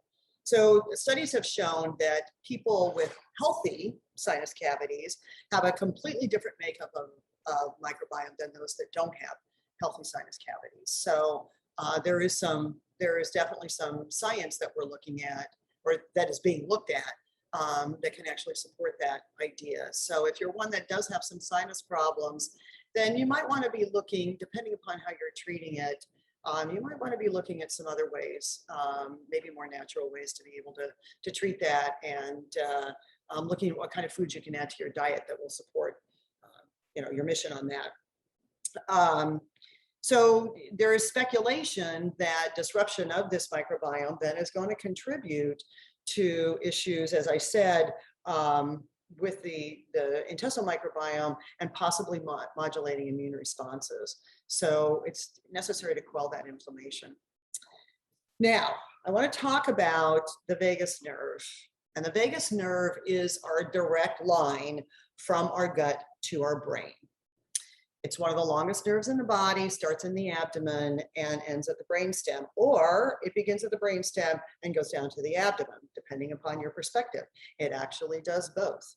So you can say it either way and you're going to be correct, because the information is going to go to the brain from the gut and information is going to come from the brain down to the gut. This is a really important concept for many, many reasons. And I think it's necessary to understand this, especially if we experience some mood issues or mental health issues, because this is our direct line here. And so what happens in the gut is going to affect the brain. What happens in the brain in turn will affect the gut. So one of the main things that we're looking at with the vagus nerve is digestion, the immune response, and mood control. And so it's important that we nourish the vagus nerve, and I'm going to tell you how we can do that here.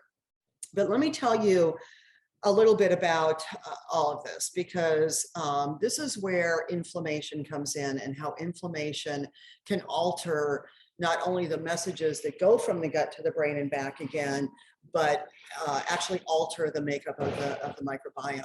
And stress is the #1 culprit in inflammation. And stress can come, as we know, from many different things. So this morning, for example, when the weather gets really warm, we live in a log home and we get an infestation of stink bugs. Not 1 or 2, 50. So this morning, my husband was taking care of that problem, and it caused him a lot of stress. And that was pretty obvious. Because of the stress that he experienced, his body is going to create this inflammation immediately that is going to motivate him to try and take care of this problem. And when I get home, I hope it's taken care of. But if it's not, we'll deal with it then. But if that kind of stress was ongoing and it was experienced day in and day out for long periods of time, then we're going to have chronic inflammation in the body, which is going to disrupt all of the microbiome and in turn disrupt the information that goes from the microbiome to the brain.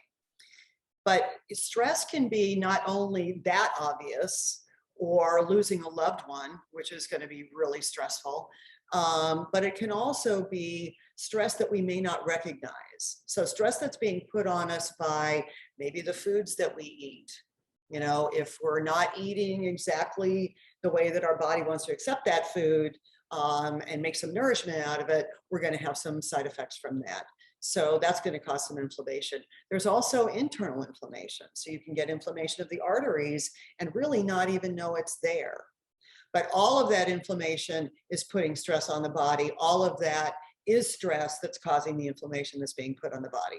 So again, it's this cycle. So I really encourage people to look at, and even do a diary if you need to kind of look at, what am I eating? How am I feeling? What did I experience today? And how can I make that? How can I change that? Sometimes it's a matter of changing perspective. So this morning, if the perspective might have been, well, I know I'll be taking care of these things by noon, so I'm not going to let it worry me. Then the physical ramifications of that stress is going to be different than if you lose your cool, flip your lid, or whatever you want to call it.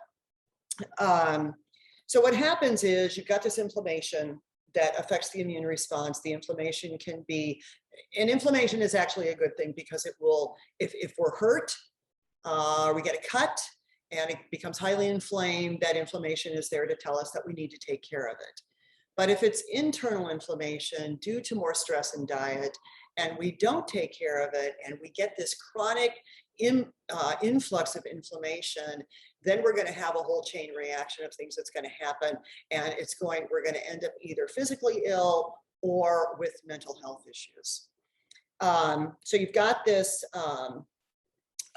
you've got triggers. Okay, what are the triggers that are going to cause stress or affect the microbiome? So diet is obviously one of them. As we said, obvious stress is going to be another. Environmental chemicals is another. What are we coming in contact with within our environment? So it's not only going to be things like, chemicals. As we talked earlier this morning, we talked about organic and avoiding chemical pesticides and herbicides and so forth.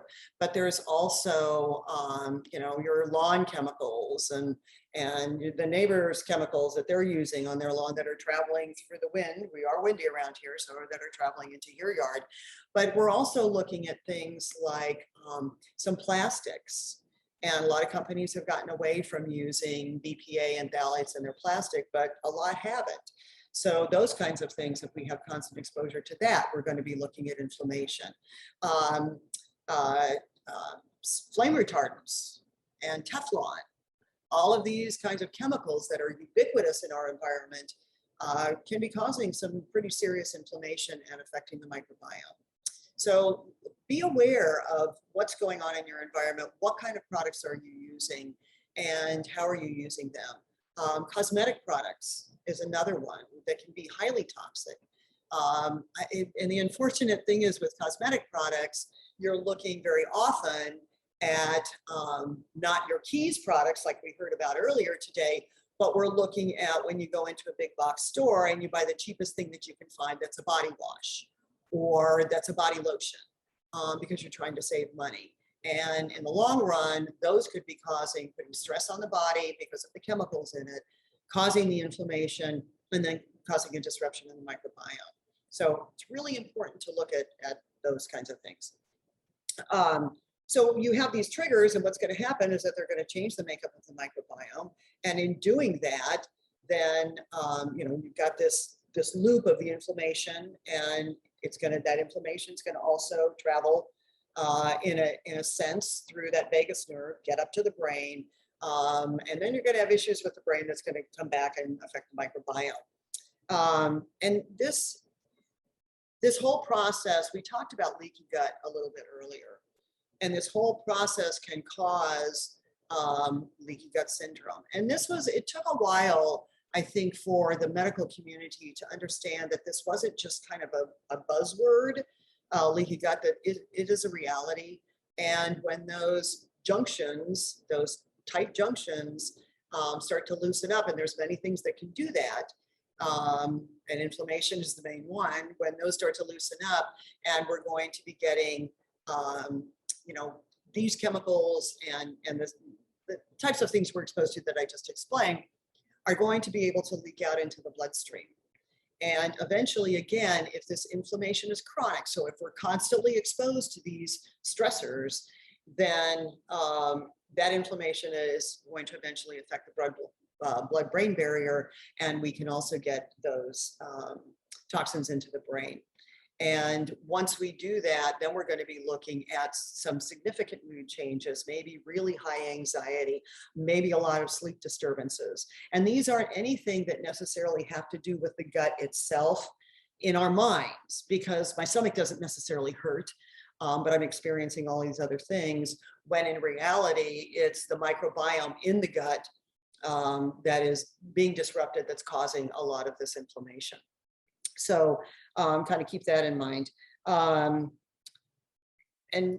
as all this occurs, then we're altering the neurotransmitters that are getting into the brain. You know, 80% of our serotonin is made in our gut.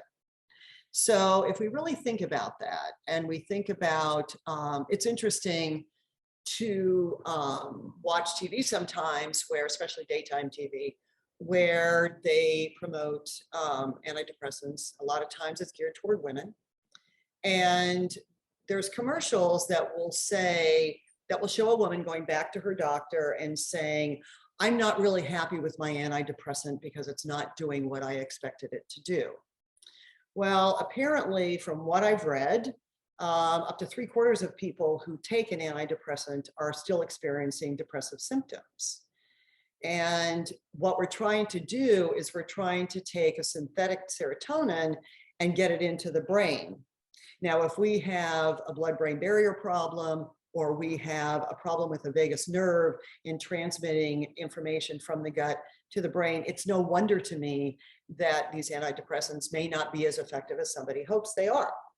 So then what do they recommend? Then you add another medication to it to make it more effective. So now you're on 2 medications where, and I'm not saying that focusing on the gut can solve your mental health issues, because I don't think it's quite that simple, but it's a place to start. And I feel as if I went to a doctor and presented with some mental health issues, what I really would love to hear him say, or her say, would be, you know, your serotonin is largely manufactured in your gut through your gut microbiome. So let's take a look, let's do a little history here, and let's take a look at any gut issues that you might have. Let's look at your diet. Let's look at all the things that are going on besides the fact that you're feeling a little sad and depressed, or really sad and depressed. So we're not just trying to target a symptom to relieve that symptom and make you feel better. We're actually going to target what possibly could be the cause of that symptom. And, you know, once we, you know, take a look at what's going on with the gut and start to heal the microbiome through food, possibly through supplements, we may see a change that way. And for me personally, I would rather do it that route, to know that I'm actually doing something beneficial for my body, and I'm doing it in a healthy way, rather than trying to mask a symptom with a medication when that's not really where the serotonin comes from in the first place. So I find that really interesting. Okay, so what can we do anything with the vagus nerve? We can, and it's kind of interesting, some of the things that we can do to enhance the vagus nerve. One is cold. Vagus nerve apparently likes cold temperatures. Now, we're finished with snow. Thank you. I'm really glad we are. But next time it snows, which will be way in the future, you know, 2023, way in the future, end of January, that'll be the end of it. That one snow that we get next year, I would suggest that you kind of go outside and chill a little bit, as long as you can. Now, if you're really brave, you can lay yourself down in the snow and do snow angels, and your vagus nerve is going to go, whoa, this is very cool. But even just getting up in the morning and slapping cold water on your face, especially your forehead area, a few times, and that kind of thing can actually start to stimulate the vagus nerve. So I would definitely do your exposure to cold. I actually know people who go out in the wintertime and are increasing the amount of time that they're out there, say in a tank top. So it's kind of interesting. Deep and slow breathing, you know, the inhale and exhale and the relaxation. Meditation is another one. I'm not one who meditates because I can't do it very well. I got a brain that keeps going. So I would choose other ways like the cold to actually stimulate the vagus nerve. But the deep breathing and the relaxation is something that can help the vagus nerve. This is kind of interesting. Singing, humming, chanting. You know, there are some cultures who use chanting within their religion. Singing. I don't sing well, so typically I don't do it. But now I do, since I found out that this is one of those things. So I don't care who hears me. I can sing in the car. If I sing at home, my husband doesn't care. He doesn't wear his hearing aids anyway, so it doesn't matter. But those are some things that you can do. Another one that goes along with that is gargling. So, and I think it's that noise that's coming up through the throat, and apparently that is something else that stimulates the vagus nerve. So you can give that a try. Meditation, I said probiotics, okay, will stimulate the vagus nerve. We talked about the probiotics this morning that are in the lean, clean protein, and we're going to look at some probiotic foods that can also help stimulate the vagus nerve. So that's an excellent one. Omega-3 fatty acids. Now, this is kind of interesting. This is probably a little bit less direct than some of these others are, but omega-3 fatty acids is the DHA, one of the omega-3s, is the largest occurring fatty acid in the brain. So we want to make sure that the brain is being fed these really good fats. Where do we get them? Wild fish, wild salmon is excellent. Sardines. If you like sardines, open a can of sardines, add a little mustard and have at it, because you're getting wonderful omega-3s. There's a number of fish where you can get omega-3s, and there's a number of plant foods where you can also get omega-3s. There's going to be a little bit different. So for walnuts, for example, and greens, you are getting some omega-3s in there, but you're going to want to make sure that you're eating small amounts over large periods of time, because the body has to actually convert that particular fatty acid to the one that's going to be used in the brain. But again, because that vagus nerve is tapping into the brain, the healthier the brain, the healthier the microbiome as those nerve impulses go down into the abdomen. So that's something to think about. Exercise. What these girls did earlier today, I'm telling you, their vagus nerve is going bing, bing, bing. So they had at it, and and doing what they did is fabulous. And if you can do that, that's excellent. If you're somewhat limited physically and you can't do that, walking is an excellent exercise. And I know I've had students tell me that it's exhausting thinking about exercise because we're so oriented toward the gym, and that we have to go to the gym every day, or we have to go to the gym 3 or 4 times a week for an hour and a half, and they're not gym people. And I don't blame them. All they have to do is get out and walk and just move their body. Just moving is all you have to do. Even if you have to sit in a chair and move, you're moving your body. So I don't like it when people get hung up in I can't do that, so I'm not going to do anything at all. Change our thinking on that one. Massage. We could all use a good massage. That's an excellent way to stimulate the vagus nerve. Socializing and laughing. Socializing and laughing is something that many of us have missed over the last few years. But that is having that closeness with somebody. And of course, your laughing is going to be very much like chanting. And especially if you do the belly laugh. And that's going to stimulate the vagus nerve. So there's a whole lot of things that you can do that, number one, don't cost anything. And number two, are going to be very, very valuable for the vagus nerve, in turn for the brain and for the microbiome. So keep that in mind. Now let's talk about some gut issues themselves.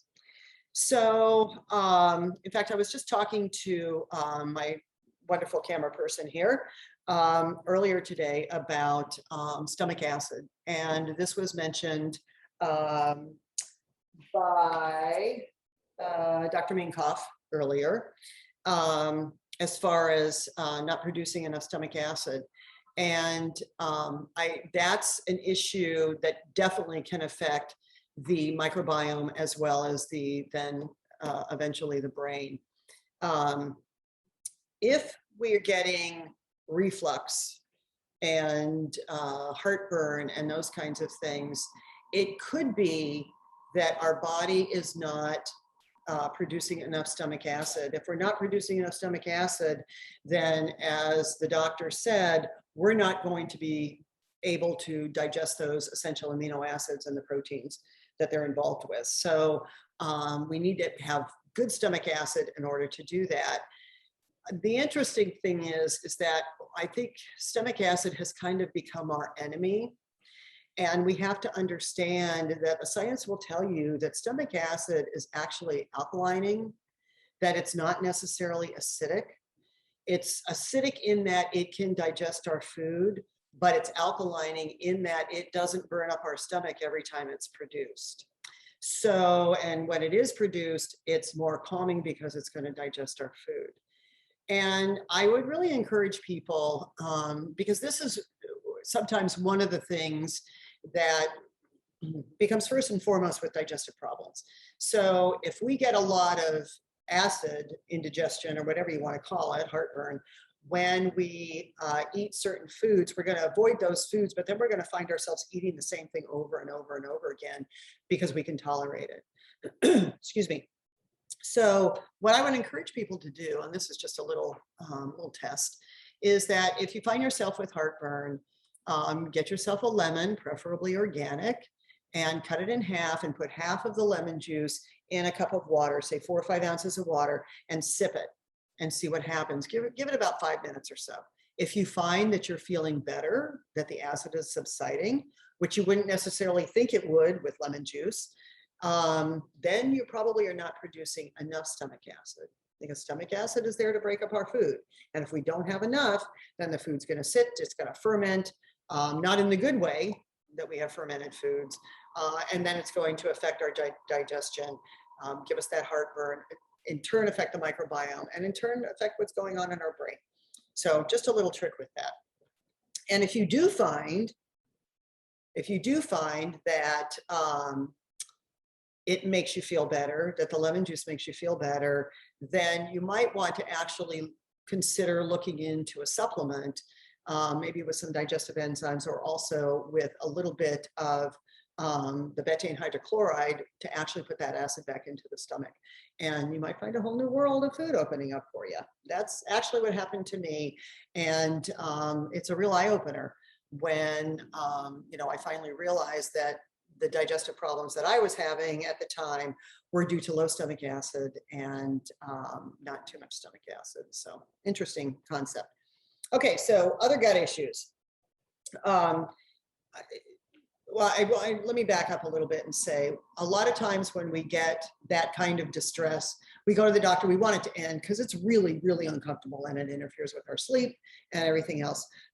So we'll typically put kind of a Band-Aid on it. So we either get the over-the-counter Prilosec, or if it's pretty serious and pretty chronic, then we're looking at some sort of proton pump inhibitor, some sort of stomach drug. And it's really important to know that those drugs have some serious side effects because they're blocking certain nutrients from getting into the system and being able to be used. So it's completely ignoring the role of the microbiome, which is going to enhance our ability to digest our food. So one of the serious side effects of these drugs might be osteoporosis. So I would also encourage you that if you are using these drugs, consult with your doctor and see what you can do to maybe taper off, and to look at some of the other things that we've shown here today that you can use to maybe help settle that down a little bit in changing your diet. So digestive distress. Okay, this, and you're going to be looking at gas, bloating, diarrhea, constipation, whatever it might be. Those are issues that are going to be related to the microbiome. Food intolerances. Sometimes we just can't tolerate eating a certain food, and people who can't tolerate gluten may have the inherent celiac, to where they can't tolerate it at all. But sometimes gluten is something that many people can't tolerate. But we don't have definite symptoms of that, or we can't identify that is the culprit. That's when you want to do a food diary. You want to look at everything that you've been eating. It's tedious, but it's worthwhile. It pays off. You want to look at everything you've been eating, and you want to look at when you eat it and what your symptoms are. When I first started doing this with students and having them do a food diary, it was interesting because there was a middle-aged woman who, excuse me, was getting headaches during the work week. and she wasn't getting them on the weekends. So she made the assumption that it was her job, that it was job stress. She had a stressful job, and she just thought that that was that, until she did her food diary. And what she realized is that during the week, she's drinking Diet Coke, and on the weekend she is not. So that was the one thing that really stood out for her of what am I doing during the week that I'm not doing on the weekends.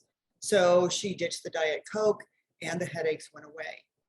So you're looking at chemicals for her that are affecting her microbiome. In turn, that vagus nerve is sending information to the brain that we've got a problem here, and the brain's going, I know, I can tell, and sending information back to the gut. And finally, when she ditched it, it all went away. So that's just a simple example of how things can change like that when you do a food diary. Emotional stress, mental health issues, anxiety, all of those can be caused by the gut issues that we have, even if we're not necessarily feeling it in our gut. We're feeling it in the opposite end of the vagus nerve. Sleep disturbances, fatigue, energy problems, all of those kinds of things. That can be a result of gut problems and microbiome issues. Skin irritations can definitely be an issue with that. So if you've got some sort of, if it's, a psoriatic issue or an eczema issue, you're going to want to look at what's going into the gut and what's in turn feeding the inflammation in the skin, because that's an inflammatory condition. Autoimmune diseases. We have more autoimmune diseases in this country than any other industrialized country in the world. And I think I'm not surprised. We don't put the brakes on with foods that are really not foods that we consume a lot of. They're like non-foods that we consume a lot of. But, they make companies money and they put them out there and they taste good. So we continue to eat them, but at the same time, they're kind of doing us in, and they're causing chronic inflammation that can cause the immune system to attack itself. And that's what happens in an autoimmune situation. So that chronic inflammation is going to be the key to quelling that fire in that chronic inflammation is going to be the key to help handling an autoimmune disease. And your chronic sinus issues. We talked about the sinus. So if we've got chronic sinus issues, we know that there's the gut that's causing some of that. So something to look at. Okay, let's talk about diet. Now, the microbiome directly impacts nutrient metabolism.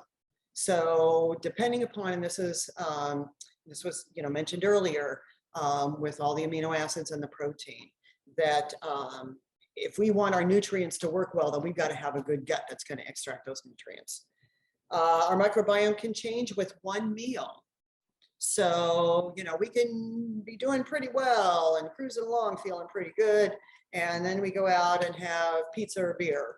Not that pizza or beer are bad things to have, but you don't necessarily want to eat them all the time. I know if I went out and had pizza or beer, I'd have to go home and I probably wouldn't be feeling very well. And, that's one of those things. Excuse me, I'm spitting. I get excited about this stuff. So that's one of those things that, changes the microbiome. And so we got to get back on track. And it's not that you can't change it back, because the microbiome is constantly changing. But we want to make sure it's changing in a good way and that we're adding more diversity to it. Studies show that a healthy balance of microbes actually, that we might get through our food actually helps, prevent obesity and other inflammatory and metabolic diseases, type 2 diabetes. We mentioned the autoimmune, possibly even cancer. So this is why our diet is so important and how it's going to interact with the microbiome to help maintain our health. So in a healthy gut, here's something interesting. In a healthy gut, there's a fatty acid called butyrate that's formed. And butyrate is anti-inflammatory, helps break down food, and it is actually formed when bacteria actually breaks down fiber in food from primarily vegetables, fruits, and nuts. But it's also really abundant in breast milk. And I think I mentioned that earlier. And one of the other foods that it's really abundant in is butter. And butter is one of my very favorite foods on the planet. It's probably my number one. Butter, and then close second runs olive oil. Those are my cooking fats. Those are my go-to. And it's funny because I have a grandson, and whenever he stays at our house, he absolutely loves butter. And I really like to buy the cultured butter, something that's pasture-fed, where the cows are pasture-raised. The butter is cultured with good bacteria, and you're getting tons of butyrate in here. And so he would say, "Grandma, can I have a piece of butter?" So I would give him a slab of butter on his finger, and he'd just gobble it right down. And he'd say, "This is good for your brain." And that was his thing. This is good for your brain. He has no idea what he's saying, but he does know it's good for his brain, and it is good for his brain. So butyrates are something that can help with different types of bowel issues. So we know that it's something that's going to be pretty healthy with us. And if we're eating whole vegetables, fruits, nuts, and some grains, then we're going to create that good butyrate in our intestinal tract. It's going to help us. And it's anti-inflammatory. It's going to support those gut barrier cells. We talked about how thin that lining is in the intestines. We may have talked about that this morning with the protein, but it helps that gut barrier, helps reinforce that, supports immunity, the immune system. So these things are really important, and it's neuroprotective. So eat your butter, and it helps your brain.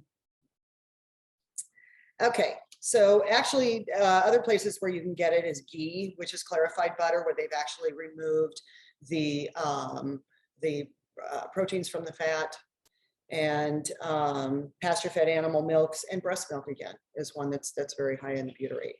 So, and there's also a compound that gut bacteria produce that's called,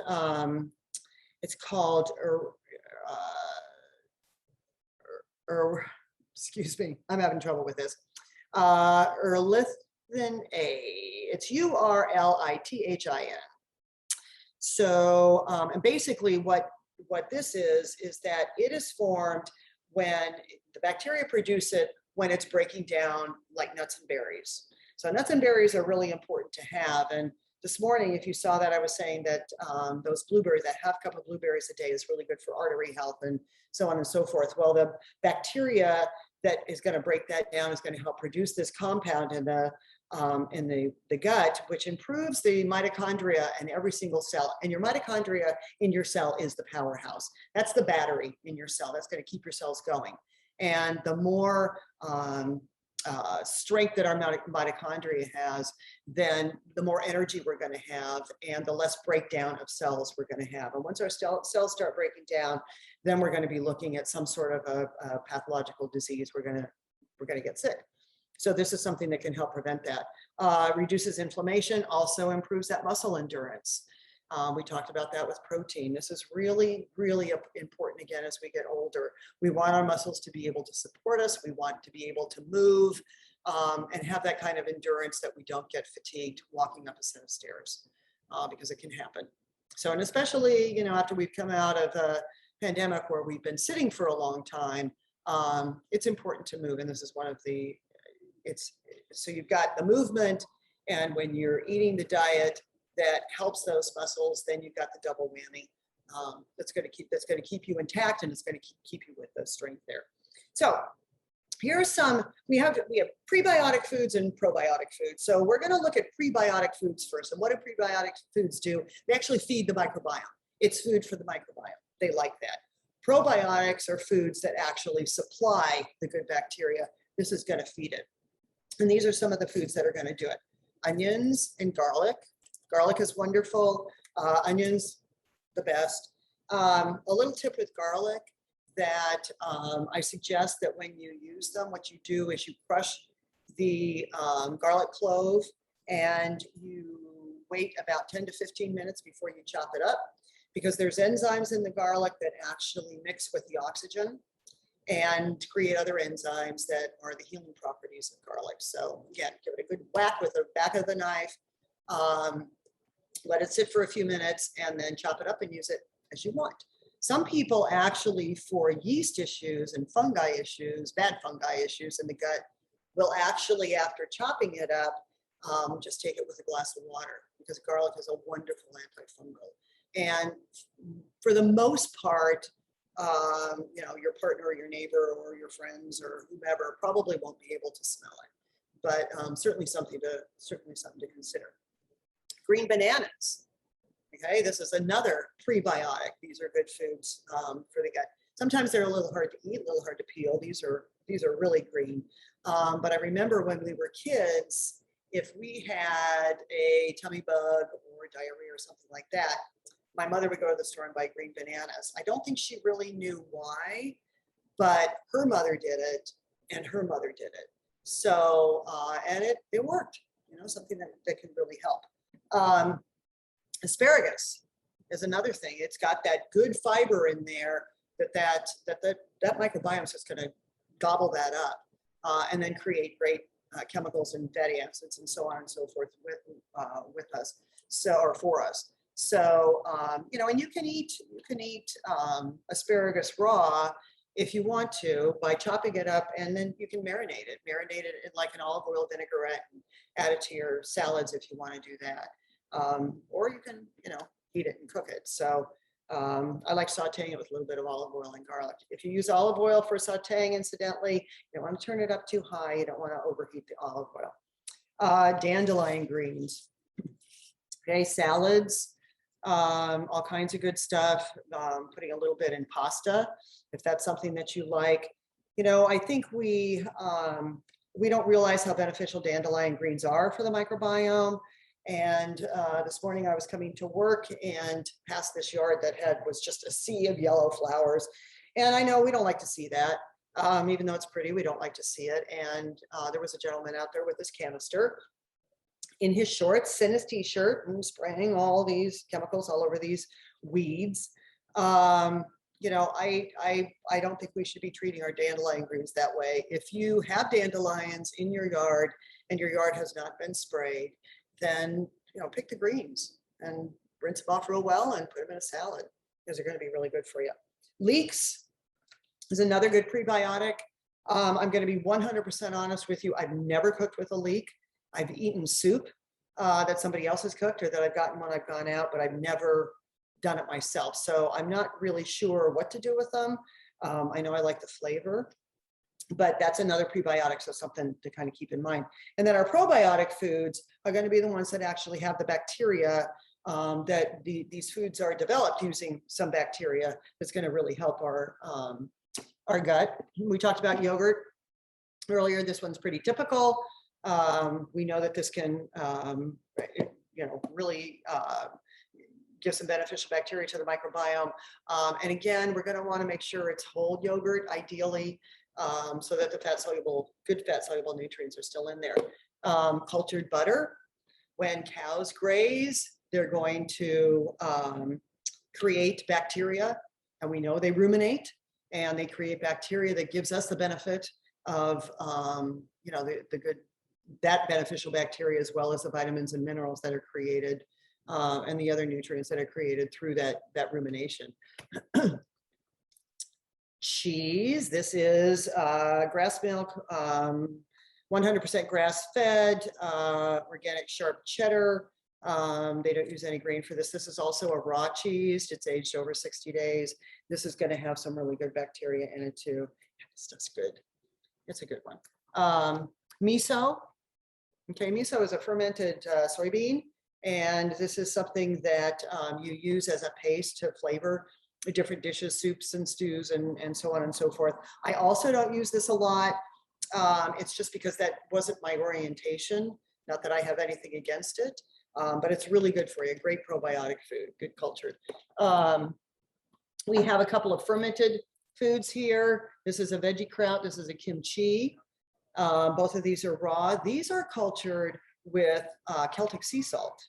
So, and you can make these kinds of things at home yourself. You can actually Google it up, and it's pretty simple to make. Have I ever done it? No.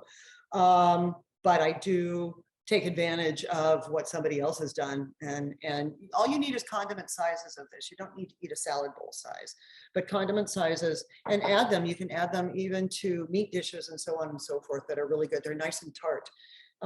Really, really good for you. Kombucha. which is, it's called the mushroom tea. It's not really a mushroom that it comes from. It's kind of like a patty of bacteria and yeasts. And it's cultured, and it's, you know, sits for so many days and so on and so forth. So you can find all kinds of good kombucha drinks in our cold section. Now, this is one of my favorites, and I'm taking this home. This is sourdough bread. This is the most delicious bread on the planet, as far as I'm concerned. I eat it regularly. The lactic acid culture that's used actually helps it create some good bacteria. And then I double whammy it. One of my favorite combos: lightly toast, lots of butter, good butyrate, great for the microbiome. At least this is what I'm telling myself. It's absolutely wonderful. It's delicious. You know, I don't have any gut issues when I'm eating this stuff. So kind of keep that in mind. But this is, you can get this in the bakery, and it's absolutely wonderful. It's the best bread on the planet, like I said. So, you know, the other thing is we want to avoid any foods that's going to disrupt the microbiome. So I'm not saying we have to be perfect, because we're not. But what we want is the umbrella of our diet to be healthy. We want to incorporate these foods. We want to eat, you know, if you're a meat eater, you want whole meats, lots of vegetables, whole fruits, you know, nuts, seeds, dairy products. Again, if you're eating dairy products, whole dairy products. You know, we are what we eat. So we want the sources of those to be healthy, so that we're going to be healthy. And if we do that, then there's going to be wiggle room in there. But what we really want to avoid is fast foods and fried foods and packaged foods. And we even want to avoid some fortified foods, because the synthetic nutrients that they're putting in there are not going to be broken down well in the body. So, you know, those are the things to think about. So if you like ice cream, or you like cookies, or whatever it is, give yourself that once, maybe twice a week, as long as the other part of your diet, you know, the umbrella of your diet is healthy. Because once we start depriving ourselves, then we're going to get really irritated, then we're going to get stressed out, then we're going to create inflammation, and then it's all that cycle repeating. So we want to be good to ourselves, and that's one of the ways we can be good to ourselves. So, okay, I think we're good. And let us know if you have any questions. Be happy to answer.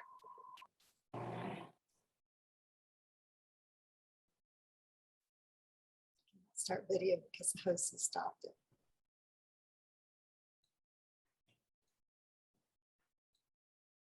Okay, Lori, that was great. Of course, so much information.